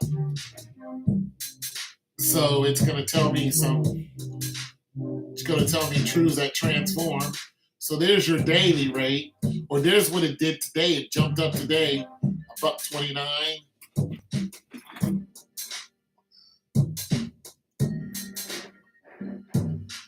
That's what it did for the last week. $1.68, not bad. This is what it did for the last month, $11.64. That's a crazy jump right there. That's not bad at all. And then from there, it just went, ooh, stop the madness. $49.51. Woo! That's crazy. That's for the last month. It doesn't show me year to date. Oh, I'm sorry. That's for the last year. Still, for the last month, still 11.64.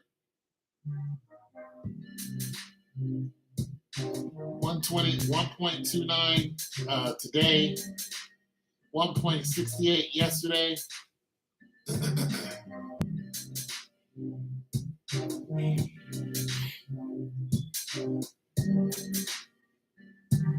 I'm gonna follow it, see what it's gonna do. I might throw I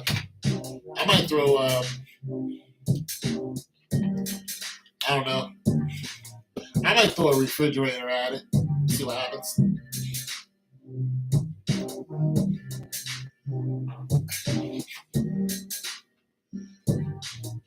That was Dollar Tree. Yeah, go Dollar Tree, right.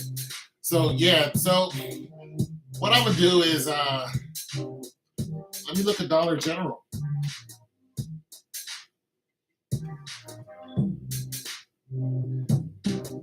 Dollar General, about the same, 1.4.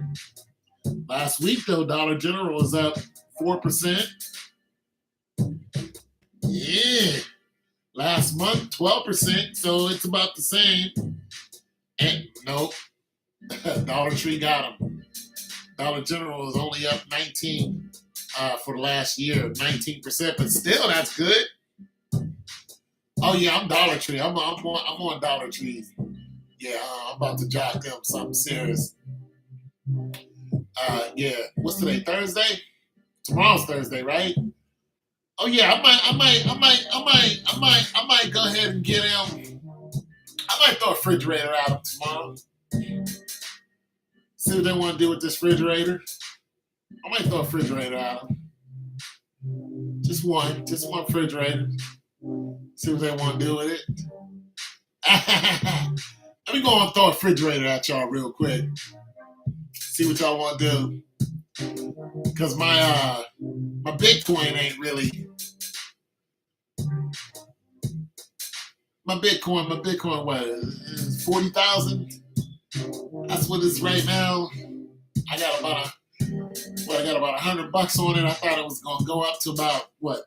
I thought it was gonna go up to like 60 G's. I was hoping to, get about $20, $30 out of it. know what I'm saying? The thing about Bitcoin is it's always moving. It dropped down, it's starting to come back up, but I ain't too excited about it. I was just trying to catch a little wave. I threw $100 at it. I'm trying to catch a wave.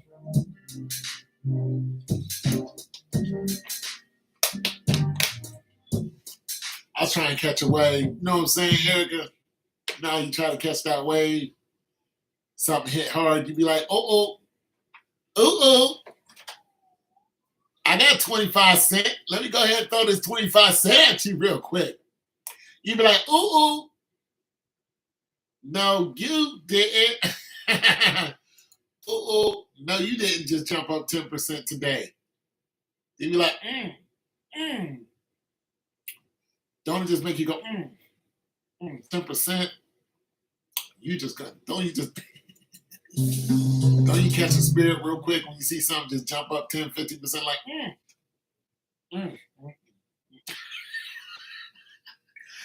Ooh. You just catch a spirit real quick, don't you? Be like,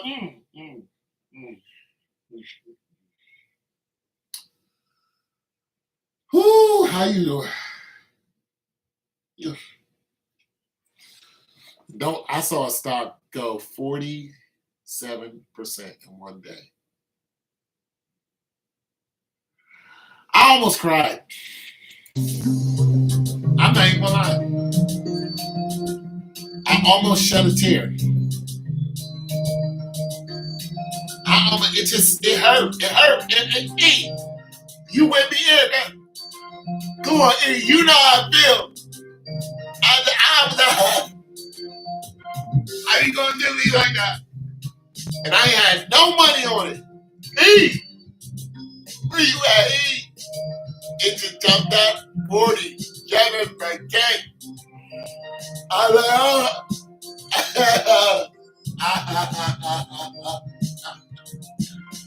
woo! I had no money. I was like, ooh. Man, I wish I had $5,000 right now. Just let me add this one click. Just got you.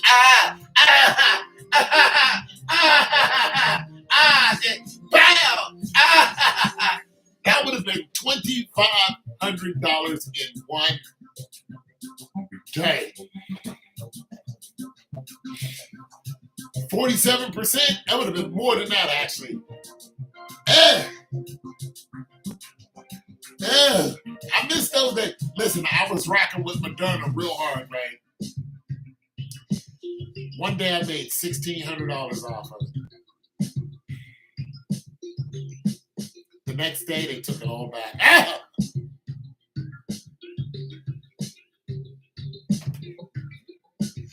Oh, they do me like that, they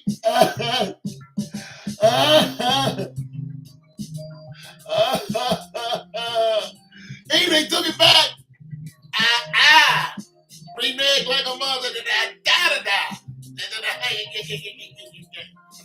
Oh, it was bad, baby. They hurt me all up in my heart again. Oh, all up to here. Right where that chest cold is. I got that little.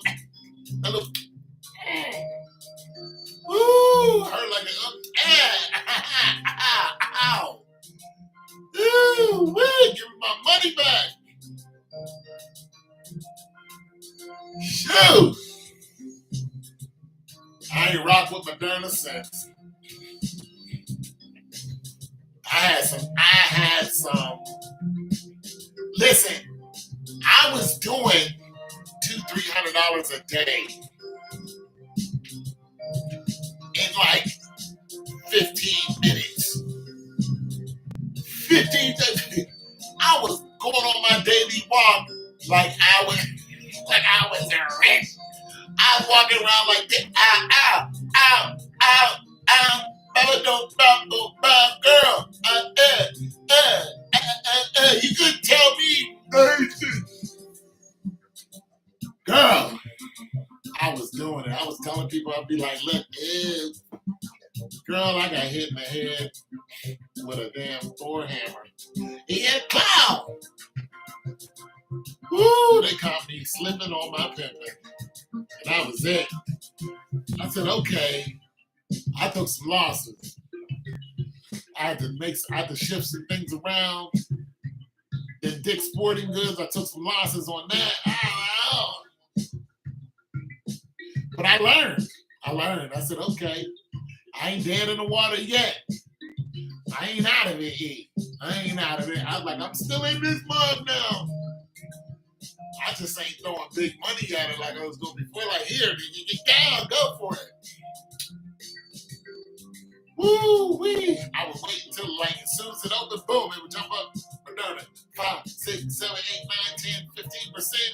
Then I would snatch the earnings out of it, and toss it into a bank. 250 and 300 and toss it right in the bank. Boom. I'll tell you, I was in there, E. Then they turned around and did me dirty. They dirty did me. They did me dirty. They took it back. It's all good though. It was fun. I felt like the Wolf of Wall Street. And I was just imagining. I was like, man, what if I had 30 grand on this joint? That's why I'm like, you know what?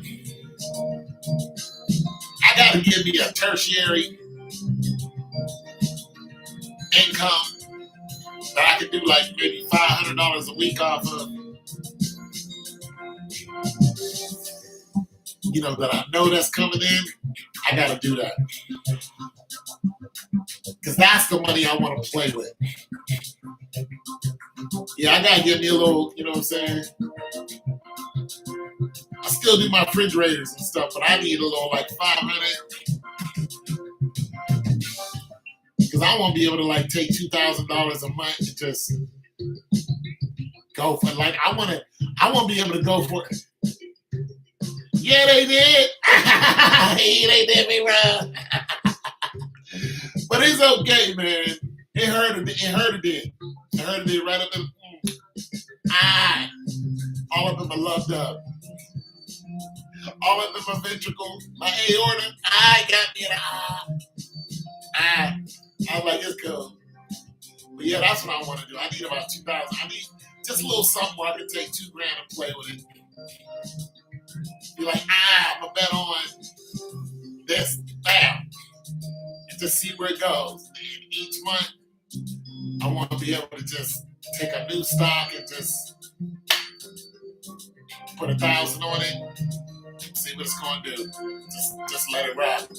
See who's gonna make money, who's not, and then take another G and just save that up until I hit 5 Gs, and then go ahead and grab a CD. And every 5 Gs, I grab a CD. So that's really what my goal is. And I only need $2,000 to do all that with, because I have to split them up. 1,000 on the stock, 1,000 in the savings, same thing. And then boom, 5,000, boom, CD, leave it, and let my stocks do whatever they're gonna do. Just take chances on different stocks. And growth stocks though, not meme stocks. Meme stocks are too volatile. You know what I'm saying? But growth stocks, I want to have 20, 30 stocks working for me. Dividend stocks though, I want them to be dividend stocks. That's what I want them to be, growth stocks. I want them to be all dividend stocks. That way I can get. Yeah. I don't want to mess around too much with growth stocks. I want to get all dividend stocks and just do it like that. Even though the dividend might be, my last dividend check was like $1 or something. But I figure on $1,000 your dividend, 3%, 2% off of it, 2.9. You'd be looking at $30. And I'm okay with that. Yeah, I'm okay with that. $30. I like that. That's really why I wanted to get into it, because I wanted the dividends. But Dick's Sporting Goods didn't pay dividends this quarter. And I also have a bank that didn't pay dividends this quarter. I'm like, what? You ain't paid dividends? They did not pay out the dividends this quarter. And this is like a serious dividend. You know what I mean? I'm like, wait a minute, you clowns. But they tell you, they say, listen, they tell you at the beginning, companies do not have to pay out dividends. Not unless it's a REIT. A REIT has to pay out its profit. Okay.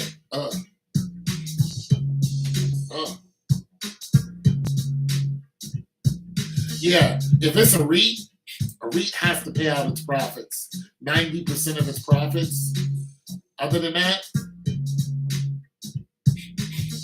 so where?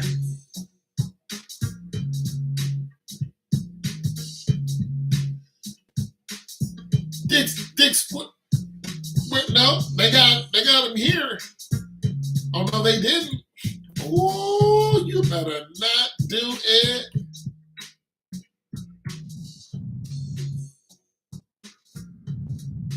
No, they didn't. No, probably where you live.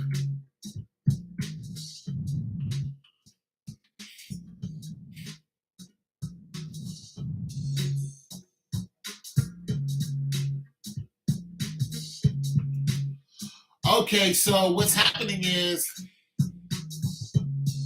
Dick's Sporting Goods announcing closing of $1.5 billion of senior unsecured VA notes.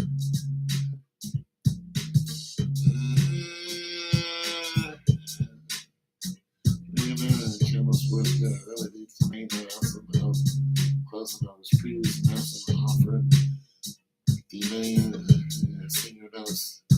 See, okay, these are investment notes.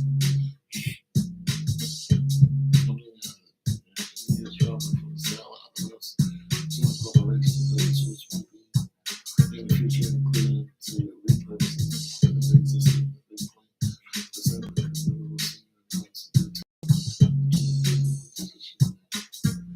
or common stock in addition for the company unsecured. Yeah, no, they're not going out of business. They got rid of some of their notes.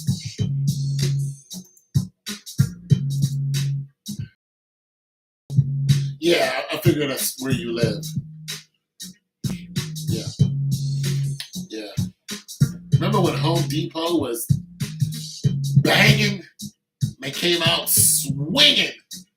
Everywhere you saw a Home Depot. What happened to them? They started going.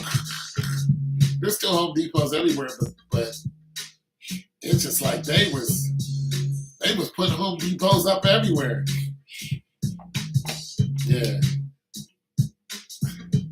Yeah, Dick's Sporting Goods is still in there. But yeah, their stock hasn't been doing good. But yesterday, Dick's Sporting Goods stock went up 6%. Today it went down 0.55%. But yesterday it went up 6%. That was a good day for me.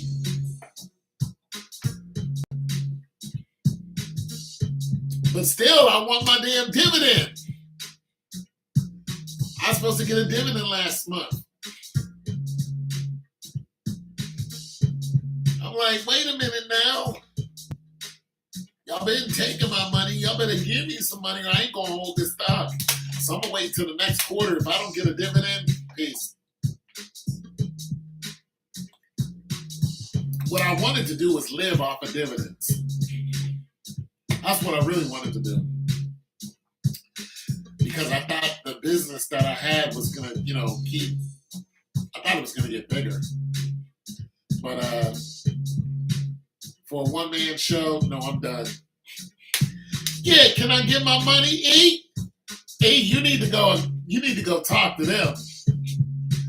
Go sort them out, E. Go sort them, E. Hey, Big E on it. I was like, come on now.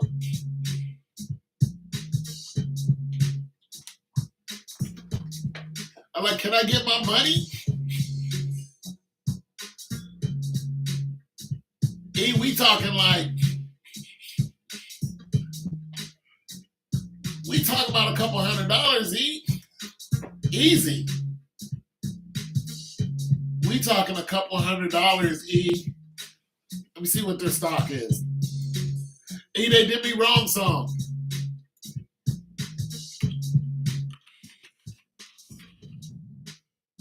They did me wrong song.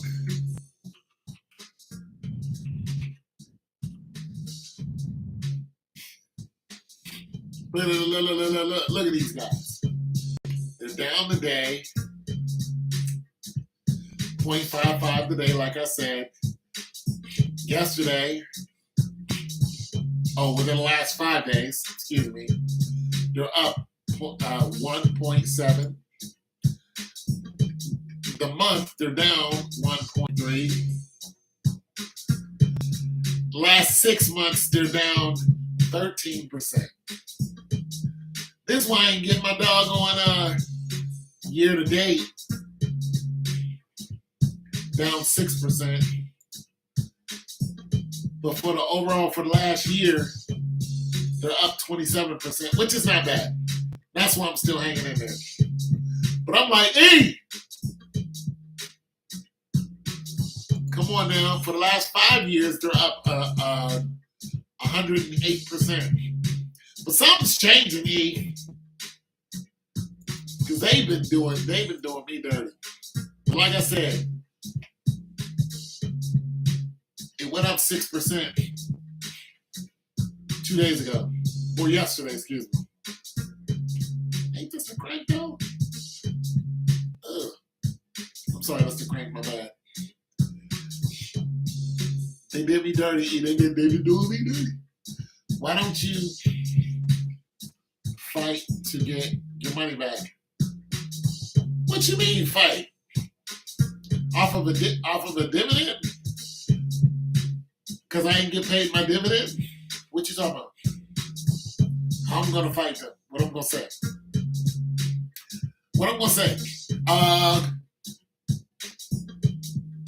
Negroes, can I get my what I'm gonna say, E?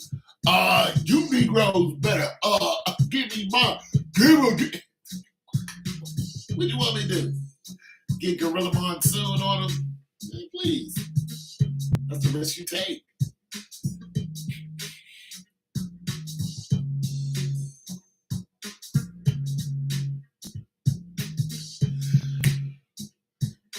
Here's where it is. Dollar Tree tomorrow, E. It's not Dollar General. Which one is it again?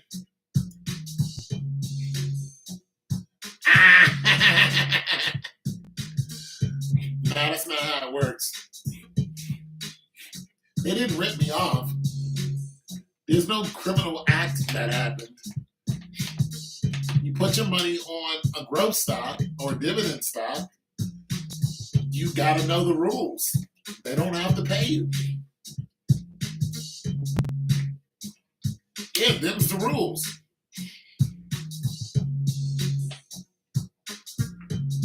That's the rules. We ain't got to pay you. We don't have to pay you dividends. You can still make money on the growth, though.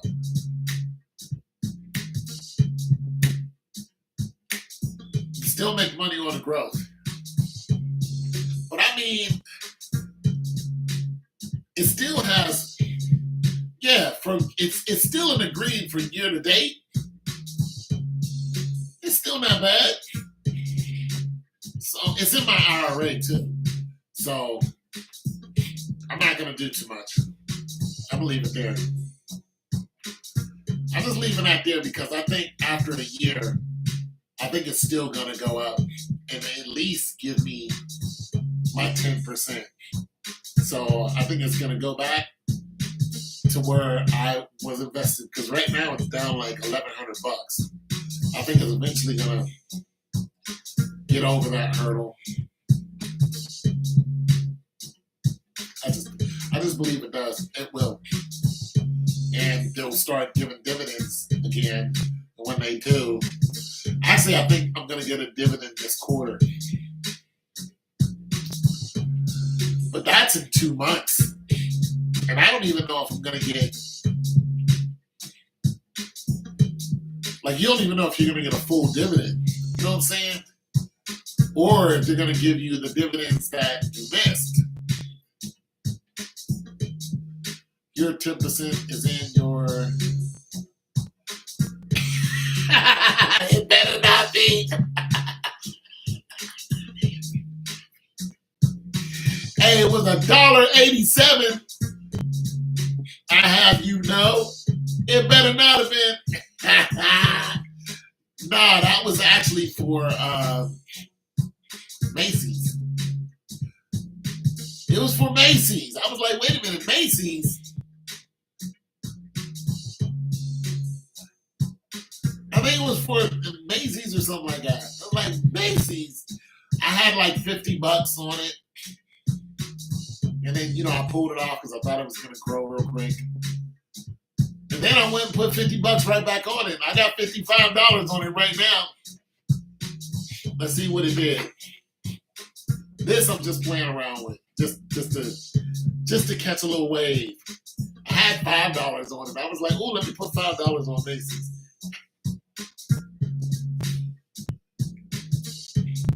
Then it went up, made me like 17 cents. I was like, ooh, let me give you about $50. See what you want to do. Maybe, you act like you want to do something out here. So,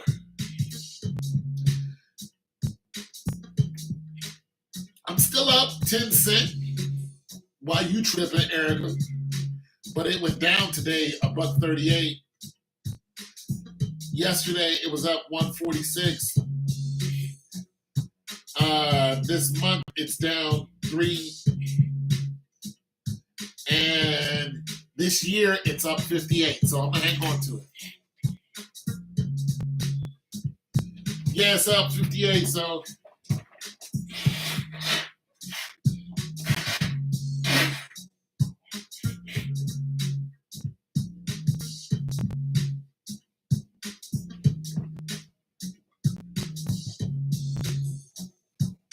usually I don't talk this long, but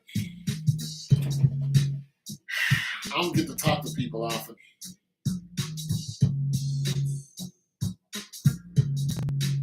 Plus the music is good. Shoot, all I need now is a Grubhub delivery, but they be eating your food by the time you. Like, I would love to order some food right now. Oh my God, I would love to order some food. But they be doing wild stuff, man. I don't trust them Grubhub people. They be doing wild stuff to your food now, man. It's crazy. And then doing it all for clout. And then you eating it and then find out when you go on the World Star that somebody done did it so wrong and you done ate it. I'll be like, come on, G.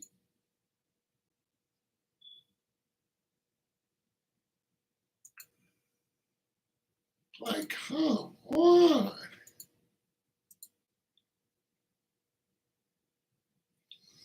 They be doing folks wrong, E. And I know what I want too. I want some lasagna from Grandma's Pizza. With the bread.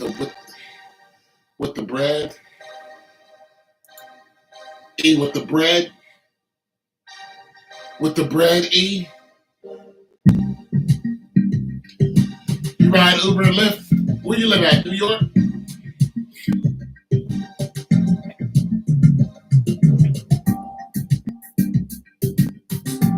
You can't tell me that ain't a dope beat.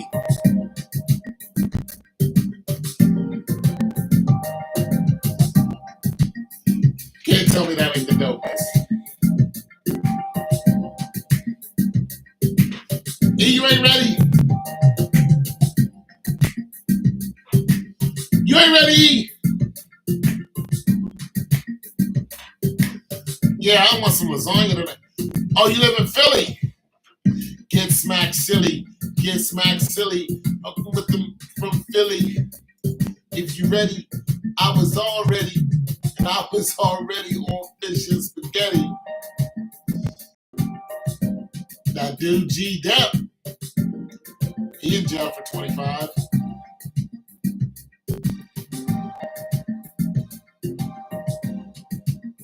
He in jail for 25. Turned himself in. He turned himself in. He was like, let me go turn myself in. Go do this time. Maybe they'll be lenient on me. They was like, nope. 25 to life. I don't know how long he's in, but I know he's in for a while. He in a box. Yeah, they put him in a box. He went in for murder. G Depp. Bum, bum, bum, bum, bum, bum, bum. Yeah, he had 2 songs. I remember G Depp, he had 2 songs. If you're ready, yeah, let's get it. Yeah, they put him in. He turned himself in. He ain't do himself no favor. He's like, yeah, maybe the judge will give me maybe 10 years. I do 7 on good time, get out. Yeah, let's see what happens. I'd be like, what is this? Murder the first? Ooh, looks like you thought about it before you did it. It wasn't an accident. No self-defense. Ooh, no insanity plea. No childhood trauma. No nothing. Ooh. You just did it, man. Ooh. How'd you do it? Did you beat him to death? No? A weapon? Ooh. Ooh, damn. Ooh, a weapon? Ooh, that's bad. Man. I was trying, but did you own the weapon? Ooh.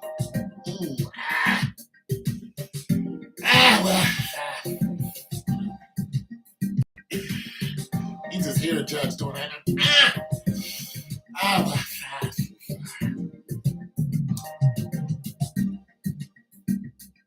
They give you that look right there.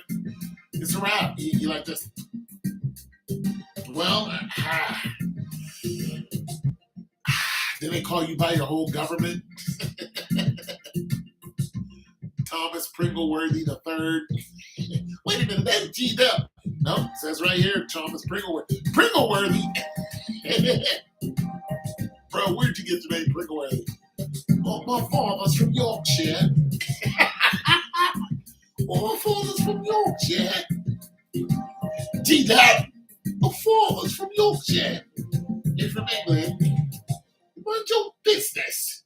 Mind your business. Go on, Your Honor. Oh, you saying love? G Depp. I'm actually from Brooklyn. Now, I'm from Yorkshire. I'm the famous Pringleworthys from back in 1862. They were sharecroppers. Pittsburgh. You're like, wait a minute. Pringleworthy? Let me look them up. Oh, they own you guys, and then you. Okay, we see what happened. And granddaddy started slinging out wood. Pringleworthy's great granddaughter, and then that's how you got here. Okay. Thomas Pringleworthy. I chose that as man. Philly, huh? You a long way from me. I've been to Philly before. Nah, I live in Ohio. Tubman Sprinkle, where they at your service? I'm trying to see what you look like. What you look like? Send me a picture. So what's your status? You married with like 4 kids? Grown kids and whatnot? You got out of the house kids? Still coming by to get a peanut butter and jelly sandwich every now and then? You got grandkids? About 3 of them? 2 years old? What you got going on? Does your husband work for the factory?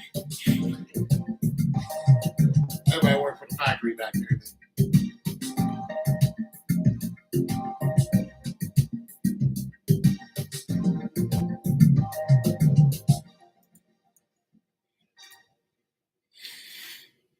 Thomas Pringlewell,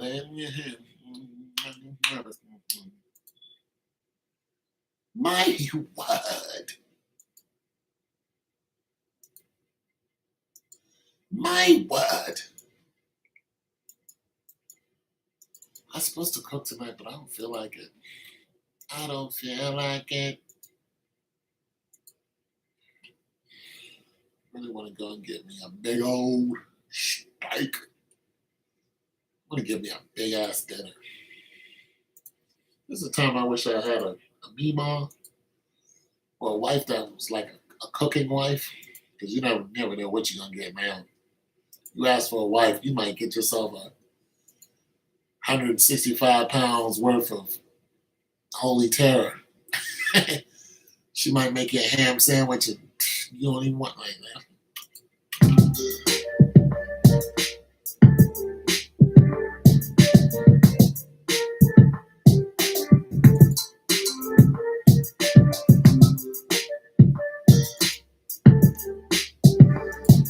If I change this baseline though to a subby,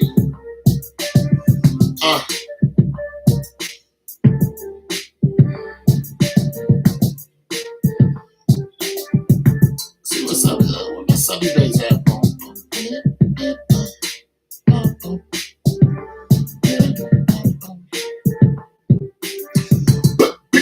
Bass 110.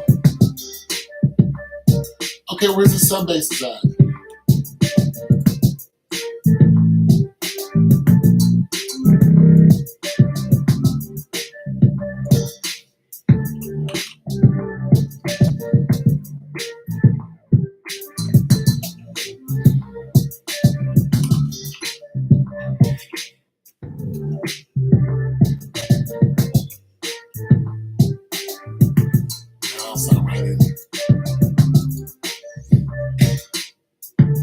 Which your husband work for the factory?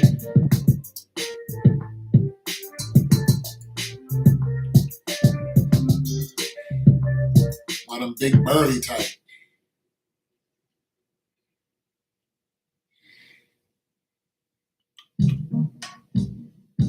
Okay. You don't go to the PTA meetings? Get something to eat? No kids, never been married, no man either. You just turned 50, okay. You just over there prospering. Never been married, no kids. You like, I ain't doing it. Don't come over here with that penis, brother. You ain't.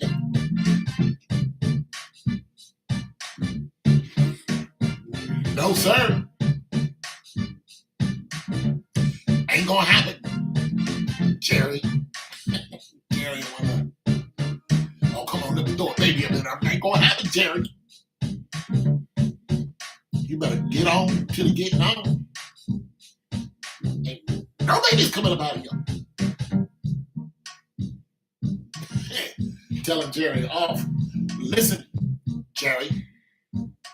You either marry me or get your monkey ass. Jerry. No husband, no kids. Okay. What you do for a living? Wait a minute, let me give you some of this.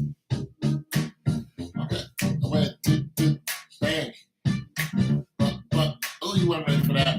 Wait a minute. Hey, wait. And switch it up, switch it up, switch it up, switch it up. Girl, you ain't. With the oh, I hit you with the double. You didn't even see that. I hit you with the double shoulder. And wars have been started for less. I want some lasagna. Let me see if I can order some. I have not ordered it. Let me see how long Grandma's Pizza's over.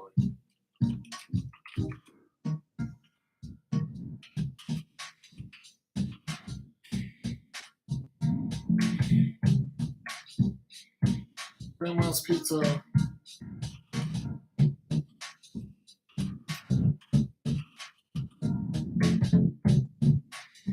Yeah, right down the street. What time y'all close?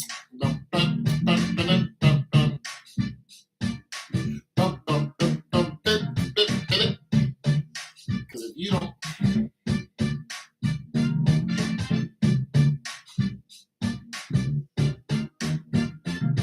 I ain't gonna close till 12. So come on. You just turned 50? I got you by a few years. I want to see what you look like. See if I have to come on out to Philly and show you how to dance. I am not coming to Philly.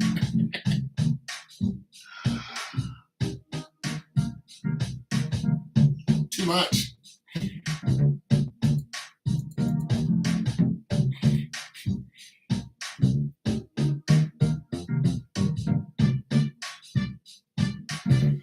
Where's the lasagna?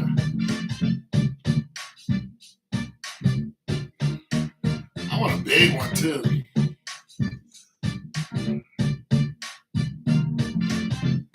Ooh.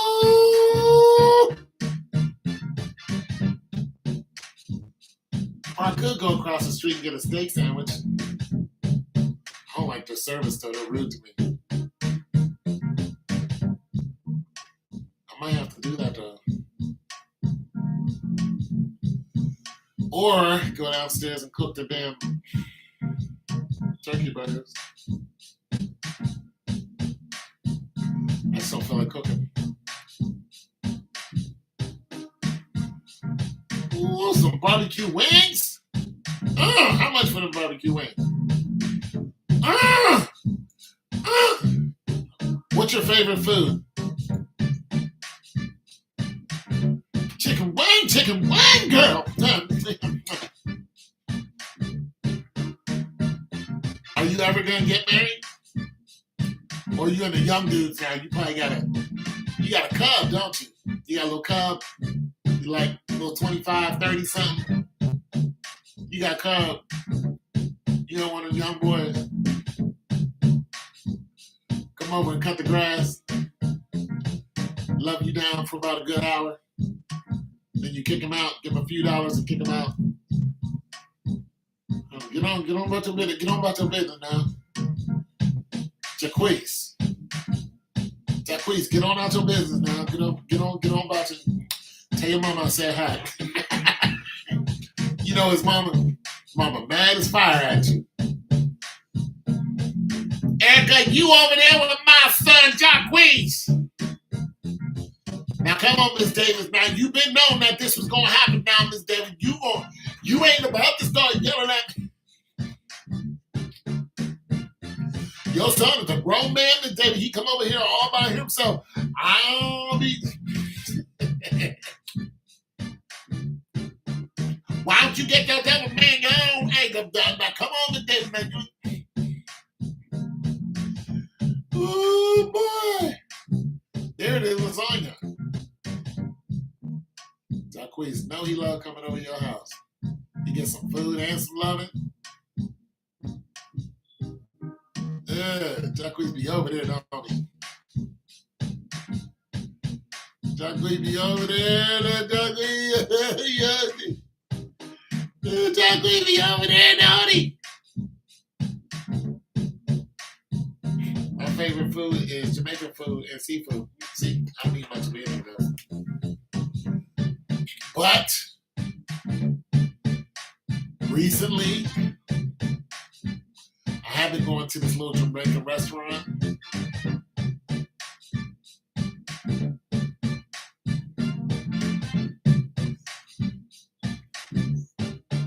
Black people run it too. Each meal costs about $18.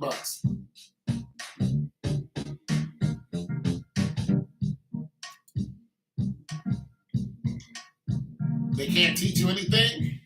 I hear you. But each meal costs about $18. Sometimes I'll go up there and order 2 meals. That food is so good. They give you so much of it. It is so good. It made me, sometimes, the only thing about that food is this is weird. That food makes me wish I had a girlfriend. Isn't that weird? When I go into that place and buy that food, it makes me wish I could share it with somebody. Like I want to go up there and buy 2, meals for me and my woman, and when she get home, be like, yo, like we ain't even got to be up in the kitchen tonight cooking. I got you the bone, with the neck bones and the bone. And we just sit there and eat it, laugh about stupid stuff. And dude, I haven't had a girlfriend in almost 15 years. I haven't had a girlfriend in a long time.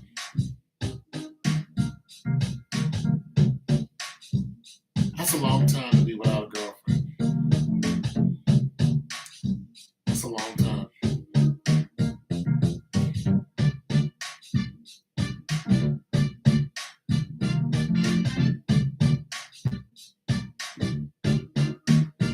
I miss not having a girlfriend.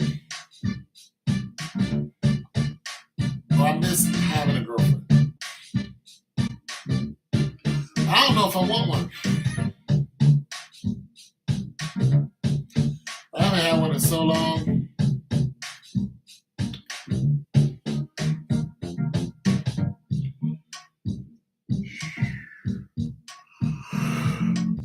I have one though. Girls here aren't interested in me. Every now and then you'll see one of them will pop up and act like she want to do something, but women here aren't really interested in me. They think I'm corny. They're like, you. Anyways, talk to you later.